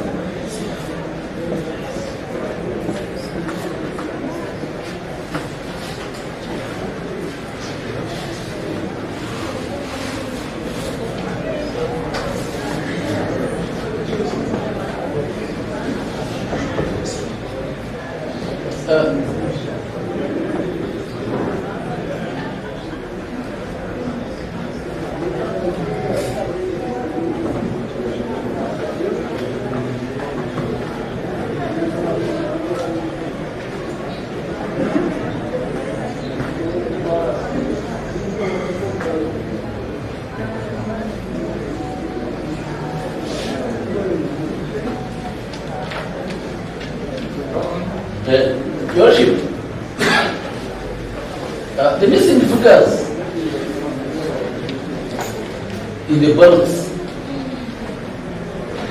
are pointers.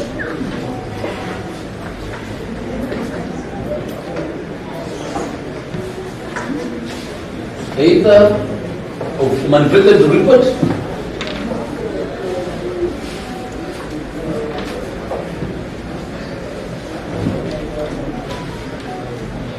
or creation of the record.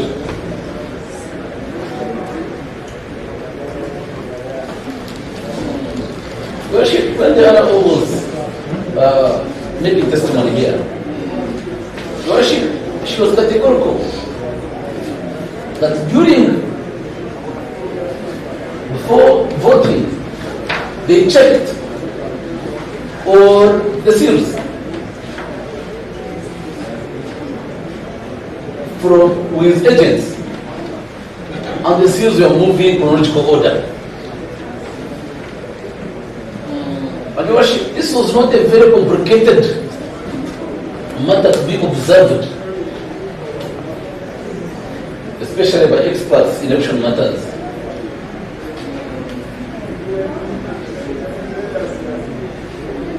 They checked the ballots, and voting went on. It was concluded, and the return of voting was made, but error of repeated numbers or missing numbers or lack of chronological order, it was not detected at all.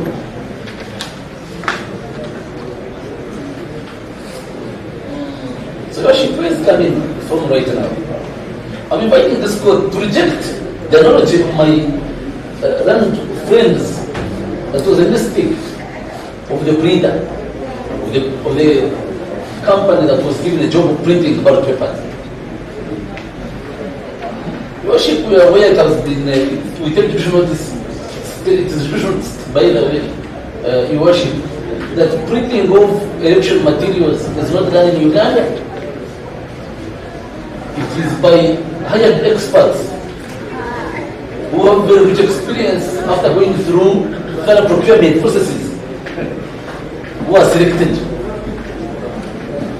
Worship, this cannot be innocent errors which cannot be detected by electoral commission. Worship. So these are not simple errors. Worship, what appears to be simple errors to my right brothers would be errors of forgery that went bad.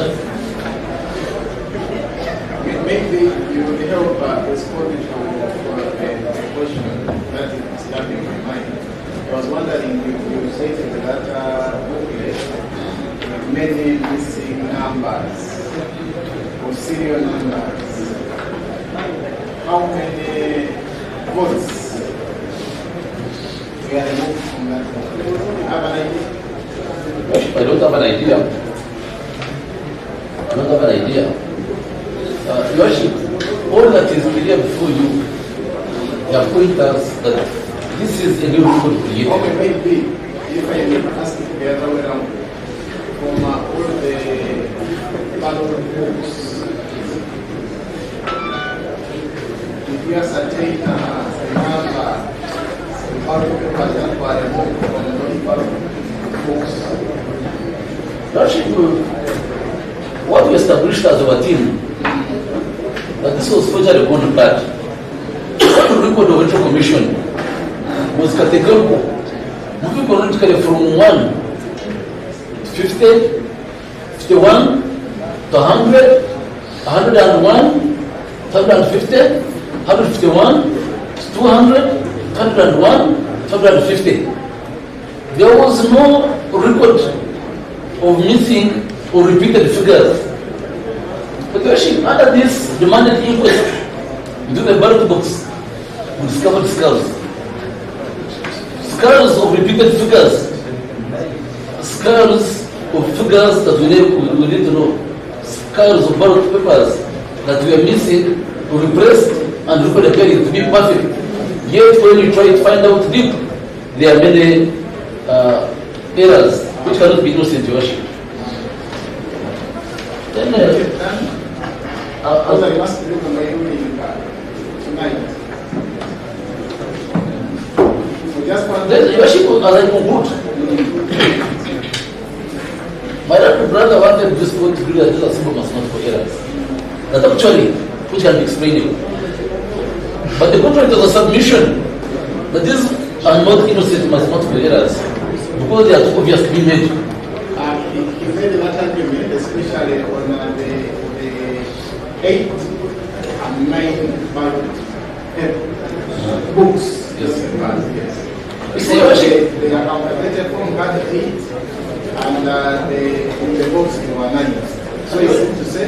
Your Worship, my submission is that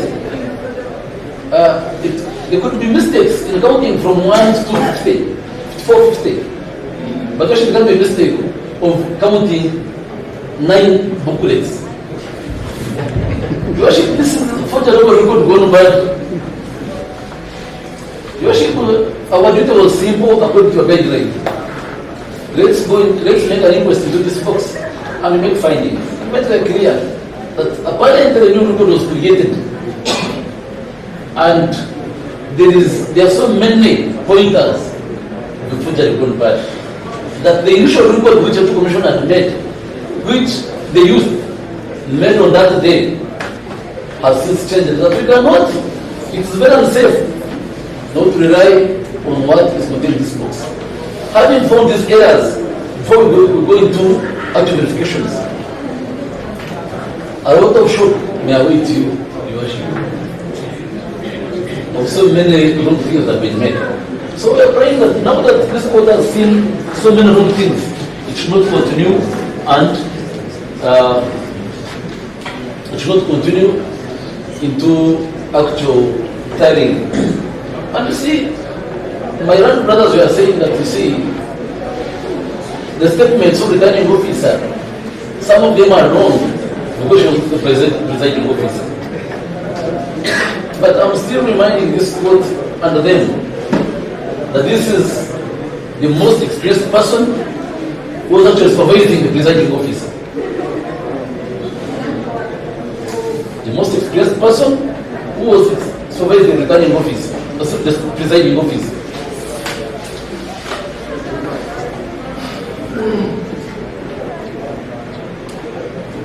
And when it comes to evidential, when it comes to matters of evidence, she is more superior in giving an analogy and an account of what happened on that day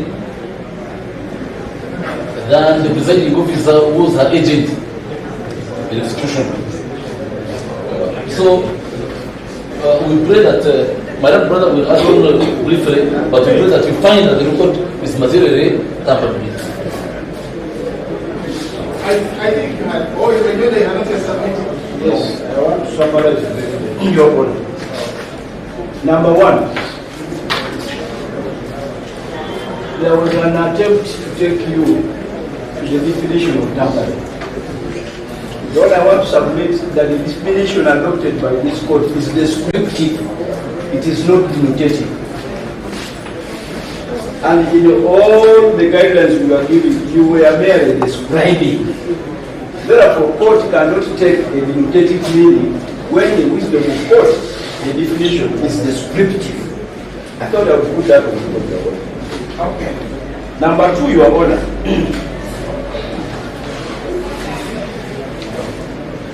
When we agreed to a verification, it was for a purpose. And once the verification revealed irregularities, revealed inconsistencies, revealed mismatches, that in itself was enough to satisfy the requirements you had put in place. That in itself was enough. In the numbers, for example, Your Honor, how does the Electoral Commission record ballot books as 8 and in the box there is 9? How do you explain that? Even if you go mathematically. So one of the two is not right. Either this document that has 8 is a false document, or one of these ballot papers in the ballot box is false. Those that can only be the only conclusion. Otherwise, Your Honor, as we indicated, the document has 8. Your Honor, we've been able to demonstrate that there are missing ballot papers. There are missing ballot papers. Whereas number 8, Your Honor, appears in the book, it is not anywhere among the ballot papers. It appear in the book? Yes, it did, but it is not in the ballot in the ballot papers. We did indicate, Your Honor, that number 73 appears in the book. It is not saying number 8 appeared in the book. The book. But not appear in the book. Yeah, exactly. And you know, Your Honor, that only goes to show that people who wanted to create a balance in these ballot boxes were actually removing those ballot boxes away from those ballot papers away from the ballot boxes. Because they cannot be accounted for. Where is number 8? Where is number 73? They cannot be accounted for. So the missing serial numbers Sorry? We gave an example that serial number 8 appears in the book. There is no ballot paper for it. 73 appears in the book. There is no ballot paper for it. That cannot be, Your Honor, that cannot be a simple irregularity. It cannot be an error. It cannot be a simple omission. 8, 73 appears. Your Honor, we did indicate that 306, serial number 306, appears once in the book, but there are 2 ballot papers. 2 ballot papers with that serial number. Number 306 appears once in the book, but there are 2 ballot papers for it.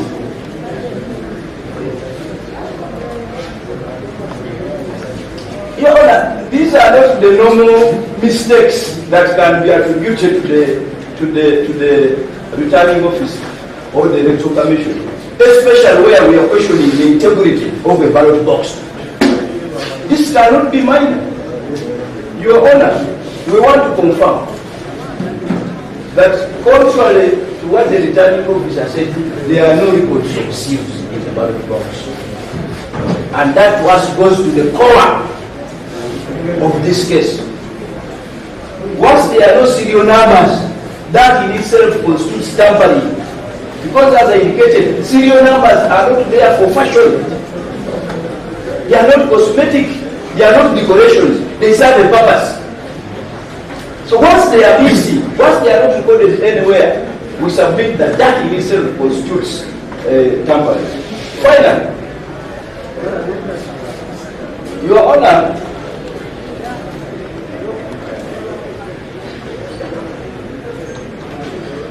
we take note of the fact that our colleagues have conceded to the fact that there were errors. We take note of that. Your Honor, I also invite court to take note of the fact that the second respondent in his statement did not dispute the mismatches that we did identify, and yet was the one responsible for organizing, conducting, and supervising this election. He didn't dispute, he didn't rebut, he didn't explain these mismatches. That can be taken. He only invited the court to carry out its own verification. Suo motu. So we want court to take note of that.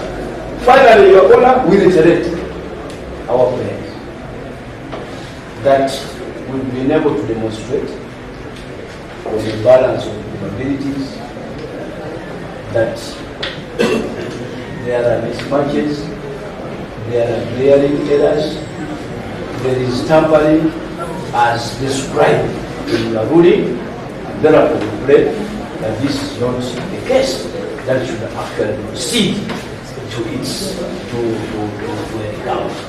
So pray.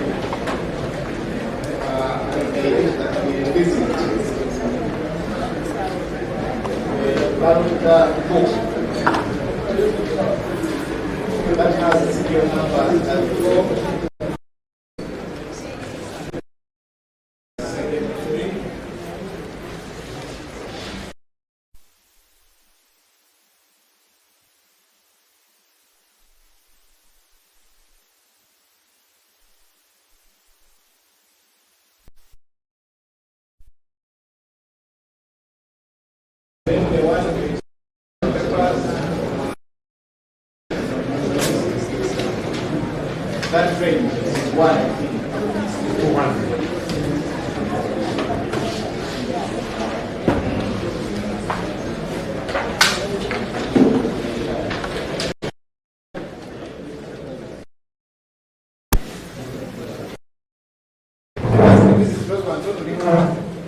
I want to verify the information you just gave. I'm not very sure about it. You're going to get close, I'm not going to come down. You stand up, you come around, just verify all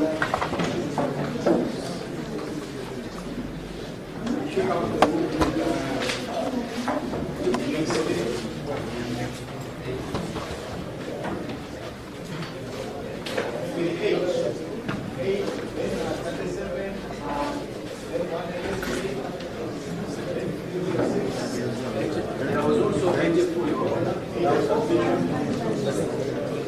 8. 8 and 84.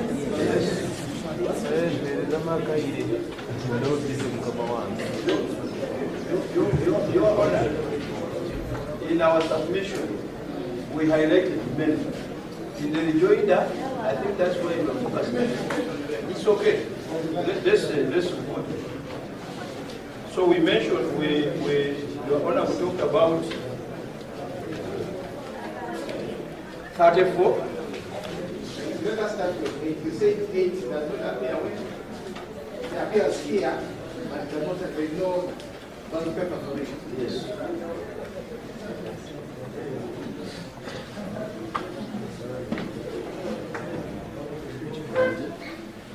I've seen 8 but last time. So you said 8 appears here, but there is no ballot paper for number 8.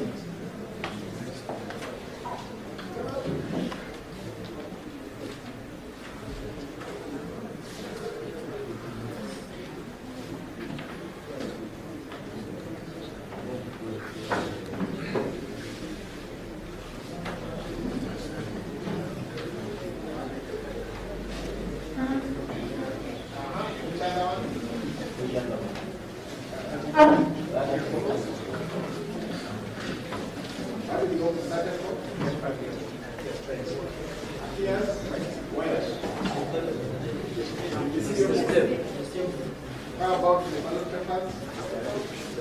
Use of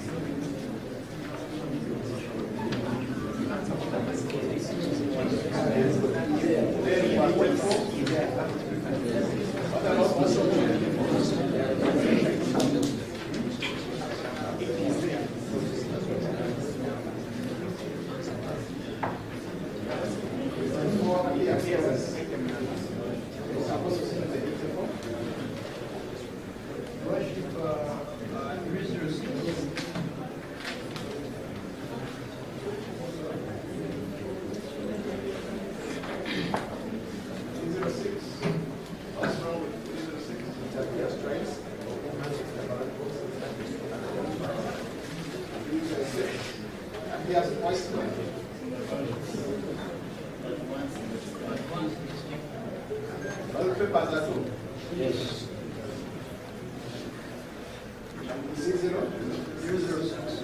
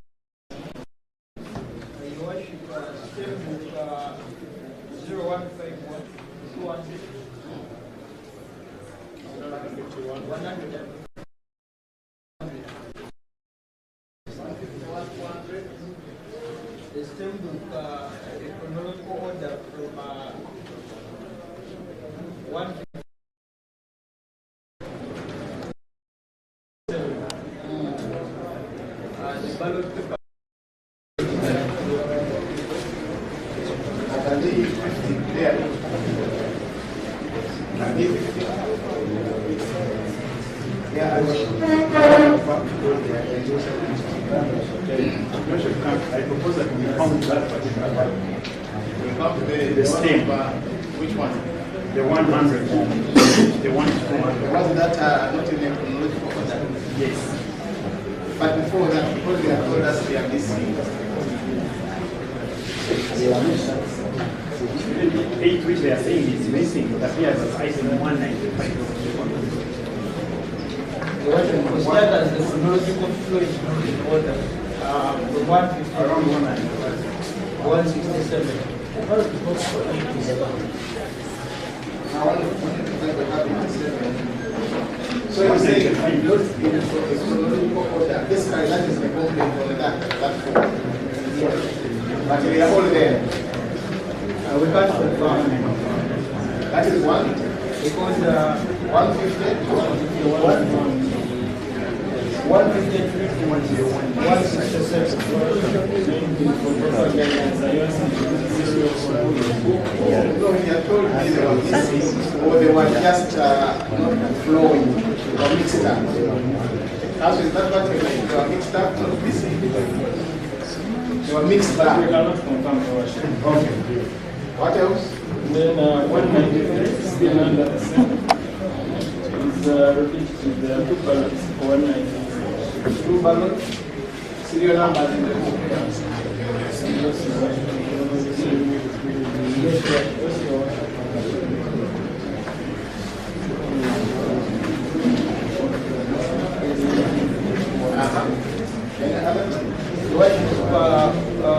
You should also look at the chronological flow of the ballot papers from 165 to 169.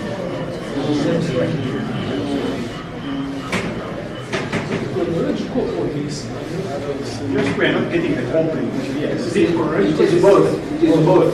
The meaning is 165 is the missing or chronological. From 165 we go to 193. It is both. The chronological order doesn't flow, but also those ballot papers are missing. In 150, 100. Yes, the ones we have communicated. Ballot papers in the stem. So figures are never come before figures are. Yes, that's what we have also reported. Okay, you read all of them. Any other? You guys?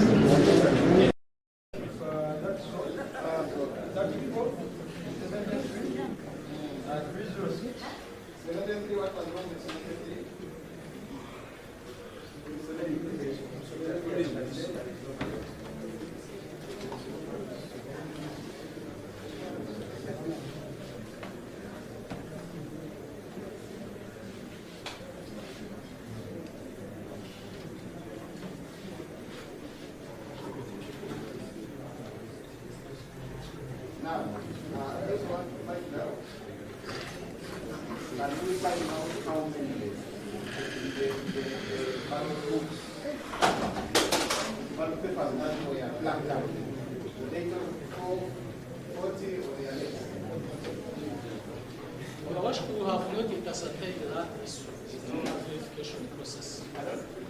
In our process, we do not verify that issue. Can we verify? Can we give to court? How can we verify? Yes, this one. We want to know. Let us start with, we can sample all of them. And we test ourselves with the ones we have raised. Yeah, there is 151 to 200. Right, let us find out. Yeah, what's your name?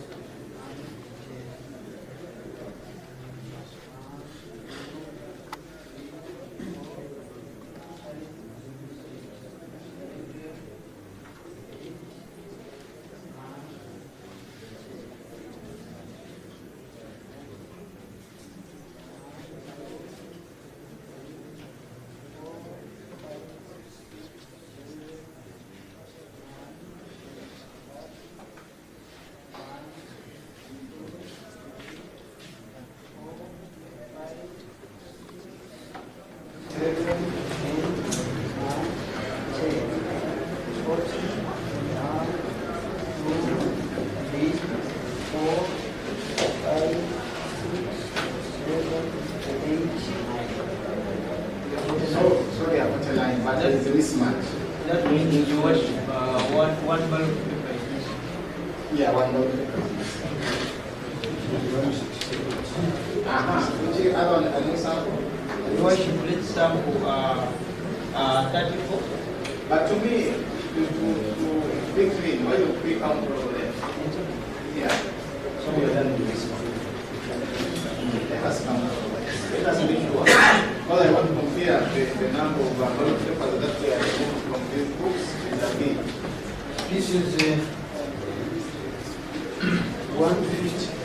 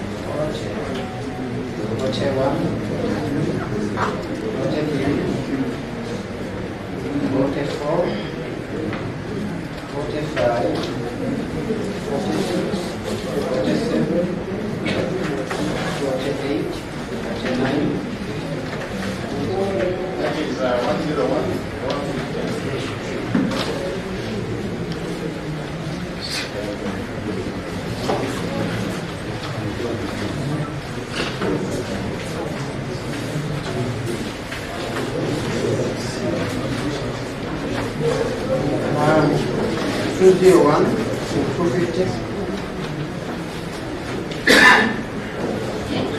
201.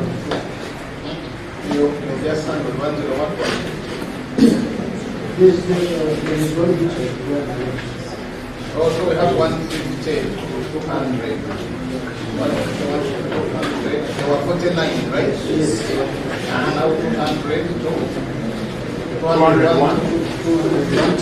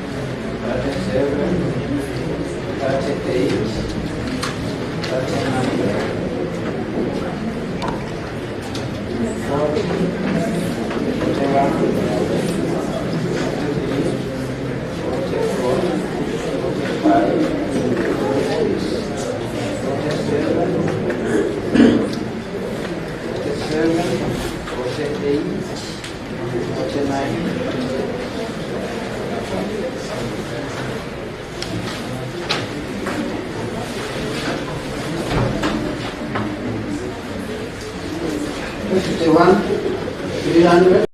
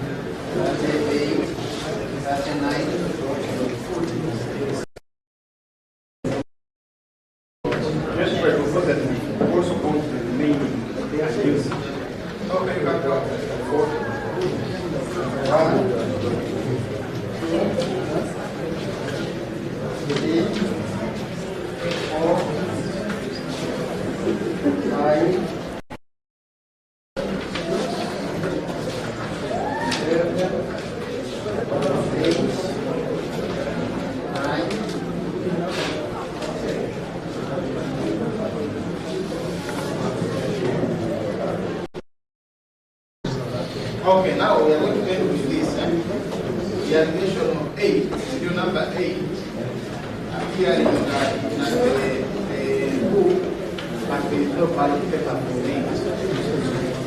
I'm checking my record, which is still have 8. Your record is 8, yes. Let me also check my record. Do you get it? 8 appearing in the book, but there is no ballot paper. Yet the ballot papers are 340. So the question is, how is that possible? You will count 8 as 8 exists. Because that was the allegation that 8 appears in the book, and that there is no ballot paper for it.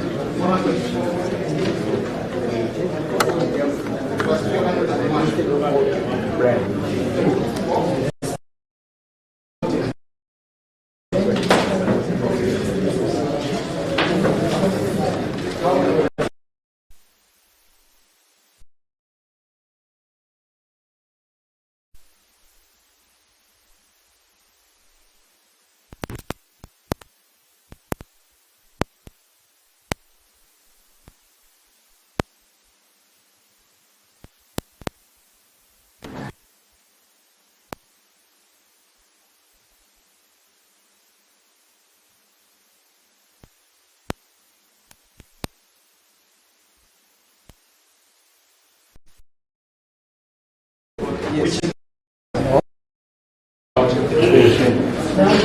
the numbers of ballot papers, the number of the stems. The stems. You can sum up. We have 4.1. Then if I propose we recount these 3 stems.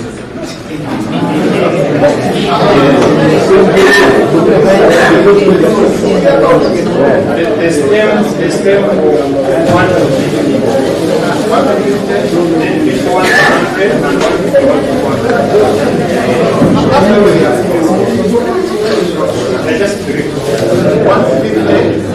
1 to 50. then 51 to 100, and then 151 to 200. 151 to 200. Let us first count the thing with the first time, so that we agree on the total. 1 to 50, 51 to 100, 151 to 100.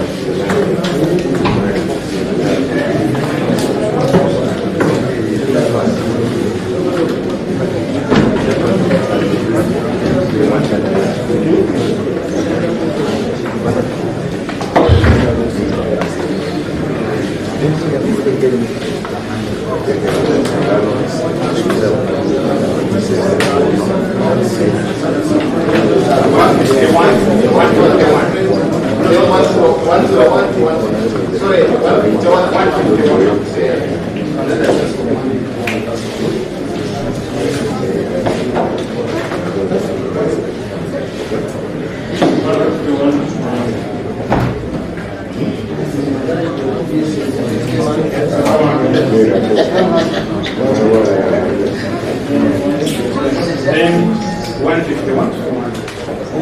I start with 150. Yeah, 150.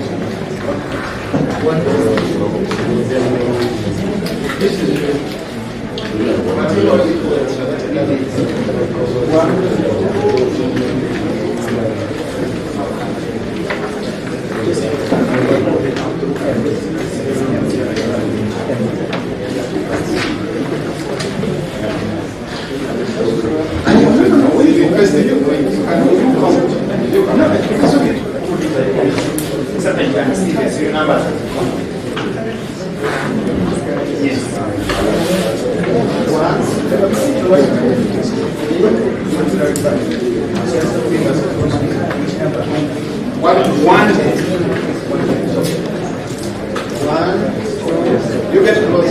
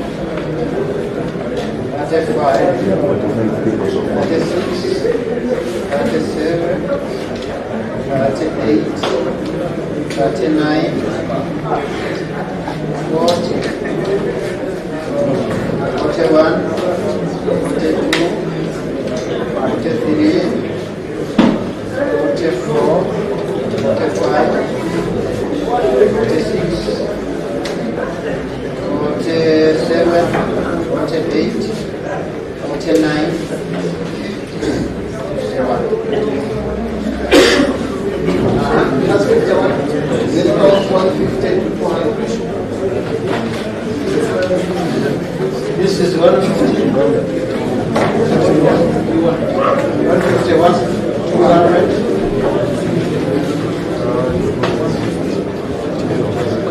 One, two, three, 4, 5, 6, 7, 8, 9, 10, 11, 12,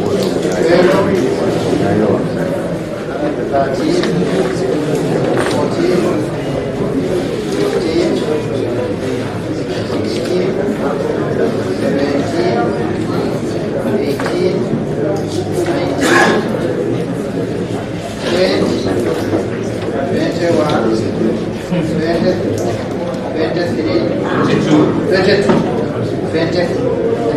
23, 24, 25, 26, 27, 28, 29, 30, 31, 32, 33, 34, 35, 36, 37, 38, 39, 40, 41, 42, 43, 44, 45, 46, 47, 48, 49.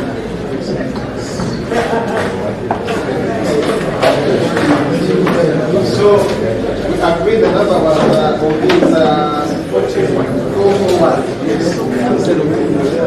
okay. Now the argument of 8 appearing in the serial book but no ballot paper.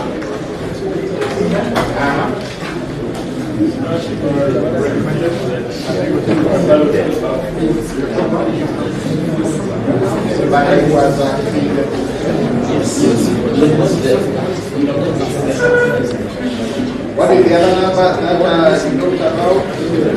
306. Really about 306. Cancel in your register. You see number 8. Ballot paper number 8. Yes, we do. Brent, all men does not just have number 8. We have it. We have it.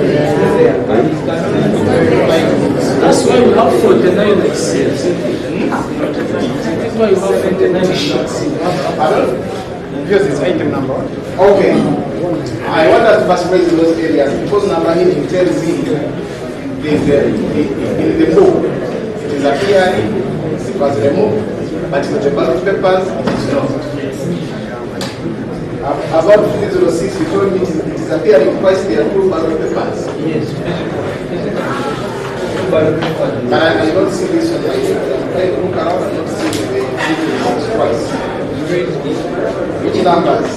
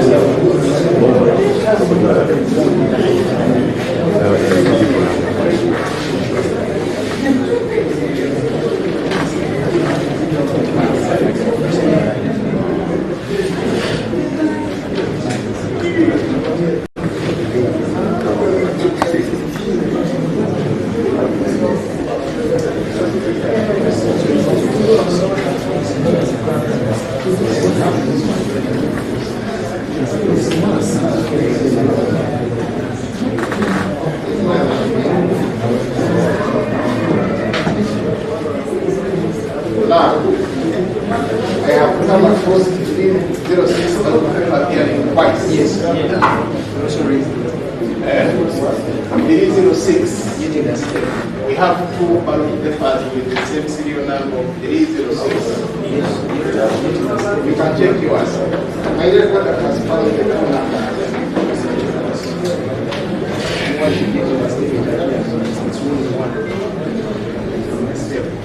The step is on the one. So you also cross-check that. Which other number? Which other number? 73. Says it appears in the step by number of paper. You are looking on for 73. I'm passing this step.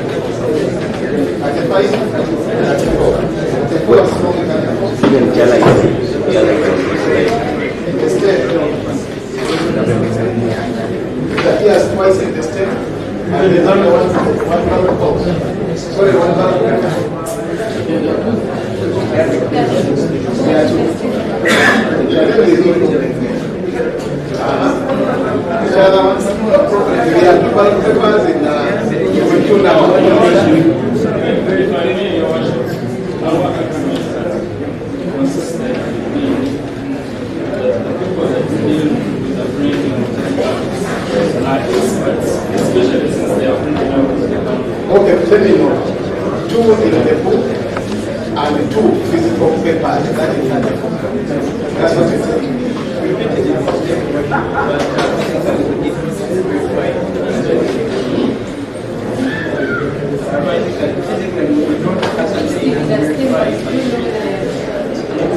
You're not sure?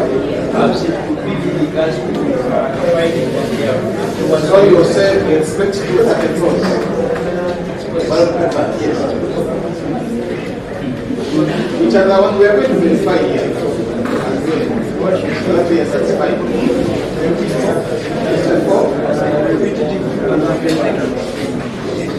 Two ballot papers and the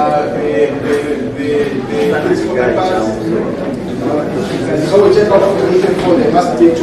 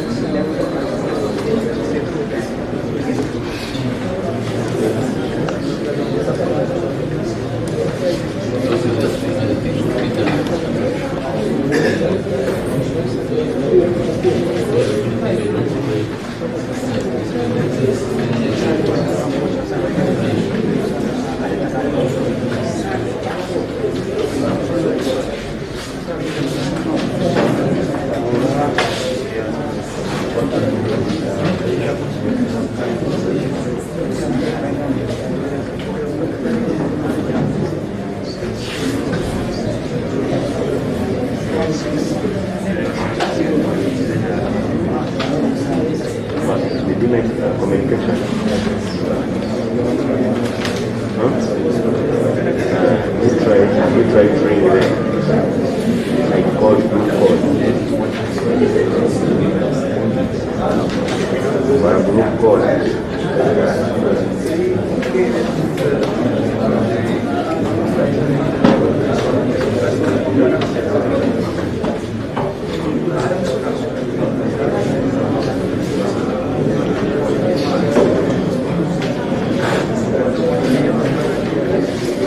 So that is how we see all the ballot papers and stamps. Understood? Any other way? 84, what's wrong with 84? Appearing twice. Where? In the stamp. How about ballot papers? We check out for ballot papers. It doesn't work for ballot papers.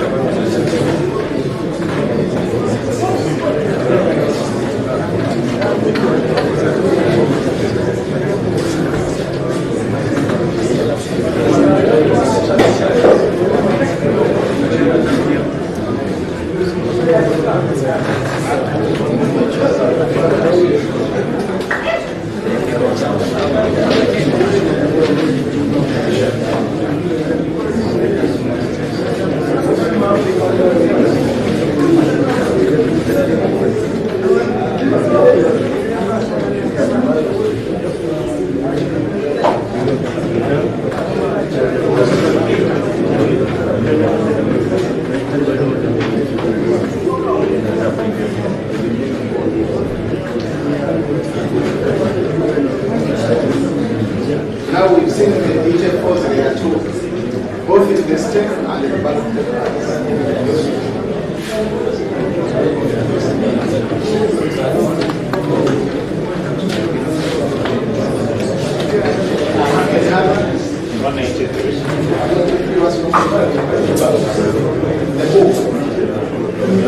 two ballot papers.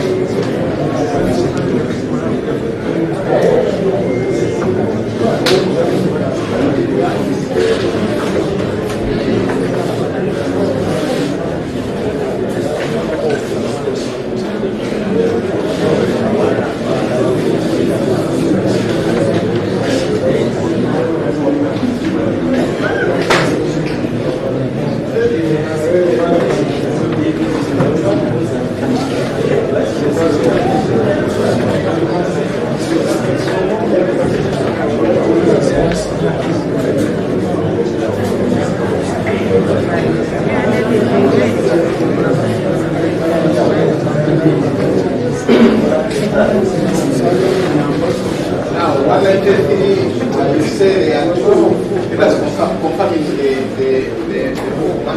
you said they are in the stem. 183. You told us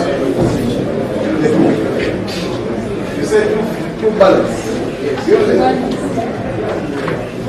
But we got the same one balance.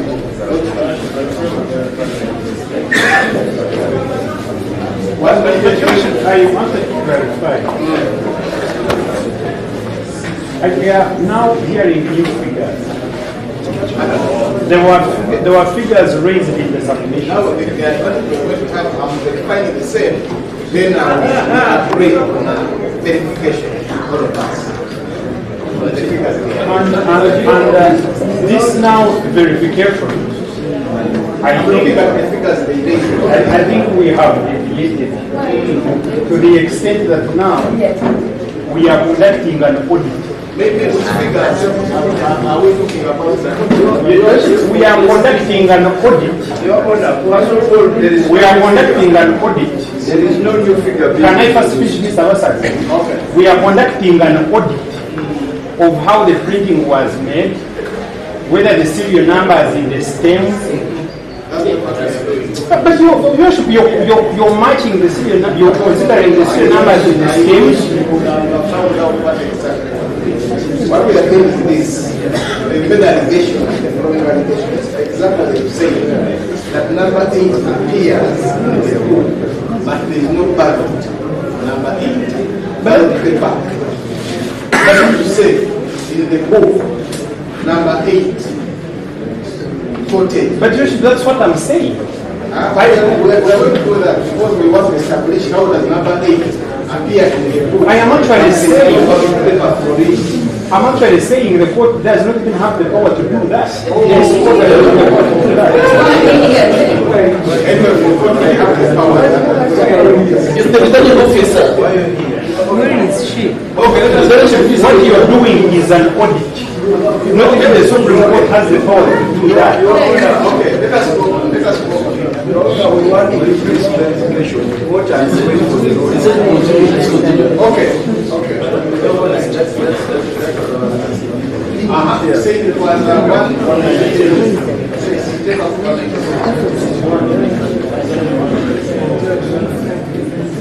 so 183 is only one. We want one of those. That's all?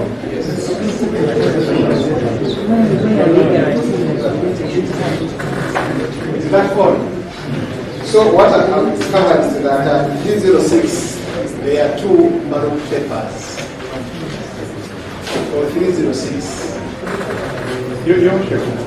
We are presupposing that those ballots were there.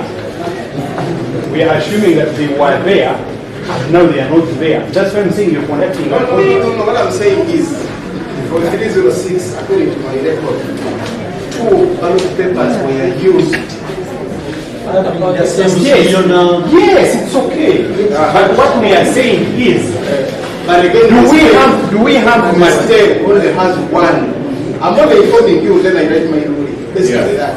I'm just informing you, then I write my I hope we shall be able to submit. On what? On those numbers. In the submissions, for example, in your report, you don't have the numbers that are being read now. Your worship, the numbers you have were 34, 84, 306, and now 306. I'm telling you 306 there are 8. Yes, 8 and 73. Then there was the booklet of 151 to 200, which they said some numbers were appearing in between and others were missing. That's what we are doing. And the numbers we are talking about. The example, look at 306 and told you they are two ballot papers. Okay. Now I'm going to verify because I have written my book. In my report I have noted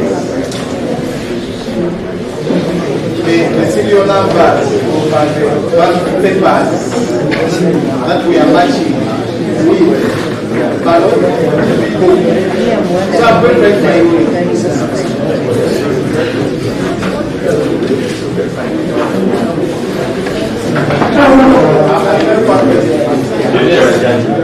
before you prepare for it, I just think you need to just make additional count as submission. Your viewership, the submission I am making, and I am premising it on the decision of among others. The presidential is on record. It is on record. It's a supplemental submission, so you can but your honor, as a rule, submissions, you have rented me. Last time, when we tried to take out the closure of submissions, you ruled us out of order. They raised it and you ruled us out of order. You cannot appropriate and reprobate. Your honor, this court has already made the ruling that this court has already made. Let me finish. Okay, because your honor, first of all, you see, what is good for the goose is good for the gander. This very scenario, we faced it here. And you recall your honor very well. They are the ones who raised the problem. Your worship, that was in respect of. If it is mine is an additional, and I have sold to leave. Arising from my additional submission, they can respond. Your honor, can you submit Mr. Vasari? We will not respond. Mr. Vasari, please behave. I am no. The problem with our brother. No, you cannot do it. You cannot do it. Shouting is really. He is off record. I'm saying that. Yeah, but you see, your honor, you cannot claim to be a custodian of authority. You know, in this court, is one who speaks most. You speak loudest. But you don't interpret shouting for knowledge. I think we need to respect each other. You have spoken. Your lack of knowledge cannot be my problem. Your honor, let child of God. If you have please present the ruling. Present the ruling. It's really as simple as that. Because hopefully when we shall not that language, let us use your okay. Your worship, I am seeking your leave to make just raise a point of law arising from this exercise. The point of law that I'm making concerns jurisdiction. Your worship, the verification, the so-called verification of the serial numbers in the stem and the serial numbers on the ballot papers is not a matter for the court, this honorable court, to investigate. And for two reasons. Number one, what we are carrying out right now is an audit. An audit of how come the numbers in the stem, the serial numbers, are different from those on the ballot paper. The presumption we are making, and which is not backed by any evidence, is to presume that, for example, ballot number 306 was issued as 1 or as 2. If it had been printed as the 2 ballots, but the recording is missing in the stem, that is not for the court to find out. That is an audit. You're auditing the numbers. We do not have the information of how these ballot papers were printed. It is a wrong presumption to assume that that's not how they were printed.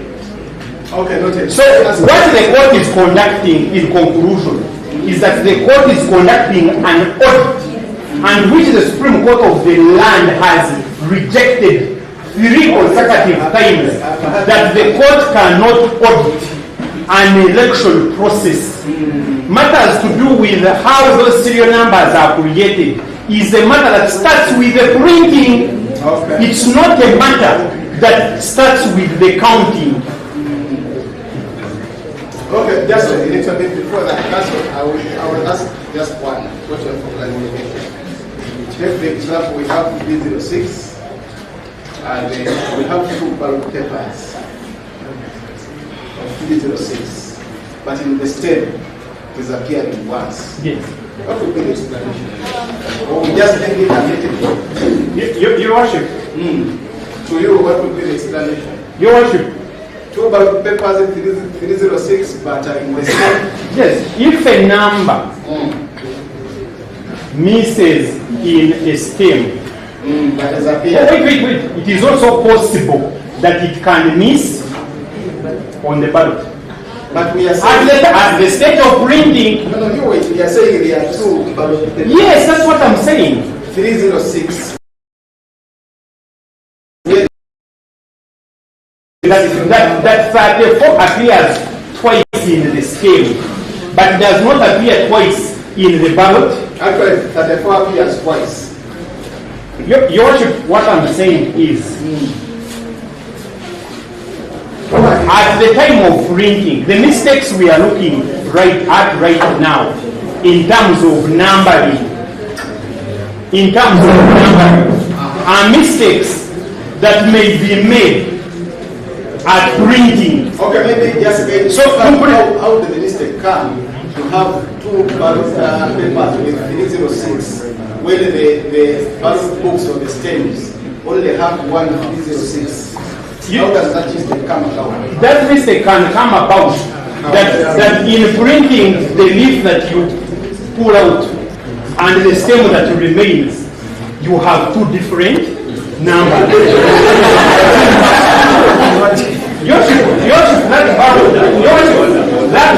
That ballot book is arranged as you see this. If it is put in the system that the upper part has 305 and the down part has 306 and the next page has 306, but the next page also repeats 306. Okay. If you print out, let me first deliver the point home. If you print out, you will have two ballot papers. What I am objecting to is the presumption of the court that at the time of printing, they had not issued two. They would have issued 206. 306 would have been printed. And when they printed, that's why they are here. And I am saying, to that extent, the court cannot audit whether the printing was okay. And you cannot impose these mistakes to after the voting because you have not looked at before. Okay, I'll take it. No, let me go back to my story. Okay. Simple clarification and we go. Okay.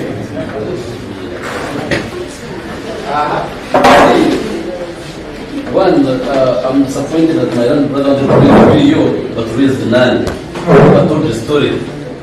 But two, Your Worship, it was not proper for us as council to reserve the jurisdiction of this court as a returning officer this time.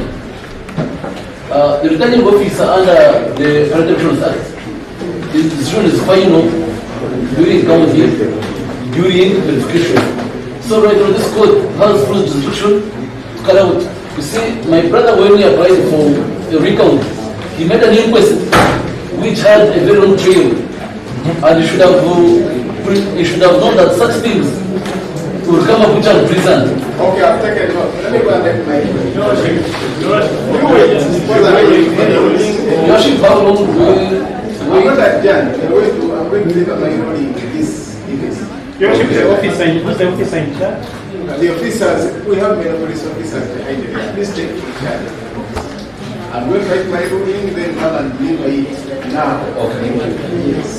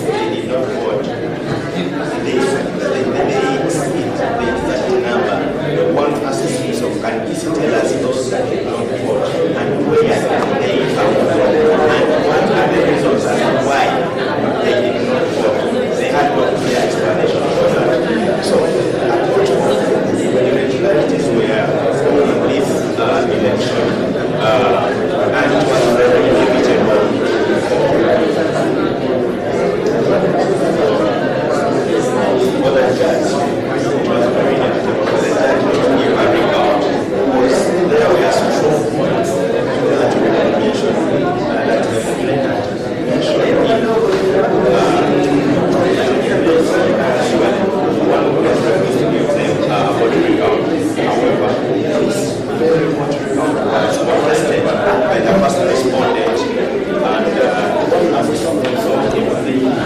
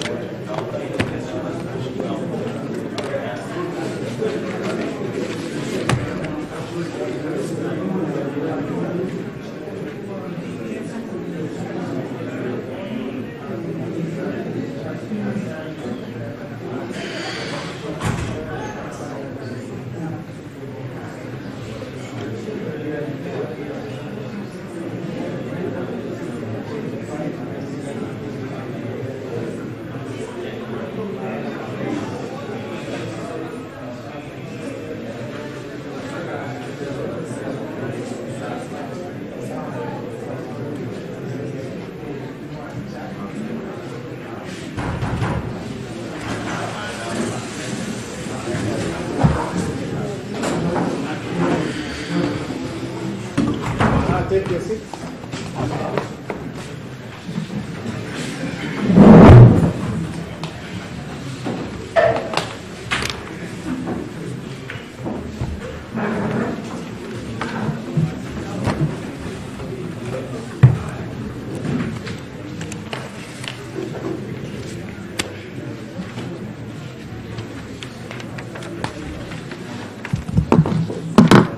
So this is the ruling of court on whether the ballot box was tampered with or not. This court made a ruling granting the application for a recount.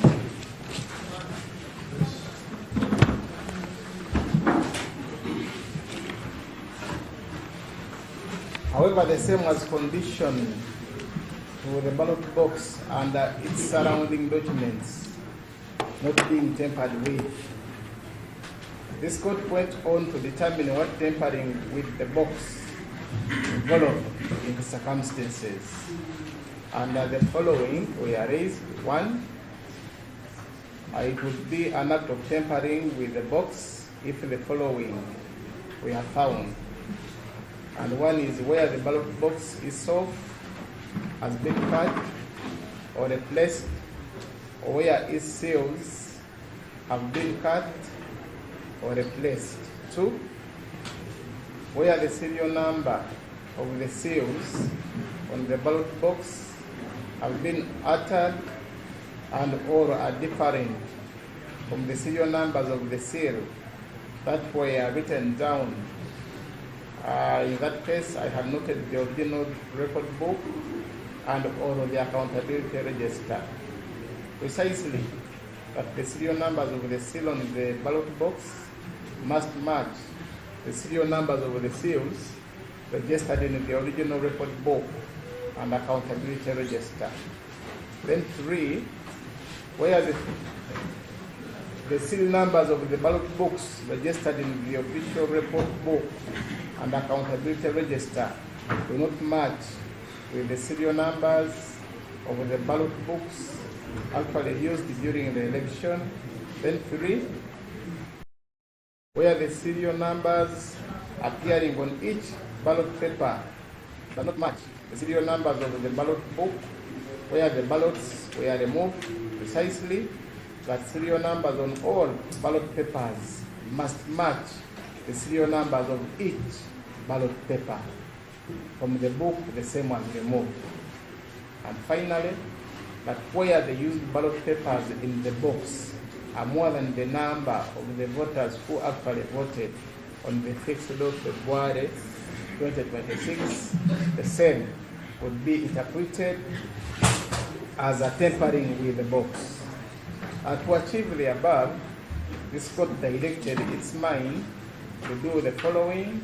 1, that the court would check out the official report book, the return, and the accountability register in the possession of the third respondent to ensure that the details thereon match. Then 2, that the court would also check out the ballot box and its seal to ensure that the same were not broken and or replaced, and that the same corresponds with the serial numbers appearing on the original record book and the accountability register. Then 3, the court directed itself to compare and contrast the serial numbers of the ballot books appearing on the official record book vis-a-vis the serial numbers appearing on the used ballot book.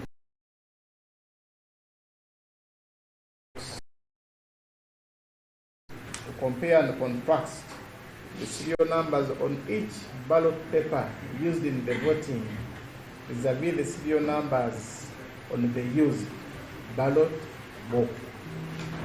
This court has well made directions to summon the returning officer to come along with the ballot box in issue and also to ascertain the details in the box. And to do that, this court put the returning officer on oath, upon which was cross-examined by all the lawyers of the parties, save for counsel for the second and third respondent. In cross-exam by counsel for the first respondent, the returning officer admitted on the record of court that the serial numbers of the seal of the box that was delivered or handed over to this court were recorded and that the same were inside the box. Upon the returning officer giving her testimony on the details to do with the box, this court went ahead to open the same box